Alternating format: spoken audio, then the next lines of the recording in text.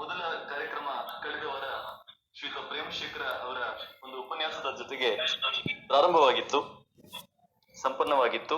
ಇಂದು ಸಾಹಿತ್ಯ ಪರಿಷತ್ನ 2ನೇ ಕಾರ್ಯಕ್ರಮ. ಈ ಕಾರ್ಯಕ್ರಮಕ್ಕೆ ನಮ್ಮ ಜೊತೆ ಒಬ್ಬರು ವಿಶೇಷ ವ್ಯಕ್ತಿಗಳಿದ್ದಾರೆ. ಕರ್ನಾಟಕದ ಮಾತ್ರವಲ್ಲ, ಭಾರತದ ಎಲ್ಲರಿಗೂ ಚಿರಪರಿಚಿತ ಆಗಿರುವಂತಹ ಶತಾವಧಾನಿಗಳಾದ ಡಾಕ್ಟರ್ ಆರ್ ಗಣೇಶ್ ಅವರು ಇಂದು ವಿಶೇಷ ಉಪನ್ಯಾಸವನ್ನು ಕೊಡಲು ಇಲ್ಲಿ ಆಗಮಿಸಿದ್ದಾರೆ. ಅವರು ಈಗಾಗಲೇ ನಮ್ಮ ವಕ್ತಾರರ ಗ್ಯಾಲರಿಯಲ್ಲಿ ಇದ್ದಾರೆ. ಈ ಕಾರ್ಯಕ್ರಮವನ್ನು ನಾವು ಪ್ರಾರ್ಥನೆಯ ಮೂಲಕ ಪ್ರಾರಂಭಿಸ್ತಾ ಇದ್ದೇವೆ. ಶ್ರೀಮತಿ ಮಾಯಾ ಬಾಲಚಂದ್ರ ಅವರು ಈಗ ಪ್ರಾರ್ಥನೆಯನ್ನ ನಡೆಸಿಕೊಡ್ಬೇಕಾಗಿ ಕೇಳಿಕೊಳ್ತೇನೆ. ನಮಸ್ತೆ.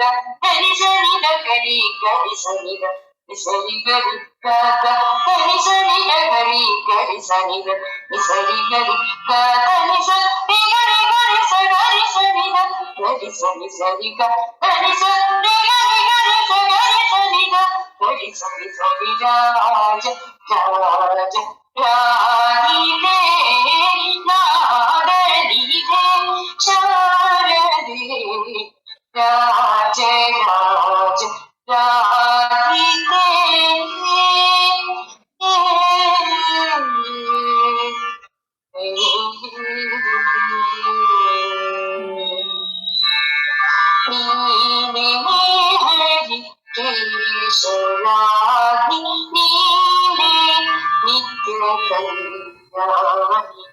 ನೀನೇ ಹರಿ ಕೇಶವಾದಿ ನೀನೇ ನಿತ್ಯ ಕಲ್ಯಾಣಿ ನೀನೇ ಕೃಷ್ಣ ರಾಜೇಂದ್ರ ಲಕ್ಷಣ ಕ್ಷಣ ಜಯ ಜನನಿ ನೀನೇ ಕೃಷ್ಣ ರಾಜೇಂದ್ರ ಲಕ್ಷಣ ಕ್ಷಣ ಜಯ ಜನನಿ ಧನಿ ಸನಿ ಗರಿ ಗರಿ ಸನಿ ಸರಿ ಗರಿ ಧನಿ ಸನಿ ಗರಿ ಗರಿ ಸನಿ ಸರಿ ಗರಿ ಧನಿ ಸರಿ ಗರಿ ಗರಿ ಸರಿ ಸನಿ ಗರಿ ಸರಿ ಸರಿ ಗರಿ ಸರಿ ಗರಿ ಗರಿ ಸರಿ ಸನಿ ಗರಿ ಸರಿ ಸರಿ ರಾಜ ರಾಜ ರಾಧಿತೆ ನಾದನಿ ಶಾರದಿ ರಾಜ ರಾಜ ರಾಧಿತೆ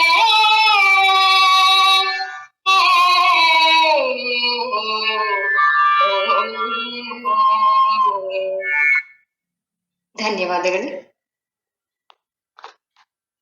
ಶ್ರೀಮತಿ ಮಾಯಾ ಬಾಲಚಂದ್ರ ಅವರಿಗೆ ಧನ್ಯವಾದಗಳು. ಈಗ ಇಂದಿನ ಈ ಕಾರ್ಯಕ್ರಮಕ್ಕೆ ಬಂದ ಮುಖ್ಯ ಅತಿಥಿಗಳನ್ನು ಮತ್ತು ಪ್ರಮುಖರನ್ನು ಸ್ವಾಗತಿಸುವ ಒಂದು ಸಂದರ್ಭ.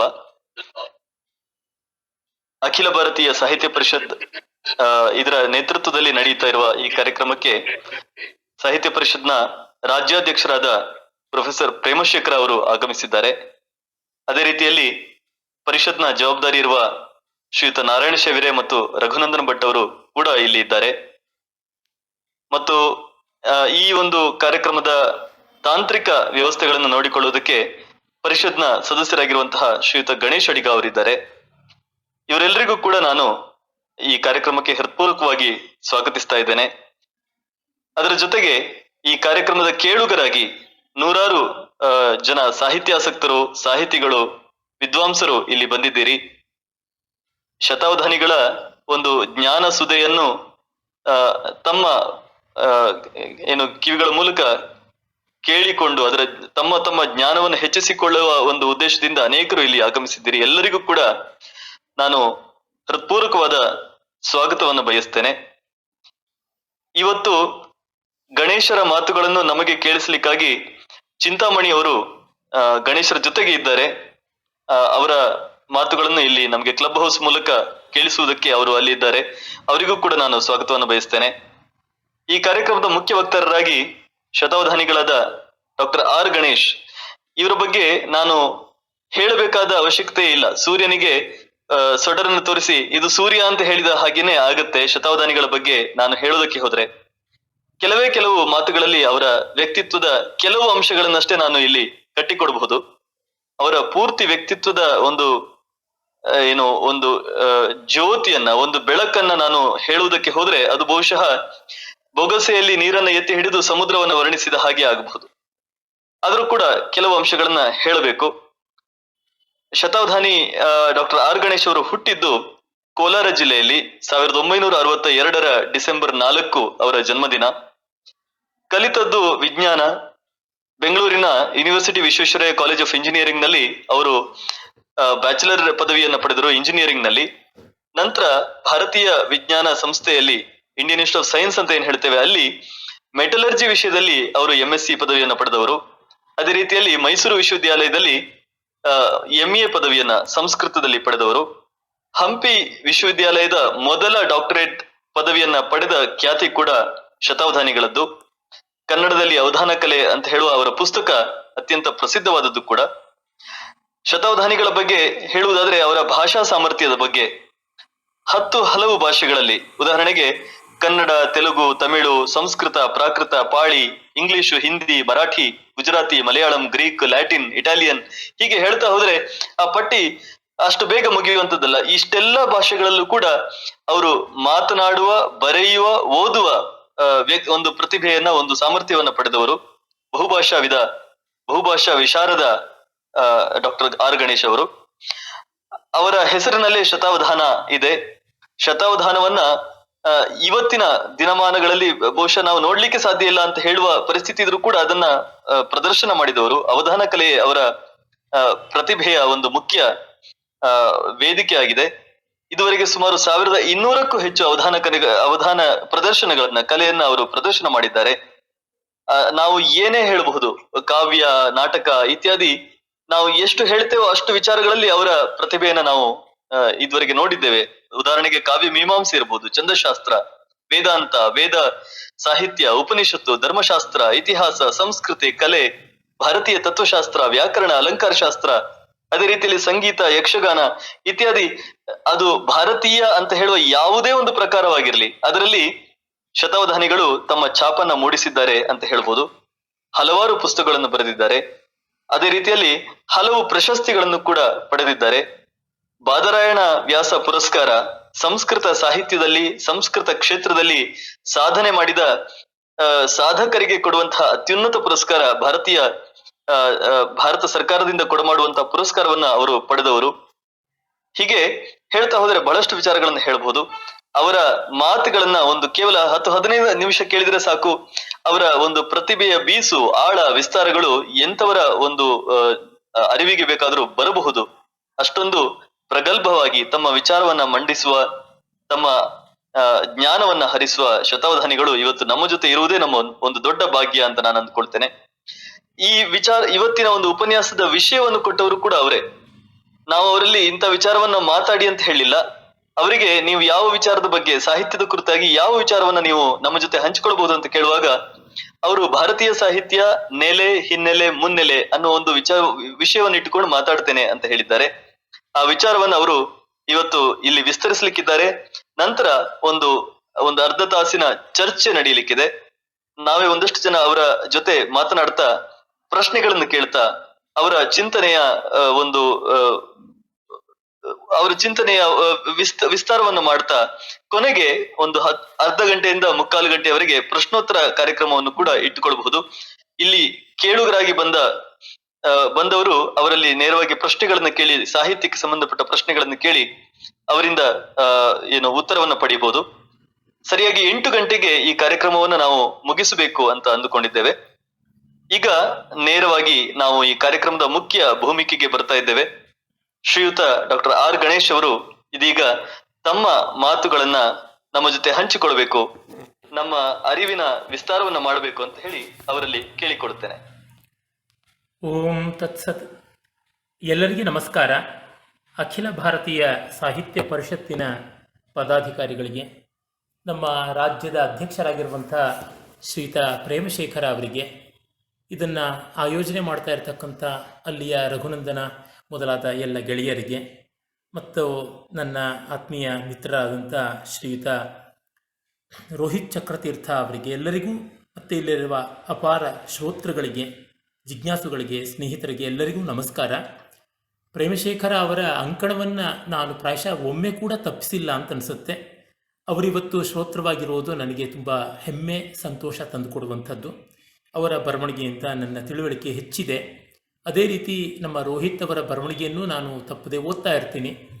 ನಾನು ಓದುವುದಕ್ಕಿಂತ ಮಿಗಿಲಾದ ವ್ಯಾಪ್ತಿಯಲ್ಲಿ ಅವರ ಬರವಣಿಗೆ ಸಾಗ್ತಾ ಇರುತ್ತೆ. ಆದರೆ ತುಂಬ ಬೆರಗಿನಿಂದ, ಹೆಮ್ಮೆಯಿಂದ ಓದಿ ಸಂತೋಷ ಪಡ್ತಾ ಇರ್ತೀನಿ.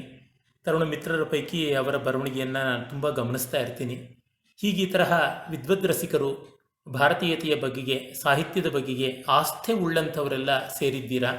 ಅದಕ್ಕೆ ನನಗೆ ನಿಮ್ಮೆಲ್ಲರನ್ನ ಕುರಿತು ಕೆಲವು ಮಾತು ಹಂಚಿಕೊಳ್ಳೋದಕ್ಕೆ ಮತ್ತು ನೇರವಾಗಿ ಪ್ರಶ್ನೋತ್ತರದಲ್ಲಿ ಪಾಲ್ಗೊಳ್ಳೋದಕ್ಕೆ ತುಂಬ ಧನ್ಯತೆಯ ಭಾವ ಇದೆ. ಅದಕ್ಕಾಗಿ ಮತ್ತೆ ಮತ್ತೆ ನಮಸ್ಕಾರ ಸಲ್ಲಿಸ್ತೀನಿ. ಆರಂಭದಲ್ಲಿ ತುಂಬ ಚೆನ್ನಾಗಿ ಪ್ರಾರ್ಥನೆ ಮಾಡಿದ್ರು. ಪ್ರಾಯಶಃ ಶ್ರೀಮತಿ ಮಾಯಾ ಬಾಲಚಂದ್ರ ಅವರು ಅನ್ಸುತ್ತೆ. ನಿರೋಷ್ಠ ಅನ್ನುವಂಥ ರಾಗ ಬಹಳ ಅಪರೂಪವಾಗಿ ಕೇಳಿಬರ್ತಕ್ಕಂಥದ್ದು. ಮುತ್ತೈ ಭಾಗವತರ ಸೃಷ್ಟಿ, ಆಸ್ಥಾನ ವಿದ್ವಾನ್ ದೇವೋತ್ತಮ ಜೋಯಿಸರ ಸಾಹಿತ್ಯ. ಸರಿ ಗ ದ ನಿ 5 ಸ್ವರಗಳು, ಪ ಮ ಬರೋಲ್ಲ. ಬಾಯಿ ಮುಚ್ಚಲೇಬೇಕಾಗಿಲ್ಲ ಈ ರಾಗ ಹಾಡುವಾಗ, ಬಾಯಿ ತೆರೆದೇ ಇರಬೇಕು. ಹೇಳಿ ಕೇಳಿ ನಾನು ಬಾಯಿ ಮುಚ್ಚದೇ ಮಾತಾಡೋದಕ್ಕೆ ಖ್ಯಾತಿ, ಬಾಯಿ ಮುಚ್ಚೋದೇ ಇಲ್ಲ ಅಂತ. ಇವತ್ತು ಸೀಮಿತವಾದ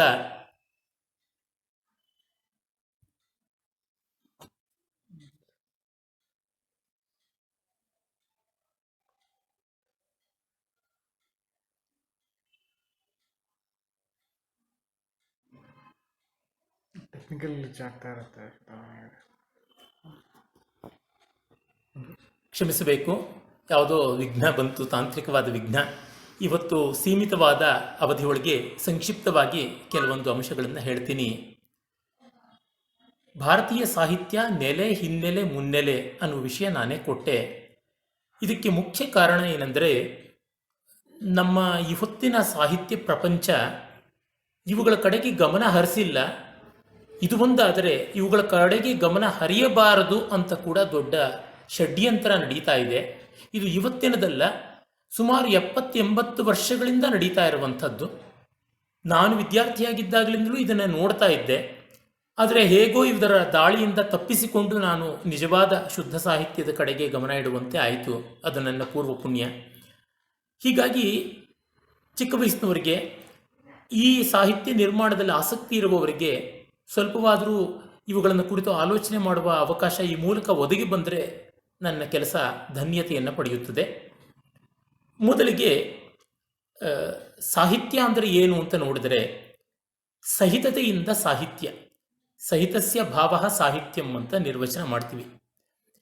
ಅದು ಡಿ ವಿ ಜಿಯವರ ಒಂದು ತಮ್ಮ ಕಾವ್ಯ ಸ್ವಾರಸ್ಯ ಅನ್ನುವ ಪುಸ್ತಕದಲ್ಲಿ ಒಂದು ಲೇಖನವನ್ನೇ ಬರೆದಿದ್ದಾರೆ, ಸಹಿತತೆಯಿಂದ ಸ್ವಾರಸ್ಯ ಅಂತ.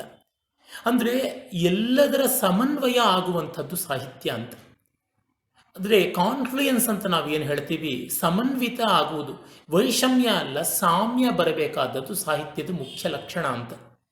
ಮಿಕ್ಕ ಜಗತ್ತಿನಲ್ಲಿ ಕಾಣದೇ ಇರುವಂಥ ಸಾಮರಸ್ಯವನ್ನು ಇಲ್ಲಿ ಕಾಣಿಸಬೇಕು. ಇದು ಒಂದು ಆದರ್ಶವೂ ಆಗಬೇಕು, ಪ್ರೇರಣೆಯೂ ಆಗಬೇಕು. ಮತ್ತು ವಾಸ್ತವವನ್ನು ಎಷ್ಟು ಚೆನ್ನಾಗಿ ತೋರಿಸುವಾಗಲೂ ಆ ವಾಸ್ತವದ ಒಳ್ಳೆಯ ತಿಳುವಳಿಕೆಯೇ ಒಂದು ಆದರ್ಶವಾಗುತ್ತದೆ. ವಾಸ್ತವವನ್ನು ಸರಿಯಾಗಿ ಗ್ರಹಿಸುವುದೇ ಒಂದು ದೊಡ್ಡ ಆದರ್ಶ. ಎಷ್ಟೋ ಬಾರಿ ವಾಸ್ತವವನ್ನು ಪೂರ್ವಗ್ರಹಗಳಿಂದ ನೋಡಿದಾಗ ವಾಸ್ತವವಾಗಿರೋಲ್ಲ, ನಮ್ಮ ಪೂರ್ವಗ್ರಹ ಮಾತ್ರ ಉಳಿಯುತ್ತದೆ. ಈ ಎಲ್ಲ ದೃಷ್ಟಿಯಿಂದ ಶಬ್ದಾರ್ಥವೂ ಸಹಿತವೂ ಕಾವ್ಯಂ ಅಂತ ನಮ್ಮ ಭಾರತೀಯ ಪರಂಪರೆ ಕಾವ್ಯವನ್ನು, ಸಾಹಿತ್ಯವನ್ನು ಹೇಳ್ಕೊಂಡು ಬಂದಿದೆ. ಅಂದರೆ ಶಬ್ದ ಮತ್ತು ಅರ್ಥ ಅಂದರೆ ವರ್ಡ್ ಆ್ಯಂಡ್ ಮೀನಿಂಗ್ ಅಂತ ಅಲ್ಲ, ರೂಪ ಸ್ವರೂಪ, ಆಕೃತಿ ಆಶಯ, form and content, structure and substance ಅಂತ ಹೇಳ್ಬೋದು. ಇದನ್ನು ನಮ್ಮಲ್ಲಿ ಕಾಣ್ತೀವಿ. ಅಂದರೆ ಲೋಕದಲ್ಲಿ ಎಷ್ಟೋ ಬಾರಿ ರೂಪಕ್ಕೂ ಸ್ವರೂಪಕ್ಕೂ ಸಂಬಂಧ ಇರೋಲ್ಲ, ಇದ್ದರೂ ಅದು ವಿಷಮವಾಗಿರುತ್ತದೆ. ಆದರೆ ಕಲೆ, ಸಾಹಿತ್ಯ ಇವುಗಳಲ್ಲಿ ರೂಪ ಸ್ವರೂಪಗಳಿಗೆ ಸಾಮಂಜಸ್ಯ ಬರಬೇಕು. ಈ ಜಗತ್ತಿಗೂ ಅಷ್ಟೇ, ಜಗತ್ತಿನ ರೂಪ ಸ್ವರೂಪಗಳಲ್ಲಿ ಸಾಮಂಜಸ್ಯ ಯಾವಾಗ ಬರುತ್ತದೆ ಅಂದರೆ ಒಬ್ಬ ತತ್ವಜ್ಞಾನಿಯಾಗಿ ನೋಡಿದಾಗ ಬರುತ್ತದೆ, ಒಬ್ಬ ಜ್ಞಾನಿಯಾಗಿ ನೋಡಿದರೆ ಬರುತ್ತದೆ. ಜೀವನ್ಮುಕ್ತನಾದ ಜ್ಞಾನಿಗೆ, ಒಬ್ಬ ಬುದ್ಧನಂಥವನಿಗೆ, ರಮಣರಂಥವರಿಗೆ, ರಾಮಕೃಷ್ಣ ಪರಮಹಂಸರಂಥವರಿಗೆ, ಅವರಿಗೆ ಇವೆಲ್ಲ ಸಮನ್ವಿತವಾಗಿ ಕಾಣುತ್ತದೆ. ಅಂದರೆ ಈಗ ಒಬ್ಬ ಮಹಾವಿಜ್ಞಾನಿಗೂ ಕೂಡ ಜಗತ್ತು ಒಂದು ಮಹಾ ಸಮನ್ವಯವಾಗಿ ಕಾಣುತ್ತದೆ. ನೀವು ಐನ್ಸ್ಟೀನ್ ಆಗಲಿ, ಚಂದ್ರಶೇಖರ ಸುಬ್ರಹ್ಮಣ್ಯಂ ಆಗಲಿ, ಇವರ ಬರವಣಿಗೆಯನ್ನು ನೋಡಿದಾಗ ಅವರು ಇದನ್ನು ಕುರಿತು ಹೇಳುವುದನ್ನು ಕಾಣಬಹುದು. A cosmic balance, A cosmic harmony ಅಂತ ಕರೀತಾರೆ. ಅದೊಂದು ದೈವಿಕವಾದ, ದಿವ್ಯವಾದ, ಅಲೌಕಿಕವಾದ ಒಂದು ವ್ಯವಸ್ಥೆ, ಸಾಮರಸ್ಯ ಅಂತ. ಅದನ್ನು ನಾವು ಕಲೆ, ಸಾಹಿತ್ಯದಲ್ಲೂ ಕಂಡುಕೊಳ್ಳಬೇಕು. ನಮ್ಮ ದೇಹನೂ ಆರೋಗ್ಯವಾಗಿದೆ ಅಂದರೆ ಅದರೊಳಗೊಂದು ಸಾಮರಸ್ಯ ಇದೆ ಅಂತ ಅರ್ಥ. ಈ ದೇಹಕ್ಕೆ, ಮನಸ್ಸಿಗೆ ಇರುವಂಥದ್ದೇ, ಈ ಮನಸ್ಸಿನಿಂದಲೇ ಬರುವಂಥದ್ದಾಗಿದ್ದರಿಂದ ಸಾಹಿತ್ಯ ಇದಿರಬೇಕು. ಇದನ್ನು ಭಾರತೀಯ ಪರಂಪರೆ ತುಂಬ ಚೆನ್ನಾಗಿ ಕಂಡುಕೊಂಡಿತ್ತು. ಅದು ಮಾತ್ರವಲ್ಲ, ವಿಶ್ವದ ಸಾಹಿತ್ಯ ಪರಂಪರೆಯಲ್ಲೂ ಇದಿತ್ತು. ಆದರೆ ಇದು ಒಂದು ಅವಿಚ್ಛಿನ್ನವಾದ ಪರಂಪರೆಯಾಗಿ ಇಲ್ಲ, ಅಲ್ಲಿ ಇಲ್ಲಿ ತುಂಡು ತುಂಡಾಗಿ ಕಾಣಿಸುತ್ತದೆ ವಿಶ್ವದಲ್ಲಿ. ಭಾರತದಲ್ಲಿ ಮಾತ್ರ ಯಾವುದೇ ಒಂದು ವಿದ್ಯಾಕ್ಷೇತ್ರದಲ್ಲಿ ಒಂದು ಅವಿಚ್ಛಿನ್ನ ಪರಂಪರೆ ಇರುವಂತೆ ಇಲ್ಲಿ ಇದೆ. ಉದಾಹರಣೆಗೆ ನೋಡಿ, ಒಂದು ಸಂಗೀತ ಅಂತಂದರೆ ಸಂಗೀತದಷ್ಟು ಅಮೂರ್ತವಾದ ಕಲೆಯೇ ಇಲ್ಲ. ಆ ಸಂಗೀತದಂಥ ಅಮೂರ್ತವಾದ ಕಲೆ ಅವಿಚ್ಛಿನ್ನವಾಗಿ ನಮ್ಮಲ್ಲಿ ಉಳ್ಕೊಂಡಿರೋದನ್ನು ನಾವು ನೋಡ್ತೀವಿ. ಪಾಶ್ಚಾತ್ಯ ಜಗತ್ತಿನಲ್ಲಿ ನೋಡಿದರೆ ನಮಗೆ ಅಲ್ಲಿ ಅವಿಚ್ಛಿನ್ನವಾದ ಸಂಗೀತ ಪರಂಪರೆ ನಮಗೆ ಒಂದು 300 ವರ್ಷಗಳಿಂದ ಈಚೆಗೆ ಕಂಡು ಬರ್ತದೆ. ಆದರೆ ನಮ್ಮಲ್ಲಿ ಸಾಮಗಾನದಿಂದ ತೆಗೆದುಕೊಂಡ್ರೆ ಅಷ್ಟು ಪ್ರಾಚೀನವಾದದ್ದು, ಸಾಮಾನ್ಯ ಒಂದು 6-7 ಸಾವಿರ ವರ್ಷಗಳಿಗೂ ಹಿಂದಿನದು ಅಂತ ಗೊತ್ತಾಗುತ್ತದೆ. ಅಲ್ಲಿಂದ ಇಲ್ಲಿವರೆಗೆ ಇಷ್ಟು ಅಮೂರ್ತವಾದ ಕಲೆಯನ್ನು ಅಷ್ಟು ಅವಿಚ್ಛಿನ್ನವಾಗಿ ತೆಗೆದುಕೊಂಡು ಬಂದಿರೋದನ್ನು ನಾವು ನೋಡ್ತೀವಿ. ಹೀಗಾಗಿ ನಮ್ಮಲ್ಲಿ ಆ ಪರಂಪರೆಯ ಸಾತತ್ಯ, ಅಖಂಡತೆ ಅದು ದೊಡ್ಡದು. ಅದು ಬಿಟ್ಟರೆ ಮಿಕ್ಕಂತೆ ಎಷ್ಟೋ ಜಗತ್ತಿನ ಭಾಗಗಳಲ್ಲಿ ಈ ಸಾಕ್ಷಾತ್ಕಾರ ಆಗಿದೆ, ಈ ಸಾಮರಸ್ಯದ ಹೊಳಹು ಕಂಡಿದೆ. ಕೆಲವು ಬಾರಿ ಅದು ಗ್ರಹಣಕ್ಕೆ ತುತ್ತಾದಂತೆ ಆಗಿ ಮರೆಯಾಗಿದೆ, ಮತ್ತೆ ಕಾಣಿಸಿಕೊಂಡಿದೆ, ಮತ್ತೆ ಲುಪ್ತವಾಗಿದೆ. ಹೀಗೆ ಇಲ್ಲಿ ಒಂದು ಅಖಂಡವಾದ ಧಾರೆ ಇದೆ. ಅದನ್ನ ಖಂಡನೆ ಮಾಡುವ, ತುಂಡರಿಸುವಂತಹ ಪ್ರಯತ್ನಗಳು ಸಾಮಾನ್ಯ ಆಗೀಗ ನಡೀತಾ ಬಂದಿದೆ. ನಮ್ಮ ಇತಿಹಾಸದಲ್ಲಿ 1000 ವರ್ಷದಿಂದ ನಡೀತಾ ಬಂದಿದೆ. ಸ್ವಾತಂತ್ರ್ಯ ಬಂದ ಮೇಲೆ ಇದು ಹೆಚ್ಚಾಗಿದೆ ಅನ್ನೋದು ತುಂಬ ದೊಡ್ಡ ದುರಂತ. ಇದು ನಾವು ಕಾಣಬೇಕಾದದ್ದು. ಈಗ ಭಾರತೀಯ ಸಾಹಿತ್ಯದ ನೆಲೆ ಎಲ್ಲಿದೆ ಅಂದರೆ ರಸ ಅನ್ನುವುದರೊಳಗಿದೆ. ಬರೀ ಸಾಹಿತ್ಯ ಮಾತ್ರವಲ್ಲ, ಎಲ್ಲ ಕಲೆಗಳಿಗೂ ನೆಲೆ ಅಲ್ಲಿದೆ. ರಸ ಅಂದ ತಕ್ಷಣವೇ ಎಷ್ಟೋ ಜನಕ್ಕೆ ಒಂದು ಬಗೆಯ ಆಶ್ಚರ್ಯ ಆಗಬಹುದು, ಕೆಲವರು ಮೆಚ್ಚಬಹುದು, ಕೆಲವರು ಬೆಚ್ಚಬಹುದು, ಕೆಲವರಿಗೆ ರೊಚ್ಚು ಆಗಬಹುದು. ಆದರೆ ಎಷ್ಟೋ ಜನ ದೊಡ್ಡ ದೊಡ್ಡ ಸಾಹಿತ್ಯ ವಿಮರ್ಶಕರು ಅನ್ಸ್ಕೊಂಡವರು ಇದು ಬೈಗಾನ್, ಇದು ಯಾತಯಾಮ, ಇದು ಕಾಲಬಾಹ್ಯ, ಎಕ್ಸ್ಪೈರಿ ಡೇಟ್ ಆಗೋಗಿದೆ ಅಂತೆಲ್ಲ ಅಂತಾರೆ. ಅವರಾಗನ್ನೋದಕ್ಕೆ ಅವರ ಅಜ್ಞಾನವಲ್ಲದೆ, ಪೂರ್ವಗ್ರಹವಲ್ಲದೆ, ಪ್ರಾಮಾಣಿಕವಾದ ಅಧ್ಯಯನ ಖಂಡಿತ ಕಾರಣವಲ್ಲ. ಯಾಕೆಂದರೆ ಪ್ರಾಮಾಣಿಕವಾದ ಅಧ್ಯಯನ ಅಲ್ಲಿ ಆಗಿಲ್ಲ. ಇದನ್ನು ನಾನು ತುಂಬ ಧೈರ್ಯವಾಗಿ, ಬಹಳ ಕಮಿಟ್ಮೆಂಟಿಂದ, ಬದ್ಧತೆಯಿಂದ ಹೇಳ್ತಾ ಇದ್ದೀನಿ. ಮತ್ತು ರಸ ಅಂದ ತಕ್ಷಣ ನಾವು ಯಾವುದೋ ಕಾಲದ ಸಾಹಿತ್ಯ ಅಂತ ಅಂದುಕೊಳ್ಳುವಂಥದ್ದಲ್ಲ.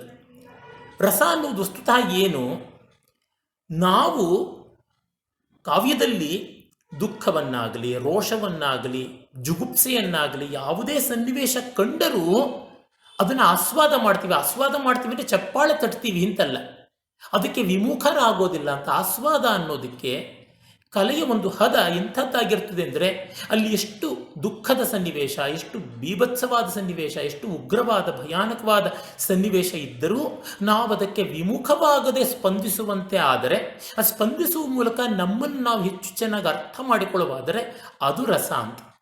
ರಸ ಅನ್ನೋದಕ್ಕೆ ತುಂಬ ಜನ ಚಪ್ಪಳಿಸಿಕೊಳ್ಳುವಂಥದ್ದು ಅಂತ ಒಂದು ಸೀಮಿತವಾದ ಅರ್ಥ ಮಾಡಿದ್ದಾರೆ. ಅದು ಹಾಗಲ್ಲ.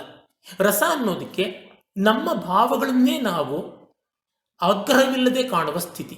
ಅಂದರೆ ನಮ್ಮನ್ನೇ ನಾವು ಮಿಕ್ಕ ಸಂದರ್ಭಗಳಲ್ಲದೆ ರಸಾನುಸಾರವಾಗಿ, ರಸ ಸಂದರ್ಭದಲ್ಲಿ, ರಸಾಸ್ವಾದ ಕಾಲದಲ್ಲಿ ನಮ್ಮನ್ನು ನಾವು ಚೆನ್ನಾಗಿ ಕಾಣ್ತೀವಿ.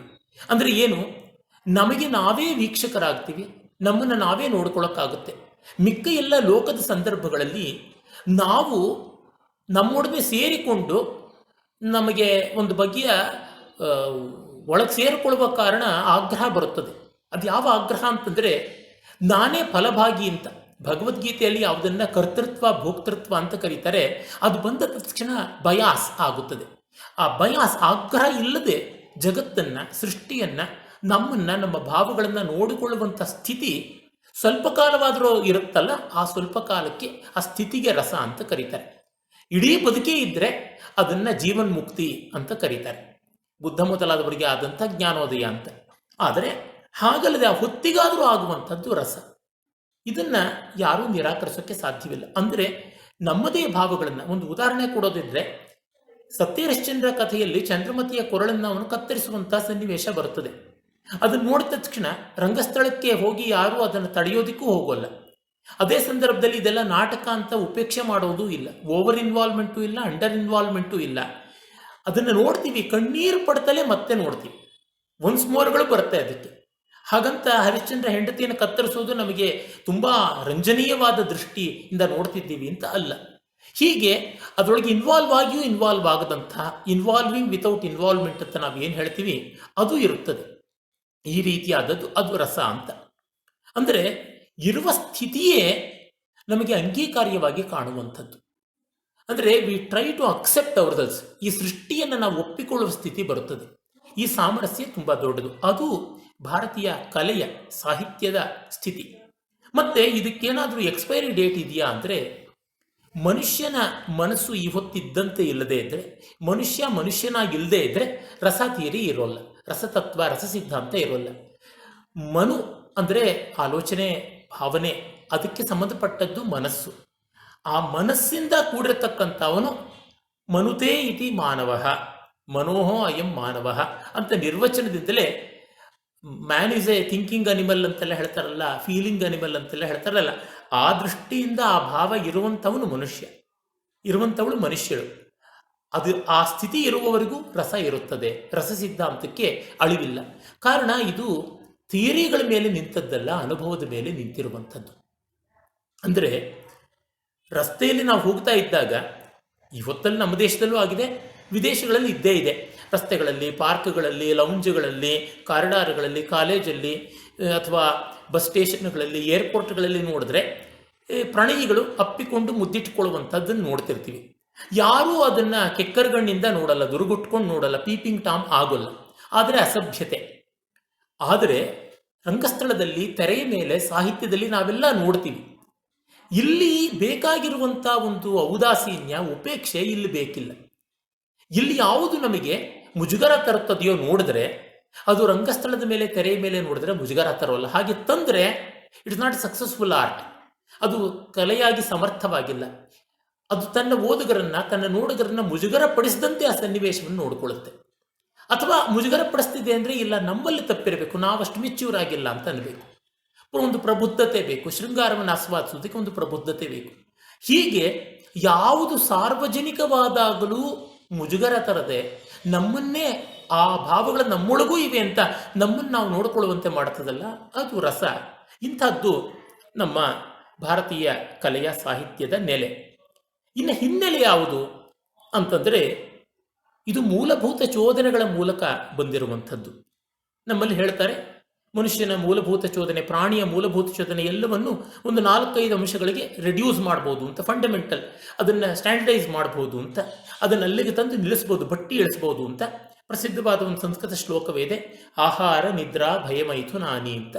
ಆಹಾರ, ನಿದ್ರೆ ಮತ್ತು ಭಯದಿಂದ ನಮ್ಮನ್ನು ರಕ್ಷಿಸಿಕೊಳ್ಬೇಕು ಅನ್ನುವ ಭಾವ, ಮತ್ತು ಮೈಥುನ, ಇವು 4 ಸಾಮಾನ್ಯ ಪ್ರಾಣಿಗಳಿಗೆ, ಮನುಷ್ಯರಿಗೆ ಎಲ್ಲ ಸಮಾನವಾದದ್ದು ಅಂತ. ಇನ್ಯಾವುದಿದ್ರೂ ಇದರೊಳಗೆ ಅಡಕವಾಗುತ್ತದೆ. ಆಹಾರ ಅಂತಂದರೆ ಯಾವುದೆಲ್ಲದರ ಮೂಲಕ ನಮ್ಮ ದೇಹ ಮನಸ್ಸುಗಳಿಗೆ ಹೊರಗಿನ ವಸ್ತುಗಳಿಂದ ಸಂತೋಷವಾಗುತ್ತೋ ಅದನ್ನು ಆಹಾರ ಅಂದ್ಕೋಬೋದು.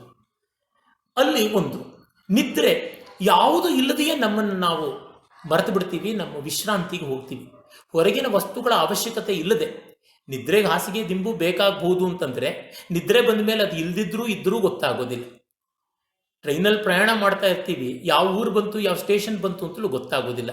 ಮಕ್ಕಳು ಮಲಗಿರ್ತಾರೆ, ಅವರು ತಾಯಿ ತೊಡೆ ಮೇಲೆ ಮಲಗಿದ್ದವ್ರನ್ನ ಎತ್ತಿ ತಂದೆ ತೊಡೆ ಮೇಲೆ ಮಲಗಿಸಿದ್ರು, ಮಂಚದ ಮೇಲೆ ಮಲಗಿಸಿದ್ರು, ಅಲ್ಲಿಂದ ನೆಲದ ಮೇಲೆ ಮಲಗಿಸಿದ್ರು ಅವ್ರಿಗೆ ಗೊತ್ತಾಗೋಲ್ಲ. ಅಂದರೆ ಪರಿಕರಗಳು ಇಲ್ಲದೆ ತಾನಾಗಿ ಬರುವಂಥದ್ದು ನಿದ್ರೆ. ಆಹಾರ ಹಾಗಲ್ಲ, ಹೊರಗಿಂದ ಬರಬೇಕು. ಮಿಕ್ಕೆಲ್ಲ ಅನುಕೂಲಗಳು ಹಾಗೆ. ಮತ್ತು ಭಯ, ನಮ್ಮನ್ನು ನಾವು ಕಾಪಾಡಿಕೊಳ್ಬೇಕು, ಆಪತ್ತಿನಿಂದ ಕಾಪಾಡಿಕೊಳ್ಬೇಕು, ನಮ್ಮ ಜೀವವನ್ನು ನಾವು ರಕ್ಷಿಸಿಕೊಳ್ಬೇಕು, ಈ ತರಹ ಇದೆಲ್ಲ ಉಂಟು ಅಸ್ತಿತ್ವಕ್ಕಾಗಿ ಹೋರಾಟ. ಇನ್ನು ಮೈಥುನ, ಭೋಗ, ಸಂತಾನದಿಂದ ಮೊದಲುಗೊಂಡು ಸುಖದವರೆಗೆ ಹೀಗುಂಟು. ಇವನ್ನೇ ಇಟ್ಟುಕೊಂಡು ನಮ್ಮ ಪುರುಷಾರ್ಥಗಳನ್ನು ಕಾಣ್ತೀವಿ. ಪುರುಷ ಅಂದರೆ ಯಾರೋ ಗಂಡು ಅಂತ ಅರ್ಥ ಮಾಡಿಕೊಳ್ಳಬಾರದು. ನಮ್ಮ ಪರಂಪರೆಯಲ್ಲಿ ಆ ಥರದ ಅರ್ಥಗಳು ಇಲ್ಲ. ಪುರುಷ ಅನ್ನೋದಕ್ಕೆ ಜೀವ ಅಂತ ಅಷ್ಟೇ ಅರ್ಥ. ಪುರ ಅಂದರೆ ದೇಹ, ಪುರುಷೇತೆ ದೇಹದಲ್ಲಿ ಇರುವಂಥದ್ದು, that which dwells in the body, ಜೀವ ಅಂತ. ಹೀಗಾಗಿ ಜೀವಕ್ಕೆ ತನ್ನನ್ನು ತಾನು ಕಂಡುಕೊಳ್ಳೋದು, ಪುರುಷ ಅನೇನ ಅರ್ಥ್ಯತೆ, ನನ್ನನ್ನು ನಾನು ಕಂಡುಕೊಳ್ಳುವಂಥದ್ದು ಪುರುಷಾರ್ಥ ಅಂತ. ಆಹಾರ ಅಂದರೆ ಒಂದು ಅರ್ಥ, ಹೊರಗಿನ ಸಾಮಗ್ರಿ. ನಿದ್ರೆ ಮೋಕ್ಷದಂತೆ, ಲಿಬರೇಷನ್, ಯಾವುದ್ರ ಹೊಸದಿಲ್ಲದೆ ಹೊರಗಿಲ್ಲದೆ ಬರತಕ್ಕಂಥದ್ದು. ಇನ್ನು ಮೈಥುನ ಕಾಮ. ಇನ್ನು ಭಯದಿಂದ ನಮ್ಮನ್ನು ಕಾಪಾಡಿಕೊಳ್ಬೇಕು ಅಂತಂದರೆ ನಮ್ಮನ್ನು ನಾವು ತಾಳಿಕೊಳ್ಬೇಕು, ನಮ್ಮನ್ನು ಉಳಿಸ್ಕೊಳ್ಬೇಕು, ಬಾಳಿಸಿಕೊಳ್ಬೇಕು ಅನ್ನೋದು ಧರ್ಮ. ಒಬ್ಬ ಇನ್ನೊಬ್ಬನ ಸದಾ ಭಯ ಪಡಿಸ್ತಾ ಇದ್ರೆ ಒಂದು ಅಗ್ರಿಮೆಂಟಿಗೆ ಬರ್ತೀವಿ. ವಿವೇಕಕ್ಕೆ ಬಂದಾಗ ನೋಡಪ್ಪ, ಲಿವ್ ಅಂಡ್ ಲೆಟ್ ಲಿವ್ ಅಂತ ಪಂಚತಂತ್ರದಲ್ಲಿ ಕಥೆ ಇದೆಯಲ್ಲ. ಆ ಸಿಂಹ ಎಲ್ಲ ಪ್ರಾಣಿಗಳನ್ನು ಕೊಲ್ತಾ ಇದ್ರೆ ಎಲ್ಲವೂ ಒಂದು ಅಗ್ರಿಮೆಂಟ್ ಮಾಡ್ಕೊಂಡು ದಿವಸಕ್ಕೊಂದು ಪ್ರಾಣಿ ಕಳಿಸ್ತೀವಿ, ನೀನು ನನ್ನನ್ನು ಕೊಲ್ಲಬೇಡ, ನಮ್ಮನ್ನು ನಾಶ ಮಾಡಬೇಡ ಅಂತ. ಹಾಗೊಂದು ಅಗ್ರಿಮೆಂಟ್ ಮಾಡ್ಕೊಳ್ತೀವಿ, ಒಡಂಬಡಿಕೆ ಮಾಡ್ಕೋತೀವಿ, ಒಂದು ಕಾಂಪ್ರಮೈಸ್ ಮಾಡ್ಕೋತೀವಿ, ಒಂದು ವ್ಯವಸ್ಥೆ. ಅಂದರೆ ಈ ಸಾಮಾನ್ಯವಾದ ಮೂಲಭೂತ ನಿಯಮಗಳು, ಆಹಾರ, ನಿದ್ರಾ, ಭಯಮೈಥುನಗಳು ಯಾವುದಿದೆ, ಮೂಲಭೂತ ಚೋದನೆ, ಬೇಸಿಕ್ ಇನ್ಸ್ಟಿಂಕ್ಟ್ಸ್, ಅವು ಒಂದು ಮೌಲ್ಯ ಆಗೋದು ಹೀಗೆ. ಆಹಾರದ ಮೂಲಕ ಅರ್ಥ ಅನ್ನುವ ಮೌಲ್ಯ, ಭಯ ಅನ್ನೋದ್ರ ಮೂಲಕ ಧರ್ಮ ಅನ್ನೋ ಮೌಲ್ಯ, ಮೈಥುನ ಅನ್ನೋದ್ರ ಮೂಲಕ ಕಾಮ ಅನ್ನೋ ಮೌಲ್ಯ, ನಿದ್ರೆ ಅನ್ನೋ ಮೂಲಕ ಮೋಕ್ಷ ಅನ್ನೋ ಮೌಲ್ಯಕ್ಕೆ ಎಲಿವೇಟ್ ಮಾಡ್ಕೊಳ್ತೀವಿ, ಉನ್ನತೀಕರಿಸಿಕೊಳ್ತೀವಿ. ಪ್ರಾಣಿಗಳಿಗೆ ನಮಗೆ ಇರೋ ವ್ಯತ್ಯಾಸ ಅದೇ, ಅವುಗಳಿಗೆ ಚೋದನೆ ಮಾತ್ರ ಉಂಟು, ಮೌಲ್ಯ ಇಲ್ಲ. ನಮಗೆ ಮೌಲ್ಯ ಉಂಟು, ಚೋದನೆಯನ್ನು ಮೌಲ್ಯವಾಗಿ ಮಾಡ್ಕೋತೀವಿ. ನಮ್ಮ ಮನುಷ್ಯತ್ವದ, ಮಾನವತೆಯ, ನಾಗರಿಕತೆಯ, ಸಮಾಜದ, ಸಂಸ್ಕೃತಿಯ ಬೆಳವಣಿಗೆಯ ಸೂಚ್ಯಂಕ, ಇಂಡೆಕ್ಸ್ ಯಾವುದು ಅಂದರೆ ಮೌಲ್ಯವಂತಿಕೆ ಎಷ್ಟಿದೆ ಅಂತ. ಹೀಗೆ ಇದರಲ್ಲಿ ನೆಲೆಯಾಗಿರ್ತಕ್ಕಂಥದ್ದು ರಸ. ಧರ್ಮ ಅನ್ನೋದಕ್ಕೆ ಮತ್ತು ಅರ್ಥ ಅನ್ನೋದಕ್ಕೆ ವೀರರಸ ಸಂವಾದಿ ಅಂತ, ಮತ್ತು ಕಾಮ ಅನ್ನೋದಕ್ಕೆ ಶೃಂಗಾರ, ಮತ್ತು ಮೋಕ್ಷ ಅನ್ನೋದಕ್ಕೆ ಶಾಂತ ಅಂತ ಹೀಗೆ ಮಾಡಿಕೊಂಡಿರೋದು. ಅದರ ವಿಸ್ತಾರಕ್ಕೆ ನಾನು ಹೋಗ್ತಿಲ್ಲ, ಕಾರಣ ಇಷ್ಟೇ, ಸಮಯ ಅಲ್ಪ. ವಿಸ್ತರಿಸಿ ನಾನು ಬರೆದೂ ಇದ್ದೀನಿ, ಬೇಕಾದಷ್ಟು ಭಾಷಣವನ್ನು ಮಾಡಿದ್ದೀನಿ. ಆಸಕ್ತರು ನನ್ನ ಒಂದು ಭಾರತೀಯ ಲೋಚನ ಅನ್ನೋ ಪುಸ್ತಕ ನೋಡಬಹುದು, ಅಲಂಕಾರ ಶಾಸ್ತ್ರ ಅನ್ನೋ ಮತ್ತು ಒಂದು ಪುಸ್ತಕ ನೋಡಬಹುದು. ಇವೆರಡು ಕನ್ನಡದ ಪುಸ್ತಕ, ಇವೆರಡರಲ್ಲಿ ಸಾಕಷ್ಟು ಇದನ್ನು ವಿವರಿಸಿದ್ದೀನಿ. ಮತ್ತು ಭಾಷಣಗಳ ಮೂಲಕ ನಾನು ಮಾಡಿರೋದ್ರೊಳಗೆ ಭರತನ ನಾಟ್ಯಶಾಸ್ತ್ರದ ಪರಿಚಯವನ್ನು ಕುರಿತಾದ ಗೋಖಲೆ ಸಂಸ್ಥೆಯಲ್ಲಿ ಮಾಡಿದ ಭಾಷಣ ಮಾಲಿಕೆಯ ಮೊದಲ ಕಂತಿನಲ್ಲಿ 5 ಭಾಷಣಗಳಲ್ಲಿಯೇ ಕೇಳಿದ್ರೆ ಇವುಗಳು ವಿವರಗಳೆಷ್ಟೋ ಗೊತ್ತಾಗುತ್ತವೆ. ಇನ್ನೂ ಬೇಕಾದಂತೆ ಯತೀಂದ್ರಶ್ರೀಯವರ ಭಾರತೀಯ ಕಾವ್ಯಮೀಮಾಂಸೆ ಇದೆ, ತುಂಬ ಅದ್ಭುತವಾದ ಗ್ರಂಥ, ಮಹಾಗ್ರಂಥ, ಅದನ್ನು ನೀವು ನೋಡ್ಬೋದು.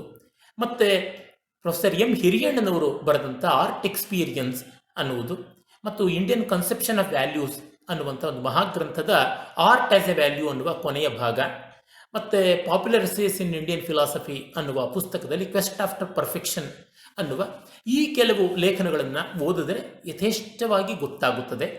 ನಾನು ಬೇಕಿರುವ ಸಾಹಿತ್ಯ ಪ್ರಯೋಜನವಾಗಲಿ ಅಂತ ಅಲ್ಲಿಗೆ ಹೆಸರು ಹೇಳ್ತಾ ಇದ್ದೀನಿ. ಈ ನೆಲೆ ಇಟ್ಕೊಂಡಿರುವಂಥದ್ದು ರಸ ಒಂದು ಪರಿಣಾಮ. ಅದನ್ನು ಕೆಲವರು ಆಕ್ಷೇಪ ಮಾಡುವವರು ರೀಡರ್ಸ್ ರೆಸ್ಪಾನ್ಸ್ ಥಿಯರಿ ಅಂತ ಗೇಲಿ ಮಾಡ್ತಾರೆ. ಯಾವುದೇ ಒಂದು ಪ್ರತಿಕ್ರಿಯೆಯೂ ರೀಡರ್ಸ್ ರೆಸ್ಪಾನ್ಸೇ. ನೀವು ಕಾವ್ಯದಿಂದ ಕ್ರಾಂತಿ ಆಗಬೇಕು ಅಂದರೆ ಕ್ರಾಂತಿಯೂ ಒಂದು ರೆಸ್ಪಾನ್ಸೇನೆ. ಕಾವ್ಯ ಮನುಷ್ಯನ ಯೋಚನೆ ಮಾಡೋ ಥರ ಮಾಡಬೇಕು ಅಂದರೆ ಅದು ರೆಸ್ಪಾನ್ಸೇ. ಯಾವುದೋ ಒಂದು ಹಣೆಪಟ್ಟಿ ಕೊಟ್ಟು ಒಂದನ್ನು ಡಿಸ್ಮಿಸ್ ಮಾಡೋದೇನಿದೆ ಅದು ಬಹಳ ಮಾತಿನ ಚಮತ್ಕಾರ. ಎಡಚರು ತುಂಬ ಅದನ್ನು ಮಾಡ್ತಾರೆ.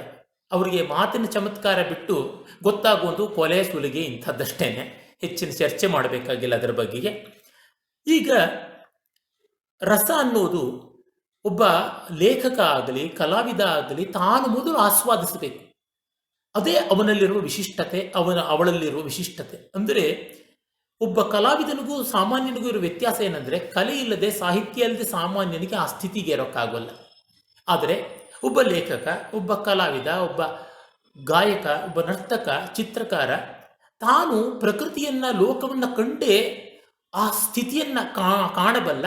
ಅದನ್ನು ತನ್ನ ಕಲೆಯ ಮೂಲಕ ಬೇರೆಯವರಿಗೆ ಕಾಣಿಸಬಲ್ಲ. ಅಂದರೆ ಮೊತ್ತ ಮೊದಲಿಗೆ ಈ ರಸಾಸ್ವಾದ ಮಾಡುವವನು ಸಹೃದಯ ಅಂತ ನಮ್ಮ ಪರಂಪರೆ ಹೇಳುತ್ತದೆ.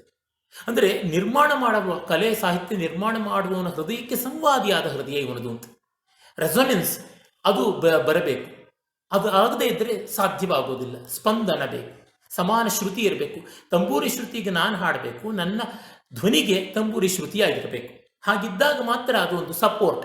ಆ ಬೆಂಬಲ ಇಲ್ಲದೆ ಇದ್ದರೆ ಅಪಸ್ವರ, ಅವಲಯ ಹೀಗಾಗುತ್ತದೆ. ಇಲ್ಲಿ ಕಲಾವಿದ, ಲೇಖಕ ಮೊದಲು ತಾನು ಸಹೃದಯನಾಗಿ ಸೃಷ್ಟಿಯಲ್ಲಿ ಒಂದು ಸಾಮರಸ್ಯ ಕಾಣ್ತಾನೆ. ಅದನ್ನು ಕಾಣಿಸೋದಿಕ್ಕೆ ತನ್ನ ಕಲೆಯನ್ನು ಮಾಧ್ಯಮವಾಗಿ ಬಳಸ್ಕೋತಾನೆ. ಅಂದರೆ ಏನು, ರಸ ಕಾವ್ಯ ಅಥವಾ ಕಲೆ ನಿರ್ಮಾಣಕ್ಕೆ ಮೊದಲು ಇದೆ, ಸಾಹಿತ್ಯ ನಿರ್ಮಾಣಕ್ಕೆ. ಅದಾದ ಮೇಲೆ ಸಹೃದಯನಲ್ಲೂ ಇದೆ. ಹೀಗಾಗಿ ಆದಿ ಅಂತ್ಯಗಳು ಲೇಖಕ ಮತ್ತು ಓದುಗ ಇಬ್ಬರಲ್ಲೂ ಬರ್ತಕ್ಕಂಥದ್ದು ಅದೇ. ಲೇಖಕನಲ್ಲಿ ಮೊದಲಿಗೆ ಬಂದು ಓದುಗನಲ್ಲಿ ಕೊನೆಗೆ ಬರುತ್ತದೆ. ಹೀಗೆ ಇದರ ಆದ್ಯಂತ ಒಂದು ಅಂದರೆ ಒಂದು ವರ್ತುಲ ಆಯಿತು. ಇನ್ನು ಮಧ್ಯದಲ್ಲಿರ್ತಕ್ಕಂಥದ್ದು ಯಾವುದು? ಅಭಿವ್ಯಕ್ತಿ ಬಂತು, ಎಕ್ಸ್ಪ್ರೆಷನ್ ಬಂತು. ಈ ಗಾನ ಅಂದರೆ ಶ್ರುತಿ ಲಯಗಳ ಮೂಲಕ, ನೃತ್ಯ ಅಂದರೆ ಸ್ಥಿತಿಗತಿಗಳ ಮೂಲಕ, ಚಿತ್ರ ಅಂದರೆ ವರ್ಣರೇಖೆಗಳ ಮೂಲಕ, ಶಿಲ್ಪ ಅಂತಂದರೆ 3 ಆಯಾಮಗಳ ನೆರಳು ಬೆಳಕುಗಳ ಮೂಲಕ ಹೀಗೆ ಬರುತ್ತದೆ. ಸಾಹಿತ್ಯದಲ್ಲಿ ಮಾತು ಮತ್ತು ಅರ್ಥ ಅವನ್ನೇ ಇಟ್ಕೊಳ್ಬೇಕು. ಭಾಷೆಯಲ್ಲಿರುವುದು ವಾಕು, ಅರ್ಥ, ಎರಡೇ, ಇನ್ಯಾವುದೂ ಇಲ್ಲ. ಮಾತು ಹುರುಳು. ಹೀಗಾಗಿ ಮಾತು ಹುರುಳುಗಳಲ್ಲಿ ಅವನು ತನ್ನ ನಿರ್ಮಾಣ ಮಾಡಬೇಕು ಲೇಖಕ. ಅದನ್ನೇ ವಕ್ರತೆ ಅಂತ ಕರೆದರು. ವಕ್ರತೆ ಅಂದರೆ ಮಾತು ಮತ್ತು ಅರ್ಥಗಳಲ್ಲಿ ಸ್ವಾರಸ್ಯ ಇರುವಂತೆ, ಆಕರ್ಷಣೆ ಇರುವಂತೆ ರೂಪಣ ಮಾಡುವಂಥದ್ದು. ಒಂದು ಶ್ಲೋಕ ಇದೆ, ಬಹಳ ಸುಂದರವಾದ ಶ್ಲೋಕ. ಅದರ ತಾತ್ಪರ್ಯ ಹೇಳ್ತೀನಿ. ಕೃಷ್ಣ ಮಥುರೆಗೆ ಹೊರಟಿದ್ದಾನೆ. ಆಗ ರಾಧೆ ಅವನನ್ನು ಬೀಳ್ಕೊಡ್ಬೇಕು. ರಾಧೆ ಅವಳು ಹೇಳ್ತಾಳೆ, ನೀನು ಹೋಗಬೇಡ ಅಂತಂದರೆ ಅಮಂಗಳ. ನಮ್ಮಲ್ಲಿ ಯಾರು ಊರಿಗೆ ಹೊರಟ್ರೆ ಹೋಗಬೇಡ ಅಂದರೆ ಅಮಂಗಳ. ಹೋಗಬೇಡ, ಇಲ್ಲೇ ಇರು ಅಂತ ಹೇಳಿದ್ರೆ ಇಲ್ಲೇ ಇರು ಅಂತಂದರೆ ಅಧಿಕಾರ. ನೀನಿಷ್ಟ ಬಂದಂತೆ ಮಾಡು ಅಂದರೆ ಉದಾಸೀನ ಮಾಡದಂತೆ. ನೀನಿಲ್ಲದೆ ಬದುಕೋಲ್ಲ ಅಂದರೆ ಅದು ನಿಜವಾಗುತ್ತೋ ಇಲ್ವೋ? ನೀನು ಹೋದ ಮೇಲೂ ನಾನು ಬದುಕಿಬಿಟ್ರೆ ಎಷ್ಟು ಮಾನಗೇಡಿಯಾದ ಮಾತು. ಹಾಗಾಗಿ ಕೃಷ್ಣ, ನೀನು ಹೊರಡುವಾಗ ನಾನು ಯಾವ ಮಾತು ಹೇಳಿ ಬೀಳ್ಕೊಡ್ಬೇಕು, ಆ ವಿದಾಯದ 4 ಮಾತು ನನಗೆ ಹೇಳಿಕೊಟ್ಟು ಹೋಗು ಅಂತ ಕೇಳ್ತಾಳೆ. ನೀನಿಲ್ಲದೆ ನಾನು ಇರಲಾರೆ ಅನ್ನೋದನ್ನು ಎಷ್ಟು ಪ್ರಕಾರಾಂತರವಾಗಿ ಹೇಳಿರ್ಬೋದು. ಈ ಮಾತಿನ ಸ್ವಾರಸ್ಯ, ಇದು ವಕ್ರತೆ. ಇದು ಎಲ್ಲಿಯೂ ನಾವು ನೋಡ್ಬೋದು. ಬಹಳ ಸೊಗಸಾದದ್ದು. ಒಂದು ಕಡೆ ಬಹಳ ಒಳ್ಳೆಯ ಲೇಖಕನಾದ ನಮ್ಮ ಖಲೀಲ್ ಗಿಬ್ರಾನ್ ಹೇಳ್ತಾನೆ, ಬೇರು ಅಂದರೆ ಏನು? After all what is a root? It's a flower that denied fame ಅಂತ. ಪ್ರಖ್ಯಾತಿಯನ್ನು ನಿರಾಕರಿಸಿದ ಹೂವಲ್ಲವಾ ಬೇರು ಅಂತ. ಅಂದರೆ ಈ ಹೇಳಿಕೆಯಲ್ಲಿರುವ ಒಂದು ಚಮತ್ಕಾರ ಇದೆಯಲ್ಲ, ಚಮತ್ಕಾರ ಅಂದರೆ ಅಗ್ಗದ್ದಲ್ಲ, ಒಂದು ಅದ್ಭುತವಾದ ತಿರುವು ಉಂಟಲ್ಲ, ಇದು ಎಲ್ಲೆಲ್ಲಿಯೂ ನಮಗೆ ಗೊತ್ತಾಗುತ್ತದೆ. ಒಳ್ಳೆಯ ಬರವಣಿಗೆಯಲ್ಲಿ ಎಲ್ಲಿಯೂ ಕಾಣಿಸ್ತಕ್ಕಂಥದ್ದಾಗಿದೆ. ಇದು ವಕ್ರತೆ ಅಂತ. ವಕ್ರತೆ ಅಂದರೆ ಕೊಂಕು ಡೊಂಕು ಅಂತಲ್ಲ, ರಮಣೀಯತೆ ಅಂತ. ಚಿತ್ರಕಾರರು ಹೇಳ್ತಾರೆ, a straight line is the ugliest thing in painting which is drawn with the help of a scale. A curve is the most beautiful. ಮತ್ತು ಸಾಧ್ಯತೆಗಳು ಹೆಚ್ಚು. ಸರಳ ರೇಖೆಗೆ ಒಂದೇ ಸಾಧ್ಯತೆ, ವಕ್ರರೇಖೆಗೆ ಅನಂತ ಸಾಧ್ಯತೆ. ಕಲೆಯ ಅನಂತ ಸಾಧ್ಯತೆಗೆ ಈ ಅಭಿವ್ಯಕ್ತಿಯ ಅನಂತತೆಯೇ ಕಾರಣ. ಮತ್ತೆ ವಕ್ರತೆ ಅನ್ನೋದು ಆಕೃತಿ, ರಸ ಅನ್ನೋದು ಆಶಯ. ಈಗ ನಾನು ಹೇಳಿದನಲ್ಲ, ಉದಾಹರಣೆಗೆ ಖಲೀಲ್ ಗಿಬ್ರಾನ್ನ ಮಾತು, ಬೇರು ಅಂದರೆ ಏನು, ಅದು ಪ್ರಖ್ಯಾತಿಯನ್ನು ನಿರಾಕರಿಸಿದ ಹೂವು ಅಂತ. ಈ ಬಗೆಯ ಉಕ್ತಿ ವೈಚಿತ್ರ್ಯವನ್ನು ನಮ್ಮ ಸಾಹಿತ್ಯ ಮೀಮಾಂಸಕರು ಹಿಂದೆಯೇ ಕಂಡುಕೊಂಡು ಇದನ್ನು ಅಪನ್ಹುತಿ ಎಂದರು. ಒಂದು ಸ್ಟೇಟ್ಮೆಂಟ್ ಮಾಡಿ ಅದನ್ನು ನಿರಾಕರಿಸೋದು.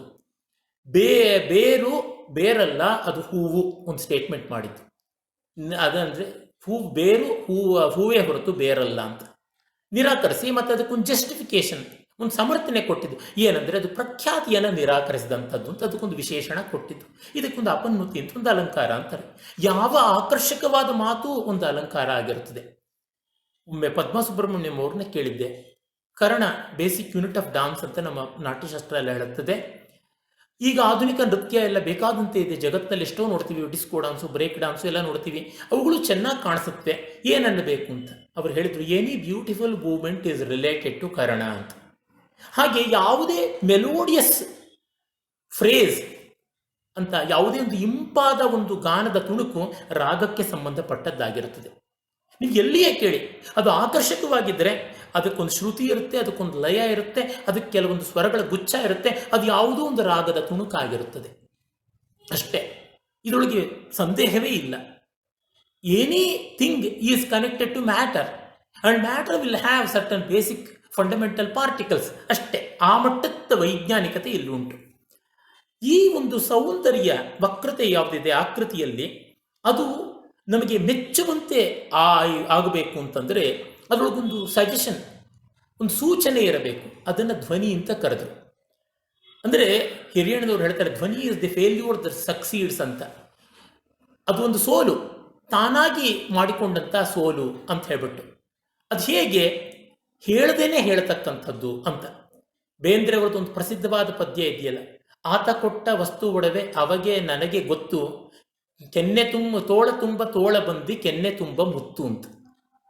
ಇಲ್ಲಿ ತೋಳ ಬಂದಿ ಎನ್ನುವಲ್ಲಿ ಮತ್ತೊಂದು ಧ್ವನಿ ಸೂಚನೆ ಇದೆ. ಬಾಜು ಬಂದಿ ಅಂತೀವಲ್ಲ, ವಂಕಿ, ಅಂಗದ ಕೇಯೂರ ಅಂತ ಕರೀತಾರೆ. ಜೊತೆಗೆ ತೋಳನ್ನು ಬಳಸಿದ್ದೇ ತೋಳ ಬಂದಿ ಆಯಿತು. ಕಿವಿ ಓಲೆ ಕೆನ್ನೆ ಹತ್ತಿರ ಇರುತ್ತೆ, ಅದು ಕಿವಿಗೆ ಮುತ್ತಿನ ಓಲೆ ಕಟ್ಟಿಕೊಳ್ಳೋದುಂಟು. ಉತ್ತರ ಕನ್ನಡದಲ್ಲಂತೂ ವಿಶೇಷ, ಮುತ್ತೈದೆಗೆ ಮುತ್ತಿನ ಓಲೆ. ಇಲ್ಲಿ ಅದು ಕೆನ್ನೆ ತುಂಬ ಮುತ್ತು. ಕನ್ನಡದಲ್ಲಿ ಮುತ್ತು ಅನ್ನೋದು ಕೆಲವು ಶ್ಲೇಷ ನಿಮಗೆ ಗೊತ್ತಿದೆ. ಹೀಗೆ ಅದು ಶಬ್ದಶಕ್ತಿ ಮೂಲವಾದ ಧ್ವನಿ ಅಂತ ಕರಿತೀವಿ. ಅಂದರೆ ಒಂದು ಸಜೆಷನ್ ಅದು ಬಂತು. ಈ ಥರ ಉಂಟು. ಒಂದು ಇಂಗ್ಲಿಷ್ ಕವಿತೆ ಬಹಳ ಸೊಗಸಾಗಿ ಹೇಳುತ್ತೆ ಇದನ್ನು. ಭಾಷೆ ಯಾವುದೇ ಆಗಿರ್ಬೋದು ಅಲ್ಲಿ ಬರುತ್ತೆ. ಕ್ರಿಸ್ತ ನೀರನ್ನು ಮದ್ಯ ಮಾಡ್ದ ಅಂತ ಒಂದು ಪವಾಡ ಅಂತಾರೆ. ನಾವು ಪವಾಡ ನಂಬದೇ ಇದ್ರು ಅದರ ಮೇಲಿರುವ ಪದ್ಯ ಎಷ್ಟು ಚೆನ್ನಾಗಿದೆ ನೋಡಿ. The water saw Har lord and ಬ್ಲಶ್ಡ್ ಅಂತ. ವೈನ್ ಕೆಂಪು ಬಣ್ಣದಲ್ಲಿರುತ್ತೆ. ನೀರು ತನ್ನ ಒಡೆಯನನ್ನು ಕಂಡು ನಾಚಿಕೊಂಡಾಗ ಕೆಂಪಾಗುತ್ತೆ ಅಂತ. ಅದು ಕೆಂಪಾಯಿತು ಅನ್ನೋ ಸೂಚನೆ ನೇರಾಗಿ ಹೇಳಿದ್ರೆ ಇರೋದಿಲ್ಲ. ನೀರು ಮದ್ಯವಾಯಿತು, ಪವಾಡ ಇಷ್ಟಪಡ್ತಕ್ಕಂಥ ಅವ್ರಿಗೆ ಇಷ್ಟವಾಗಬಹುದು, ಆದರೆ ಒಬ್ಬ ಕಾವ್ಯರಸಿಕನಿಗೆ ಅದು ಇಷ್ಟವಾಗುವಂಥದ್ದಲ್ಲ. ಹೀಗೆ ಈ ರೀತಿಯಾದ ಒಂದು ಧ್ವನಿ, ಒಂದು ಸಜೆಷನ್ ಬೇಕು. ಮತ್ತೆ ಇದು ನಮಗೆ ಒಪ್ಪುವಂತೆಯೂ ಇರಬೇಕು.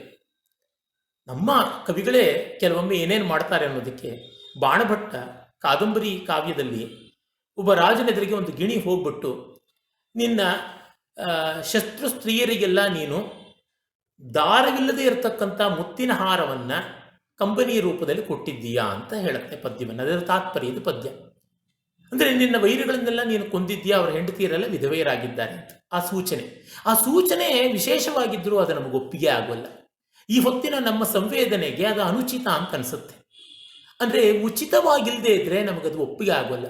ಈ ವಲ್ಗರ್ ಜೋಕ್ ಅಂತೀವಲ್ಲ, ಆ ವಲ್ಗರ್ ಜೋಕಲ್ಲಿ ಗುಟ್ಟಾಗಿ ಮೆಚ್ಚಿಕೊಳ್ಬಹುದು. ಆದರೆ ಸಭ್ಯ ಸಮುದಾಯದಲ್ಲಿ, ದೊಡ್ಡ ಸಮುದಾಯದಲ್ಲಿ ನಮಗೆ ಆ ಸಜೆಷನ್ ಎಷ್ಟೇ ಪ್ರಚಂಡವಾಗಿದ್ದರೂ ಮುಜುಗರ ತರುತ್ತೆ. ಆ ಸನ್ನಿವೇಶಕ್ಕೆ ಅದು ಉಚಿತವಲ್ಲ, ಅನುಚಿತ ಅಂತ ಅನಿಸುತ್ತೆ.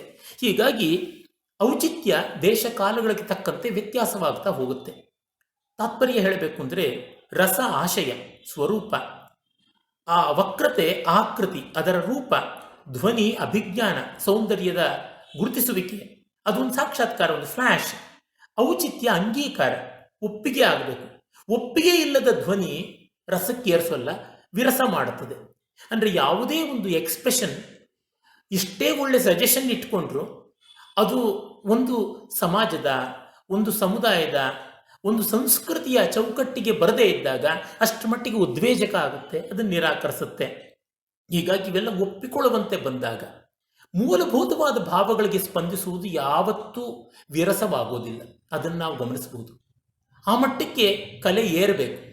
ಭೈರಪ್ಪನವರು ಒಂದು ಕಡೆ ಹೇಳ್ತಾರೆ, ವ್ಯಾಸರು ಮಹಾಭಾರತವನ್ನು ಬರೆದಿದ್ದು ಮಹಾಭಾರತದಲ್ಲಿ ಅವರೊಂದು ಪಾತ್ರವೇ ಆಗಿದ್ದರೂ ಕೂಡ ಒಂದು ತಟಸ್ಥ ದೃಷ್ಟಿಯಿಂದ ಇದ್ದಾಗ ಅವರು ಬದರಿಯ ವ್ಯಾಸಗುಹೆಯಲ್ಲಿ ಕೂತು ಬರೆದರು ಅಂತ ನಮಗೆ ಅಲ್ಲಿ ಜಾಗ ಕೂಡ ತೋರಿಸ್ತಾರೆ. ನಾನು ಅದನ್ನು 2 ಬಾರಿ ದರ್ಶನ ಮಾಡಿ ಬಂದಿದ್ದೀನಿ.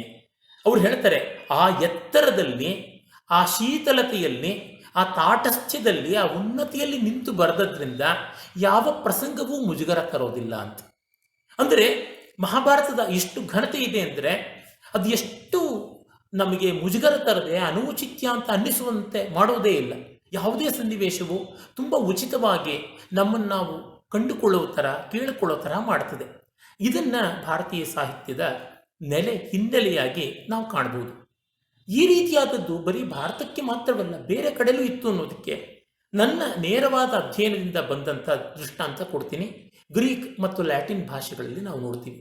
ಹೋಮರ್ನ ಬಳಿಕ ಬಂದಂಥ ಕಾವ್ಯವನ್ನೆಲ್ಲ ವಿಮರ್ಶೆ ಮಾಡಿದ, ರುದ್ರನಾಟಕಗಳನ್ನೆಲ್ಲ ವಿಮರ್ಶೆ ಮಾಡಿದ ಅರಿಸ್ಟೋಟಲ್ ಅಂತ ಕರಿತೀವಿ. ಸೋಕ್ರಟೀಸನ ಪ್ರಶಿಷ್ಯ, ಪ್ಲೇಟೋನ ಶಿಷ್ಯ ಅವನು ಬರೆದಂಥ ಪೊಯಿಟಿಕಾ ಅನ್ನುವ ಗ್ರಂಥ, ಪೊಯೆಟಿಕ್ಸ್ ಅಂತ ಇಂಗ್ಲೀಷ್ನಲ್ಲಿ ಹೇಳ್ತಾರೆ.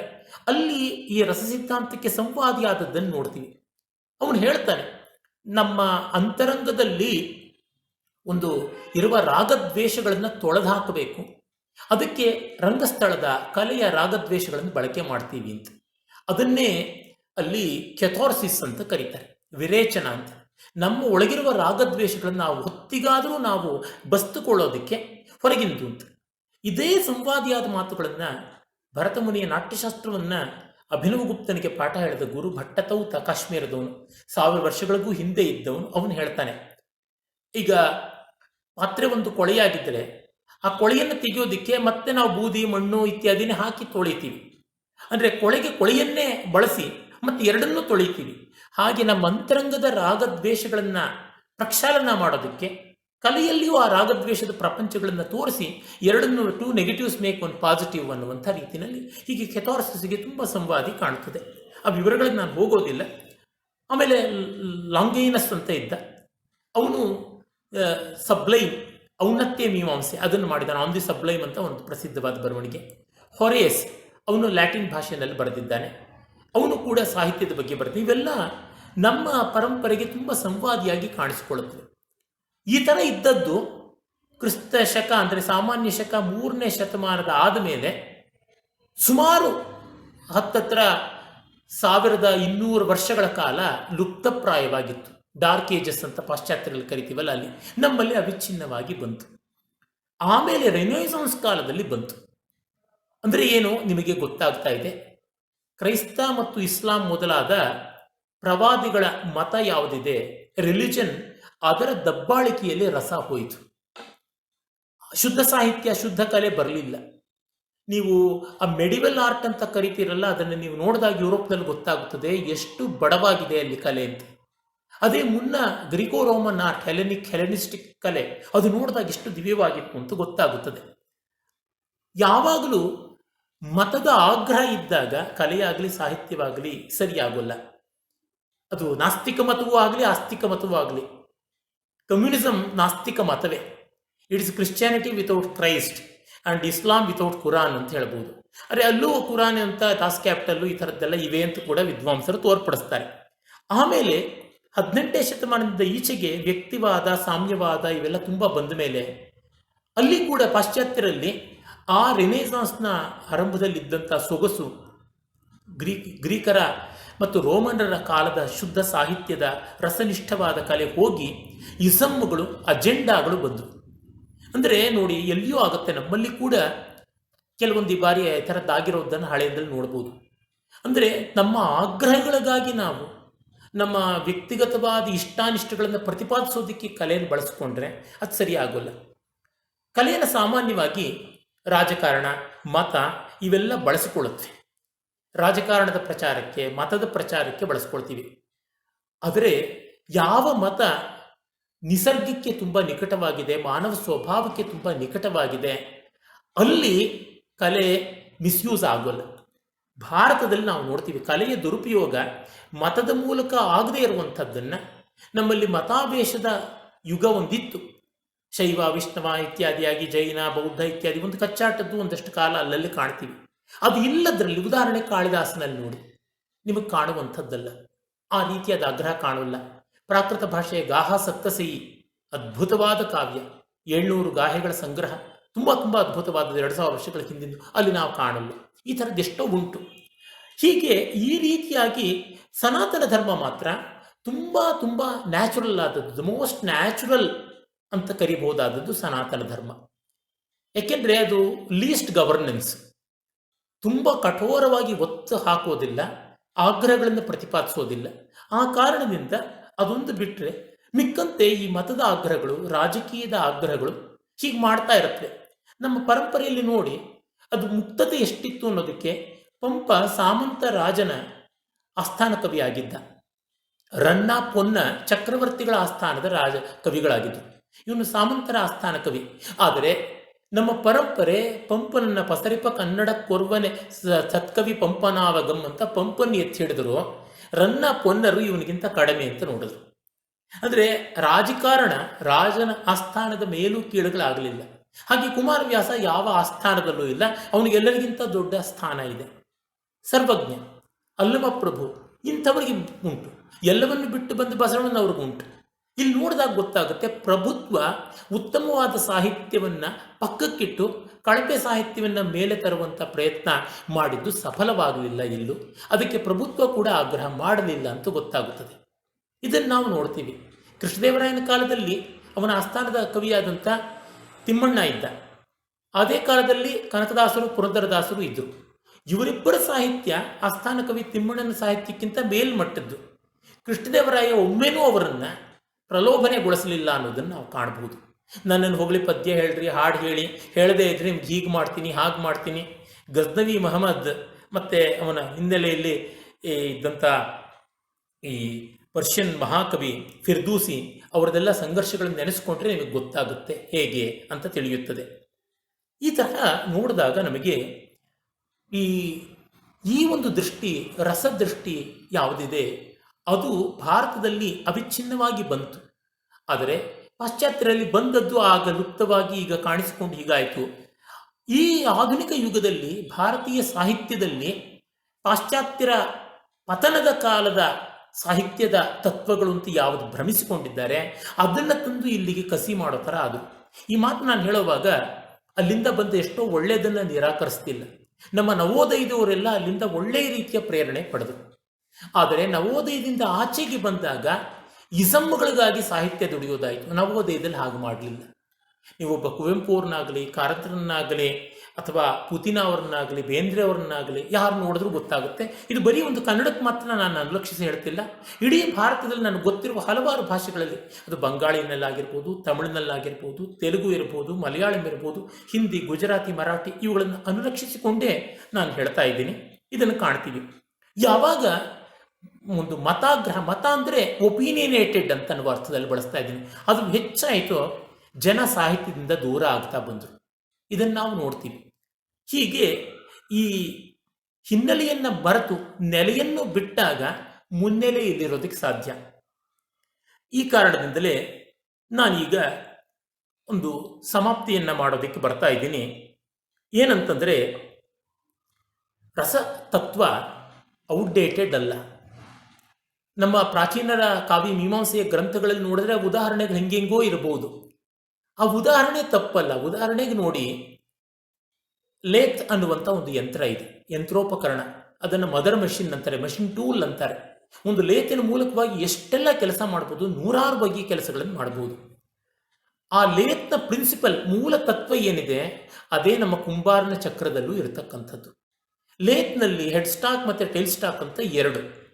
ಆ ಎರಡರ ಮಧ್ಯದಲ್ಲಿ ವಸ್ತುವನ್ನು ಇಡ್ತೀವಿ. ನಾವು ಯಾವ ವಸ್ತುವನ್ನು ಮೇಲೆ ಕೆಲಸ ಮಾಡಬೇಕೋ ಅದನ್ನು ರೂಪಾಂತರಗೊಳಿಸಬೇಕೋ ಅದು ತನ್ನ ಅಕ್ಷದ ಸುತ್ತಲೂ ತಾನು ತಿರುಗುತ್ತಾ ಇರುತ್ತೆ. It rotates on its own axis. It's cyclic movement, rotary movement. ಅದರ ಮೇಲೆ ಆ ಆಯುಧ ಬಂದು ತಾನು ತನ್ನ ಕೆಲಸ ಮಾಡುತ್ತೆ. ಕತ್ತರಿಸೋದು, ಡೊಂಕಾಗಿ ಮಾಡೋದು, ಅದನ್ನು ಚೌಕಾಕಾರದಲ್ಲಿರ್ತಕ್ಕಂಥ ಒಂದು ಮರದ ತುಂಡನ್ನು ವರ್ತುಲಾಕಾರವಾಗಿ ಮಾಡೋದು, ಅದನ್ನು ಬಹಳ ಆಕರ್ಷಕವಾದ ಮರದ ಮಂಚದ ಕಾಲನಂತೆ ಮಾಡ್ತಕ್ಕಂಥದ್ದು, ಹೀಗೆಲ್ಲ. ಕುಂಬಾರನ ಚಕ್ರದಲ್ಲೂ ಅಷ್ಟೇ. ಚಕ್ರ ತನ್ನ ಸುತ್ತಲೂ ತಿರುಗ್ತಾ ಇರುತ್ತೆ. ಚಕ್ರದ ಕೇಂದ್ರದಲ್ಲಿ ಮಣ್ಣಿಡ್ತೀವಿ. ಮಣ್ಣು ಲೇತ್ನಲ್ಲಿರ್ತಕ್ಕಂಥ ಜಾಬ್ ಅಂತ ಹೇಳ್ತಾರಲ್ಲ, ಆ ವಸ್ತು ಯಾವುದನ್ನು ನಾವು ನಿರ್ಮಾಣ ಮಾಡ್ತೀವೋ ಆ ಥರ ಇರುತ್ತೆ. ಈ ಕೈಯೇ ಟೂಲ್ ಅಂತೀವಲ್ಲ, ಆ ಆಯುಧವಾಗಿ ಬಂದು ಕೆಲಸ ಮಾಡುತ್ತೆ. ಎರಡೂ ಕೂಡ ರೇಡಿಯಲಿ ಸಿಮೆಟ್ರಿಕ್, ಅಂದರೆ ತ್ರಿಜ್ಯದ ರೂಪದಿಂದ ಒಂದೇ ಆಕಾರ ಇರುವಂತಹ, ಅಂದರೆ ವರ್ತುಲಾಕಾರಕ್ಕೆ ಸಂವಾದಿಯಾಗಿರುವಂಥ ರೂಪಗಳನ್ನು ತಯಾರು ಮಾಡುತ್ತೆ. It cannot produce ಬೈಲ್ಯಾಟ್ರಲಿ symmetrical, it can only produce radially symmetrical. ಹಾಗಾಗಿ ತ್ರಿಜ್ಯಾತ್ಮಕವಾದ ರೂಪವನ್ನು ಮಾತ್ರ ಕೊಡುತ್ತದೆ. ಅಂದರೆ ಎರಡರದ್ದು ಪ್ರಿನ್ಸಿಪಲ್ ಒಂದೇ. ಲೇತ್ ಎಷ್ಟೇ ಸೊಫಿಸ್ಟಿಕೇಟೆಡ್ ಆಗಿದ್ರೂ ಅದರ ಪ್ರಿನ್ಸಿಪಲ್ ಪಾಟರ್ಸ್ ವೀಲೆ, ಅಂದರೆ ಈ ಮೂಲ ತತ್ವ. ಹೀಗೆ ರಸಸಿದ್ಧಾಂತದ ಮೂಲ ತತ್ವ ಇದು. ನೀವು ಇವತ್ತು ರಸಸಿದ್ಧಾಂತವನ್ನು ಯಾವುದೋ ವ್ಯಾಸ ವಾಲ್ಮೀಕಿಗಳ ಕಾವ್ಯಕ್ಕೋ, ಅಮರುಕ ಅಥವಾ ಕಾಳಿದಾಸ ಇಲ್ಲ ಪಂಪ, ರನ್ನ ಇವರುಗಳ ಕಾವ್ಯಕ್ಕೂ ಅನ್ವಯ ಮಾಡುವಂತೆ ಇವತ್ತು ಈ ಕ್ಷಣ ಬರೀತಕ್ಕಂಥವ್ರದ್ದು ಇನ್ನು ಮುಂದೆ ಬರೆಯುವವರೆಗೂ ಮಾಡಬಹುದು. ನಾನು ಆ ರೀತಿಯಾದ ಬರವಣಿಗೆಗಳನ್ನು ಮಾಡಿ ತೋರಿಸಿದ್ದೀನಿ. ಯಾವುದೇ ಒಳ್ಳೆಯ ಕಾವ್ಯ, ಅದು ದಲಿತ ಕಾವ್ಯ ಆಗಿರ್ಬೋದು, ಬಂಡಾಯ ಕಾವ್ಯ ಆಗಿರ್ಬೋದು, ಸ್ತ್ರೀವಾದ ಕಾವ್ಯ ಆಗಿರ್ಬೋದು, ಯಾವುದೂ ಆಗಿರ್ಬೋದು, ಈ ರಸ ಸಿದ್ಧಾಂತದಲ್ಲಿ ತೇರ್ಗಡೆ ಆಗದೇ ಇದ್ದರೆ ಅದು ಕಲೆ ಅಲ್ಲ, ಅದು ಸಾಹಿತ್ಯವಲ್ಲ. ಇದನ್ನು ನಾವು ನೋಡಬೇಕು. ಹೀಗೆ ಮಾಡೋದಕ್ಕೆ ಸಾಧ್ಯ ಇದೆ, ಹೀಗೆ ಮಾಡಬೇಕಾಗಿದೆ. ಮುನ್ನೆಲೆ ಏನಂತಂದರೆ, ರಸನಿಷ್ಠವಾಗಿ ಜಗತ್ತನ್ನು, ಬದುಕನ್ನು ಕಂಡು ರಸನಿಷ್ಠವಾಗಿಯೇ ಬರವಣಿಗೆ ಮಾಡಬೇಕು. ಓದುಗರು ಆ ರಸವನ್ನು ಕಾಣ್ತಾರೆ. ಈ ಮೂಲಕ ಸಾಹಿತ್ಯ ತನ್ನಂತೆಯೇ ಒಂದು ಸಂಸ್ಕಾರವನ್ನು ತಂದುಕೊಡ್ತದೆ. ಆ ಸಂಸ್ಕಾರ ಕಣ್ಣೀರಿನ ಸಂಸ್ಕಾರವಾಗದೆ ಆನಂದದ ಸಂಸ್ಕಾರ ಆಗಿರುತ್ತದೆ. ಅದು ಸಂಕಟದ ಸಂಸ್ಕಾರ ಆಗಿರೋಲ್ಲ. ನಾವು ಹೇಳ್ತೀವಲ್ಲ, ಲೆಸನ್ಸ್ ವಿತೌಟ್ ಟಿಯರ್ಸ್ ಅಂತ. ಕಣ್ಣೀರಿಲ್ಲದೆ ಪಾಠ ಕಲ್ತ್ಕೊಂಡಿದ್ದು, ಹೊಡೆತಾ ಬಡತಾ ಇಲ್ಲದೆ ಇರೋದು, ಈ ರೀತಿಯಾದದ್ದಾಗುತ್ತದೆ. ಈ ಮುನ್ನೆಲೆ ನಮಗೆ ಬಹಳ ಬೇಕು. ಯಾಕೆ ಈ ಮಾತು ಹೇಳ್ತಾ ಇದ್ದೀನಿ ಅಂದರೆ, ಇವತ್ತು ಕವಿತೆ ಅಂತಂದರೆ ಜನ ಓಡೋಗೋ ಥರ ಆಗಿದೆ. ಕವಿತೆ ನೀನೆಲ್ಲಿ ಅವಿತೆ ಅಂತೆಲ್ಲ ಎಷ್ಟೋ ಕವಿಗಳು ಬರೆದಿದ್ದಾರೆ. ಈ ಥರ ಆಗಿದೆ. ಕತೆ ಕಾದಂಬರಿಗಳನ್ನು ಓದಲಾಗದಂಥ ಸ್ಥಿತಿ ಅನ್ನೋ ಥರ ಬಂದ್ಬಿಡ್ತಾ ಇದೆ. ಯಾಕಾಗ್ತಾ ಇದೆ ಅಂದರೆ, ಜನಗಳಲ್ಲಿ ತಪ್ಪು ಅಲ್ಲ ಇರೋದು, ಹೆಚ್ಚಾಗಿ ಬರವಣಿಗೆ ಮಾಡುವವರಲ್ಲಿಯೇ ತಪ್ಪಿರತಕ್ಕಂಥದ್ದು. ಎಷ್ಟು ಆಗ್ರಹಗಳಿಗೆ ತುತ್ತಾಗ್ತಾರೆ ಅನ್ನೋದಕ್ಕೆ, ಒಮ್ಮೆ ವಿಜಯವಾಣಿನಲ್ಲಿ ಕನ್ನಡದ ಕಾದಂಬರಿಗಳನ್ನು ಕುರಿತು ಒಬ್ಬರು ದೊಡ್ಡ ವಿಮರ್ಶಕ ವರೇಣ್ಯರು ಅಂತ ಪ್ರಸಿದ್ಧಿ ಪಡೆದಂಥವರು, ಬೇಕಾದಷ್ಟು ಪ್ರಶಸ್ತಿಗಳನ್ನು ಪಡೆದಂಥವರು, ಬಹಳ ಗಂಭೀರವಾದ ಚಿಂತಕರು ಅಂತ ಹೆಸರು ಪಡೆದಂಥವರು, ಕನ್ನಡದ ಕಾದಂಬರಿಗಳನ್ನು ಕುರಿತು ಈಗ ಒಂದು 5-6 ವರ್ಷಗಳ ಕೆಳಗೆ ಬರೆದಿದ್ರು ಒಂದು ದೊಡ್ಡ ಲೇಖನ. ಭೈರಪ್ಪನವರ ಕೃತಿ ಅಪ್ಪಿಯೂ ತಪ್ಪಿಯೂ ಪ್ರಸ್ತಾವಗೊಂಡಿರಲಿಲ್ಲ. ಅಂದರೆ ಯಾವ ಮಟ್ಟದ ಆಗ್ರಹ ಇದೆ ಅಂತ. ಇಂಥ ಆಗ್ರಹದಿಂದ ಸೃಷ್ಟಿಯಾಗುವುದಲ್ಲ. ಉದಾಹರಣೆಗೆ ಕುವೆಂಪು ಅವರನ್ನ ಕುರಿತು ಕೊಂಡಾಟ ಮಾಡ್ತಾರೆ. ಅರೆ, ಕುವೆಂಪು ಅವರ ರಾಮಾಯಣ ದರ್ಶನವನ್ನು ಬಹಳ ಕನ್ವೀನಿಯೆಂಟಾಗಿ ಮರೆತು ಬಿಡ್ತಾರೆ. ವಚನ ಸಾಹಿತ್ಯವನ್ನು ಕುರಿತು ಬಂಡಾಯ, ಕ್ರಾಂತಿ, ಜಾತಿಗಳ ನಿರ್ಮೂಲನ ಅಂತಾರೆ. ಅವಕ್ಕಿಂತಲೂ ಹೆಚ್ಚಿನ ಪ್ರಮಾಣದಲ್ಲಿರುವುದು ಅಧ್ಯಾತ್ಮ. ಇದನ್ನು ಡಂಕನ್ ಜಳಕಿ ಅಂತ ಕೆಲವರು ಮಾತ್ರ ಈಚೆಗೆ ಸಂಶೋಧನೆ ಮಾಡಿ ತೋರ್ಪಡಿಸಿದರೆ ಬಿಟ್ಟರೆ, ಹಿಂದೆ MR ಶ್ರೀ ಮೊದಲಾದವರು, ಅದಕ್ಕೂ ಹಿಂದೆ ರಾ ನರಸಿಂಹಾಚಾರ್ಯ ಮೊದಲಾದವರು ವಚನಗಳ ನಿಜವಾದ ಸತ್ವ ಏನಿದೆ ಅಂತ ತೋರ್ಪಡಿಸಿದ್ರು. ಆದರೆ ಅದನ್ನು ಹೈಜಾಕ್ ಮಾಡಿಕೊಂಡದ್ದಾಗಿದೆ. ಬೌದ್ಧದಲ್ಲೂ ಅದೇ ಆಗಿದೆ. ಬೌದ್ಧದಲ್ಲಿ, ಬೌದ್ಧ ಮತದಲ್ಲಿ, ಬೌದ್ಧ ಸಾಹಿತ್ಯದಲ್ಲಿರುವ ಉತ್ಕೃಷ್ಟತೆ ಏನನ್ನೋದನ್ನು ಹೈಜಾಕ್ ಮಾಡಿಕೊಂಡು ಬೇರೆಯದನ್ನೇ ತೋರ್ಪಡಿಸುವಂಥದ್ದಾಗಿದೆ. ಹೀಗೆ ರಾಜಕೀಯದ ಅಜೆಂಡಾಗಳಿಗೆ ಮತ್ತು ಎಲ್ಲದಕ್ಕಿಂತ ಮಿಗಿಲಾಗಿ ಭಾರತಕ್ಕೆ, ಸಂತೋಷಕ್ಕೆ, ಆನಂದಕ್ಕೆ, ಶಾಂತಿ ಸಮಾಧಾನಕ್ಕೆ ವಿರೋಧವಾದ ಕೆಲಸ ಮಾಡುವಂಥವರು ಸಾಹಿತ್ಯವನ್ನು, ಚಿತ್ರಕಲೆಯನ್ನು, ರಂಗಸ್ಥಳವನ್ನು ಎಲ್ಲವನ್ನೂ ಹೈಜಾಕ್ ಮಾಡ್ತಾ ಬರ್ತಿದ್ದಾರೆ.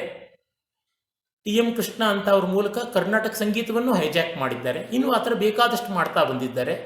ಈ ಸ್ಥಿತಿಯಲ್ಲಿ ಮುನ್ನೆಲೆ ಏನು ಅಂದರೆ, ನಾವು ಇವರುಗಳನ್ನು ಆಕ್ಷೇಪ ಮಾಡ್ತಾ ಇವರ ವಾದಕ್ಕೆ ಮತ್ತೊಂದು ವಾದದ ಉತ್ತರ ಕೊಡದೆ ರಚನಾತ್ಮಕವಾದ ಉತ್ತರ ಕೊಡಬೇಕು. ಒಳ್ಳೆಯ ಕಲೆಯನ್ನು ನಿರ್ಮಾಣ ಮಾಡಿದ್ರೆ ತನ್ನಂತೆಯೇ ಉತ್ತರ ಸಿಗುತ್ತದೆ. ನಾವು ಪ್ರೊಡಕ್ಟಿವ್, ಕ್ರಿಯಾಶೀಲವಾಗಿ ಸೃಷ್ಟಿಶೀಲರಾಗದೆ, ಸರ್ಜನಶೀಲರಾಗದೆ ಬರೀ ಚರ್ಚೆಗಳಲ್ಲಿ ತೊಡಗಿದ್ರೆ ಸತ್ಯ ಕಾಣುವುದಿರಲಿ, ಸೌಂದರ್ಯವನ್ನು ಕಾಣೋಕ್ಕಾಗೋದಿಲ್ಲ. ಈ ದೃಷ್ಟಿಯಿಂದ ಮುನ್ನೆಲೆಯಾಗಿ ನಾನು ಏನು ಹೇಳಬೇಕು ಅಂತಿರೋದು ಅಂದರೆ ಇದೊಂದು ಮಾತನ್ನೇ. ಭೈರಪ್ಪನವ್ರಂಥವ್ರನ್ನ ತೆಗೆದುಕೊಂಡ್ರೆ, ಕುವೆಂಪು ಅಂಥವ್ರನ್ನ ತೆಗೆದುಕೊಂಡ್ರೆ, ಅವರು ಯಾವುದಕ್ಕೂ ಅಲ್ಲಾಡದೆ ಅಚಂಚಲವಾಗಿ ತಮ್ಮ ಸಾಹಿತ್ಯ ನಿರ್ಮಾಣ ಮಾಡ್ತಾ ಬಂದರು. ಹಾಗೆ ಮಾಡ್ತಾ ಬಂದಿದ್ದರಿಂದ ಜನಾದರಣೆಗೆ ಇವತ್ತು ಒಳಗಾಗಿದ್ದಾರೆ. ಇದು ಬಹಳ ಮುಖ್ಯವಾದದ್ದು. ಈ ದೃಷ್ಟಿಯಿಂದ ಮಾಡುವಂತೆ ಆಗಲಿ. ಸೇಡಿಯಾಪು ಕೃಷ್ಣ ಭಟ್ರು ಹೇಳ್ತಾರಲ್ಲ, ಒಂದು ಕಬ್ಬಿಣದ ತುಂಡು ಸೊಟ್ಟಾಗಿದೆ ಅಂತ 1000 ಬಾರಿ ಹೇಳೋದಕ್ಕಿಂತ ನೆಟ್ಟಿಗಿರುವಂಥದ್ದನ್ನು ಪಕ್ಕದಲ್ಲಿಟ್ಟರೆ ತನ್ನಂತೆ ತಾನೇ ಸೊಟ್ಟಿ ಯಾವುದು ನೆಟ್ಟಿ ಯಾವುದು ಅಂತ ಗೊತ್ತಾಗುತ್ತೆ. Give better examples and become better examples. ನಾವೇ ಉತ್ತಮವಾದ ಮಾದರಿಗಳಾಗಬೇಕು. ಆ ಕಡೆಗೆ ಭಾರತೀಯ ಸಾಹಿತ್ಯ ದಿಕ್ಸೂಚಿ ತೋರಿಸುತ್ತದೆ. ಅಖಿಲ ಭಾರತೀಯ ಸಾಹಿತ್ಯ ಪರಿಷತ್ತು ಈ ದೃಷ್ಟಿಯನ್ನು ಹೆಚ್ಚೆಚ್ಚು ಅಂತರಂಗಕ್ಕೆ ತಂದುಕೊಂಡು ಸಹೃದಯರಿಗೆ, ಬರವಣಿಗೆ ಮಾಡುವವರಿಗೆ ಮುಟ್ಟಿಸಲಿ ಎನ್ನುವ ಹಾರೈಸಿದಿಂದ ನನ್ನ ಮಾತು ಮುಗಿಸ್ತೀನಿ. ಧನ್ಯವಾದ, ನಮಸ್ಕಾರ. ಪ್ರಶ್ನೆಗಳಿದ್ದರೆ ಸಂತೋಷವಾಗಿ ಕೇಳಿ, ಬಹಳ ಒಳ್ಳೆಯದು. ಏನಾದರೂ ಸಂಕ್ಷಿಪ್ತವಾಗಿರಲಿ. ಅಭಿಪ್ರಾಯವನ್ನು ಹೇಳೋದಕ್ಕಿಂತ ನಾನು ಹೇಳಿದ ವಿಷಯದ ಬಗ್ಗೆ ಸೂಚ್ಯವಾದ ಪ್ರಶ್ನೆ ಕೇಳಿ. ಅಭಿಪ್ರಾಯವೋ ಮೆಚ್ಚುಗೆಯೋ ಬೇಕಿಲ್ಲ. ಅಭಿಪ್ರಾಯಕ್ಕೆ ಬೇರೆ ಮಾಧ್ಯಮಗಳುಂಟು. ಮೆಚ್ಚುಗೆ ಅಂಗೀಕಾರವೇ ಮೆಚ್ಚುಗೆ ಆಗಿರುತ್ತೆ, ಮೌನವೇ ಮೆಚ್ಚುಗೆ, ಅದಕ್ಕಿಂತ ಇನ್ನೇನು ಬೇಕಿಲ್ಲ. ಇಮ್ಮಡಿ ಪುಲಿಕೇಶಿಯ ಸೊಸೆ ಹೇಳ್ತಾಳೆ, ಯಾರು ಆನಂದ ಬಾಷ್ಪ ರೋಮಾಂಚಗಳಿಂದ ಮೌನವಾಗಿ ಮೆಚ್ಚುಗೆ ತೋರಿಸ್ತಾರೋ ಅವರು ಎಲ್ಲರಿಗಿಂತ ಹೆಚ್ಚಿನ ಸಹೃದಯರು ಅಂತ. ಹಾಗಾಗಿ ಜಿಜ್ಞಾಸೆಯ ಪ್ರಶ್ನೆ ಈ ನನ್ನ ಮಾತುಗಳ ಚೌಕಟ್ಟಿನೊಳಗೆ ಕೇಳಿದ್ರೆ ನನಗೆ ಗೊತ್ತಿದ್ದಷ್ಟು ಉತ್ತರಿಸ್ತೀನಿ, ತಪ್ಪಿದ್ದಲ್ಲಿ ತಿದ್ದುಕೋತೀನಿ. ನಮಸ್ಕಾರ. ಶತಾವಧಾನಿ ಆರ್ ಗಣೇಶ್ ಅವರ ವಾಗ್ಝರಿಯನ್ನ ನಾವು ಇಷ್ಟು ಹೊತ್ತು ಕೇಳಿದ್ದೇವೆ. ಅವರು ಪ್ರಾರಂಭದಲ್ಲೇ ಹೇಳಿದರು, ಪ್ರಾರ್ಥನೆಯ ಇವತ್ತಿನ ಒಂದು ರಾಗದ ವಿಶೇಷವನ್ನು ಹೇಳ್ತಾ ಅವರು ಹೇಳಿದರು, ನಾನು ಬಹಳ ಮಾತನಾಡುವವರು ಅನ್ನೋದನ್ನ ಹೇಳಿದರು. ಆದ್ರೆ ಶತಾವಧಾನಿಯವರ ಮಾತಿಗೂ ಬೇರೆಯವರ ಮಾತಿಗೂ ಬಹಳ ದೊಡ್ಡ ವ್ಯತ್ಯಾಸ ಇದೆ ಅನ್ನೋದು ನಮ್ಗೆಲ್ರಿಗೂ ಮತ್ತೆ ಮತ್ತೆ ಅನುಭವಕ್ಕೆ ಬಂದಿರುವಂತದ್ದು. ಇಲ್ಲಿ ನಾನು ಒಂದಷ್ಟು ಪ್ರಶ್ನೆಗಳನ್ನ ಕೇಳ್ತಾ ಶತಾವಧಾನಿಗಳು ಇದುವರೆಗೆ ಆಡಿರುವ ಮಾತುಗಳನ್ನ ಸ್ವಲ್ಪ ಮಟ್ಟಿಗೆ ಅವರಿಂದಲೇ ವಿಸ್ತರಿಸಿ ಕೊಳ್ಳುವ ಒಂದು ಪ್ರಯತ್ನವನ್ನ ಮಾಡ್ತೇನೆ. ನಾನು ಮತ್ತೆ ನನ್ನ ಜೊತೆ ಪ್ರೊಫೆಸರ್ ಪ್ರೇಮಶೇಖರ್ ಅವರು ಕೂಡ ಇರ್ತಾರೆ. ನಾವು ಒಂದಷ್ಟು ಚರ್ಚೆಯನ್ನ ಮಾಡಿದ ನಂತರ ಮತ್ತೆ ಕೇಳುಗರಿಗೆ ನಾವು ಪ್ರಶ್ನೋತ್ತರಕ್ಕೆ ನಾವು ಈ ವೇದಿಕೆಯನ್ನ ಮುಕ್ತಗೊಳಿಸ್ತೇವೆ. ಶತಾವಧಾನಿಗಳೇ, ನನ್ನ ಒಂದು ಪ್ರಶ್ನೆ ಇದೆ. ದಯವಿಟ್ಟು. ನೀವು ಈಗ ಈ ಮಾತಿನ ಕೊನೆಯಲ್ಲಿ ಟಿ.ಎಂ. ಕೃಷ್ಣ ಅವರ ಉಲ್ಲೇಖವನ್ನು ಮಾಡಿದ್ರಿ. ಟಿ.ಎಂ. ಕೃಷ್ಣ ಅವರು ಅನೇಕ ವೇದಿಕೆಗಳಲ್ಲಿ ಹೇಳಿರುವ ಒಂದು ಮಾತು ಏನು ಅಂತ ಹೇಳಿದ್ರೆ, ನಿಮಗೆ ಸಂಗೀತದ ಟೆಕ್ನಿಕ್ ಗೊತ್ತಿದ್ರೆ ಸಾಕು, ನೀವು ಅದ್ಭುತವಾದ ರಸಾನುಭೂತಿಯನ್ನ ನೀವು ಪ್ರೇಕ್ಷಕರಲ್ಲಿ ಉಂಟು ಮಾಡಬಹುದು ಅನ್ನೋ ಮಾತನ್ನ ಹೇಳಿದ್ದಾರೆ ಅವರು. ರಸ ಮತ್ತು ಧ್ವನಿಯ ಬಗ್ಗೆ ನೀವು ಅತ್ಯಂತ ವಿಸ್ತೃತವಾಗಿ ಇವತ್ತು ಮಾತನಾಡಿದ್ರಿ. ಈ ರಸ ಮತ್ತು ಧ್ವನಿಯ ಟೆಕ್ನಿಕ್ ಗೊತ್ತಿದ್ರೆ ಸಾಕು, ನಾವು ಅದ್ಭುತವಾದ ಸಂಗೀತ ಕಾರ್ಯಕ್ರಮ ನಡೆಸಬಹುದು ಅಂತಾದ್ರೆ ಟಿ.ಎಂ. ಕೃಷ್ಣ ಅವರ ಮಾತಿನ ಪ್ರಕಾರ, ಹಾಗಾದ್ರೆ ಇಲ್ಲಿ ಭಕ್ತಿಗೆ ಯಾವ ಸ್ಥಾನ ಇದೆ? ಭಕ್ತಿ ಇಲ್ಲದೆ ಕೇವಲ ತಂತ್ರವನ್ನು ಬಳಸಿಕೊಂಡು ನಾವು ರಸಾನುಭೂತಿಯನ್ನ ಮಾಡಬಹುದು ಅಂತಾದ್ರೆ, ನಾವು ಭಾರತೀಯ ಸಾಹಿತ್ಯದ ಮೂಲ ಆತ್ಮವನ್ನ ನಾವು ಇಲ್ಲದೆ, ಅದರ ಒಂದು ನೆರವೇ ಇಲ್ಲದೆ ನಾವು ಸಾಹಿತ್ಯವನ್ನ ಸೃಷ್ಟಿ ಮಾಡುವುದಕ್ಕೆ ಸಾಧ್ಯವಾ? ಇಲ್ಲಿ ನಾನು ಸಾಹಿತ್ಯ ಅನ್ನೋದನ್ನು ಸಾಹಿತ್ಯ ಮತ್ತು ಕಲೆಯ ಒಟ್ಟಾರೆ ಅರ್ಥದಲ್ಲಿ ಹೇಳ್ತಾ ಇದ್ದೇನೆ. ಒಳ್ಳೆಯದು. ವಸ್ತುತಃ ಭಕ್ತಿ ಎನ್ನುವುದಕ್ಕೆ ನಮ್ಮ ನಾರದ ಭಕ್ತಿ ಸೂತ್ರ ಏನು ಡೆಫಿನೇಷನ್ ಕೊಡುತ್ತೆ, ಲಕ್ಷಣ ಕೊಡುತ್ತೆ ಅಂತ ನೋಡೋಣ. ಯಾಕೆಂದರೆ ಎಲ್ಲವನ್ನು ಪ್ರಮಾಣ ಪುರಸ್ಸರವಾಗಿಯೇ ನೋಡೋಣ. ನಾರದ ಭಕ್ತಿ ಸೂತ್ರ ಭಕ್ತಿಯನ್ನು ತುಂಬ ದೊಡ್ಡದಾಗಿ ಹೇಳಿದ ಪ್ರಾಚೀನ ಗ್ರಂಥಗಳಲ್ಲಿ ಒಂದು. ಪ್ರಾಯಶಃ ಭಕ್ತಿಗೆ ಅದೊಂದು ಪರಮೋಚ್ಚವಾದ ಪ್ರಮಾಣ ಕೂಡ ಆಗಿದೆ ಆ ಗ್ರಂಥ. ಎಲ್ಲ ಭಕ್ತಿ ಪ್ರಧಾನದವರು ಕೂಡ, ಭಕ್ತಿಯ ಪ್ರತಿಪಾದಕರು ನಾರದ ಭಕ್ತಿ ಸೂತ್ರಕ್ಕೆ ಮತ್ತು ನಾರದ ಮಹರ್ಷಿಗಳಿಗೆ ತುಂಬ ಗೌರವ ಕೊಡ್ತಾರೆ. ಅವ್ರು ಹೇಳ್ತಾರೆ, ಸಾತ್ವಸ್ಮಿನ್ ಪರಮ ಪ್ರೇಮ ರೂಪ ಅಂತ. ಪರಮ ಪ್ರೇಮ, ಪರಮ ಪ್ರೀತಿಯೇ ಭಕ್ತಿ ಅಂತ. ಇದು ನಮ್ಮ ದಾಸರಲ್ಲಿ ಎಷ್ಟು ಚೆನ್ನಾಗಿ ಕಾಣುತ್ತದೆ ಅನ್ನೋದಕ್ಕೆ ಪುರಂದರದಾಸರು ಕೇಳನೋ ಹರಿ ತಾಳನೋ ತಾಳಮೇಳಗಳಿದ್ದು ಪ್ರೇಮವಿಲ್ಲದ ಗಾನ ಅಂದಿದ್ದಾರೆ. ತುಂಬ ಜನ ಭಕ್ತಿ ಅಂತ ತಕ್ಷಣ ಯಾವುದೋ ಒಂದು ಮತ, ಯಾವುದೋ ಒಂದು ದೇವರು ಅಂತಾರೆ. ಅದೆಲ್ಲಕ್ಕಿಂತಲೂ ಮಿಗಿಲಾದದ್ದು ಪ್ರೇಮ. ಪ್ರೇಮ ಎಲ್ಲಿಂದ ಬಂತು ಆ ಶಬ್ದ? ಪ್ರೀಂಕರ್ಪಣೆ, ತೃಪ್ತಿಪಡಿಸುವಿಕೆ. ಒಬ್ಬನ್ನ ಪ್ರಾಮಾಣಿಕವಾಗಿ ತೃಪ್ತಿಪಡಿಸ್ತೀನಿ ಅನ್ನುವಂಥ ನೆಲೆ. ಇನ್ನೊಬ್ಬನ ತೃಪ್ತಿಪಡಿಸಬೇಕು ಅಂದರೆ ಮೊದಲು ತಾನು ತೃಪ್ತಿ ಕಂಡಿರಬೇಕು. ನೆಮ್ಮದಿ ಕಂಡವನು ಮಾತ್ರ ಮತ್ತೊಬ್ಬರಿಗೆ ನೆಮ್ಮದಿ ಕೊಡೋಕ್ಕೆ ಸಾಧ್ಯ. ನೆಮ್ಮದಿ ಇಲ್ಲದೆ ಇದ್ದವು ನೆಮ್ಮದಿ ಕೊಡೋಕ್ಕಾಗೋದಿಲ್ಲ. An unrest mind will always perpetuate unrestness. ಹೀಗೆ ರೆಸ್ಟ್ಲೆಸ್ನೆಸ್. ಈ ದೃಷ್ಟಿಯಿಂದ ನೋಡಿದಾಗ ಪ್ರೀತಿ ಎನ್ನುವ ಒಂದು ಮಹಾಭಾವ ಬೇಕು. ಪ್ರೀತಿ ತನ್ನಂತೆಯೇ ಸೋಲೋದಕ್ಕೆ ಸಿದ್ಧವಾಗುತ್ತೆ. ಸಂತೋಷವಾಗಿ ಸೋಲೋದನ್ನು ಪ್ರೀತಿ ಅಂತ ಕರಿತೀವಿ, ಸಂಕಟದಿಂದ ಸೋಲೋದು ಪರಾಜಯ. ಹೀಗಾಗಿ ಆ ಪ್ರೀತಿ ಸಂತೋಷವಾಗಿ ಸೋಲೋದು ಸಮರ್ಪಣೆ. ಆ ಸರ್ವೋಚ್ಚವಾದ ಸಮರ್ಪಣೆ ಇಲ್ಲದೇ ಇದ್ದರೆ ಟೆಕ್ನಿಕ್ ಏನೂ ಪ್ರಯೋಜನಕ್ಕೆ ಬರೋಲ್ಲ. ಉದಾಹರಣೆಗೆ ಇವತ್ತು ತಾನೇ ನಾನು ಈ ಒಂದು ಕ್ಲಬ್ ಹೌಸ್ ಭಾಷಣಕ್ಕೆ ಬರೋ ಮುನ್ನ ಗೆಳೆಯರ ಜೊತೆಯಲ್ಲಿ ಆಶುಕವಿತಾ ಗೋಷ್ಠಿ ಮಾಡ್ತಾ ಇದ್ದೆ. ಅಲ್ಲಿ ಒಂದು ಸಮಸ್ಯೆ ಬಂದಿತ್ತು, ಕಾವ್ಯದಲ್ಲಿ ಬರೋ ಸಮಸ್ಯೆ ಪೂರ್ಣ. ಅದಕ್ಕೆ ನಾನು ಮಾಡಿದ ಪರಿಹಾರದ ಒಂದು ಅರ್ಥ ಏನಿತ್ತು ಅಂದರೆ, ನಮ್ಮ ಹೆಣ್ಣು ಮಕ್ಕಳ ಜನಪದದ ಹಾಡುಗಳು ನಮ್ಮ ವಿದ್ವಾಂಸರ ಎಷ್ಟೋ ಕಾವ್ಯಗಳಿಗಿಂತ ಚೆನ್ನಾಗಿರ್ತದೆ ಅಂತ. ಎಷ್ಟು ಸೊಗಸಾದಂಥ ಜನಪದ ಗೀತಗಳು, ಅಲ್ಲಿ ಟೆಕ್ನಿಕ್ ಎಲ್ಲ ಇರ್ಬೋದು, ಆರ್ದ್ರತೆ ಇದೆ. ಆ ಆರ್ದ್ರತೆಗೆ ತಕ್ಕಂತೆ ಟೆಕ್ನಿಕ್ ತನ್ನಂತೆಯೇ ರೂಪ ಆಗುತ್ತದೆ. ಬೇಡನ ಬಾಣಕ್ಕೆ ತುತ್ತಾಗಿ ಪಕ್ಷಿ ಸತ್ತಾಗ ವಾಲ್ಮೀಕಿಯ ಒಡಲಿಂದ ಬಂದ ಶೋಕವೇ ಶ್ಲೋಕವಾಯಿತು ಅಂತ ಹೇಳ್ತೀವಿ. ಹೀಗಾಗಿ technique should always be subordinate to emotion. ಇದು ಭಾರತೀಯ ಕಲಾಮೀಮಾಂಸೆ, ಕಾವ್ಯಮೀಮಾಂಸೆ ಲಕ್ಷಣ. ತಂತ್ರ ಯಾವತ್ತೂ ಭಾವನೆಗೆ ಅಡಿಯಾಳಾಗಿರಬೇಕು ಅಂತ. ನವ್ಯರು ಈ ವ್ಯತಿರಿಕ್ತವಾಗಿ ಮಾಡಿದ್ರು, ಅವರ ತಂತ್ರವನ್ನೇ ಮುಂದೆ ತಂದರು. ಇದು ಬಹಳ ಅವಿವೇಕ. ಒಬ್ಬ ಪ್ರತಿಭಾಶಾಲಿ 1000 ತಂತ್ರಗಳನ್ನು ತಂದು ಕೊಡ್ತಾನೆ. ಅದಕ್ಕಾಗಿ ಟಿ ಎಂ ಕೃಷ್ಣ ಅವರು ಹೇಳಿದ್ರೊಳಗೆ ಅನುಭವಕ್ಕೂ ವಿರುದ್ಧವಾಗಿದೆ, ಆದರ್ಶಕ್ಕೂ ವಿರುದ್ಧವಾಗಿದೆ. ಇಟ್ಸ್ ನೀದರ್ ಸೈನ್ಸ್ ನಾರ್ ಎಮೋಷನ್, ಇಟ್ ಈಸ್ ಪರ್ವರ್ಷನ್.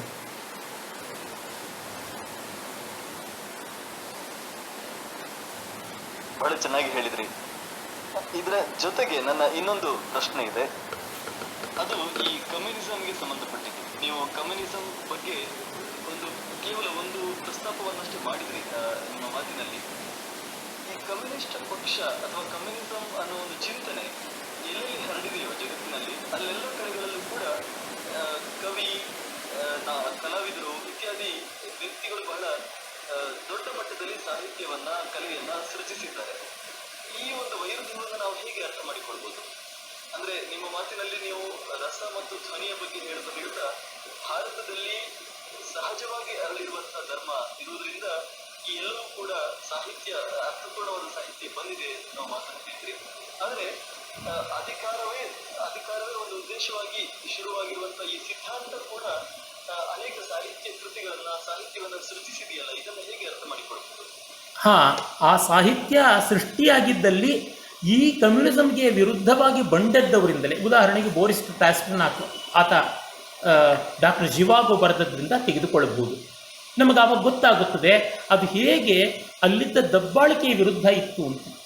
ಒತ್ತಡ ತುಂಬ ಆದರೆ, ಯಾವುದೇ ಮತಾಂಧವಾದ ಚೌಕಟ್ಟು ಬಂದರೆ ಸಾಹಿತ್ಯ ನಿರ್ಮಾಣ ಆಗೋದಿಲ್ಲ. ಯಾವುದೇ ಮತಾಂಧ ಪದ್ಧತಿ ಕೂಡ ಇದ್ದಿರಬಹುದು, ಅದು ಫೆನಟಿಸಮ್ ಯಾವತ್ತೂ ಶುದ್ಧ ಕಲೆಯನ್ನು, ಸಾಹಿತ್ಯವನ್ನು ನಿರ್ಮಾಣ ಮಾಡೋಕ್ಕಾಗೋಲ್ಲ. ಅದು ಕಮ್ಯುನಿಸಮ್ ದೊಡ್ಡ ಉದಾಹರಣೆ. ಮತ್ತು ಹಾಗೇನಾದರೂ ಸೃಷ್ಟಿಯಾಗಿದೆ ಅಂತಂದರೆ ಅದು ಈಗಾಗಲೇ ನೀವು ಹೇಳಿದ್ರಲ್ಲ, ಟಿ ಎಂ ಕೃಷ್ಣ, ತಂತ್ರದಿಂದ ಮಾತ್ರ. ಅಂದರೆ ಗೊಂಬೆ ಹಸು, ಅದರ ಹಾಲು ಕರೆಯೋದಕ್ಕಾಗೋದಿಲ್ಲ, ಅದರ ಗೋಮೂತ್ರ ತೆಗೆದುಕೊಂಡು ಅಥವಾ ಗೋಮಯ ತೆಗೆದುಕೊಂಡು ಗೊಬ್ಬರ ಮಾಡೋಕ್ಕೂ ಆಗೋದಿಲ್ಲ. ಏನಿದ್ರೂ ಅದನ್ನು ಶೋ ಪೀಸಾಗಿ ಇಡಬೇಕಾಗುತ್ತದೆ ಅಷ್ಟೇ, ಆ ಥರ ಇರ್ತದೆ. ಅಥವಾ ಯಂತ್ರದ್ದಾಗ್ಬೋದು, ಬೇರೊಬ್ಬರನ್ನು ತಿವಿಯೋದಕ್ಕೆ, ಒದೆಯೋದಕ್ಕೆ ಬಳಸ್ಕೊಳ್ಬೋದು ಅಷ್ಟೇ.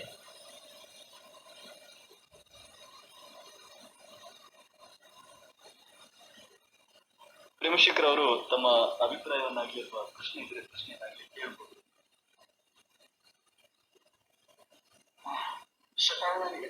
ನಮಸ್ಕಾರ.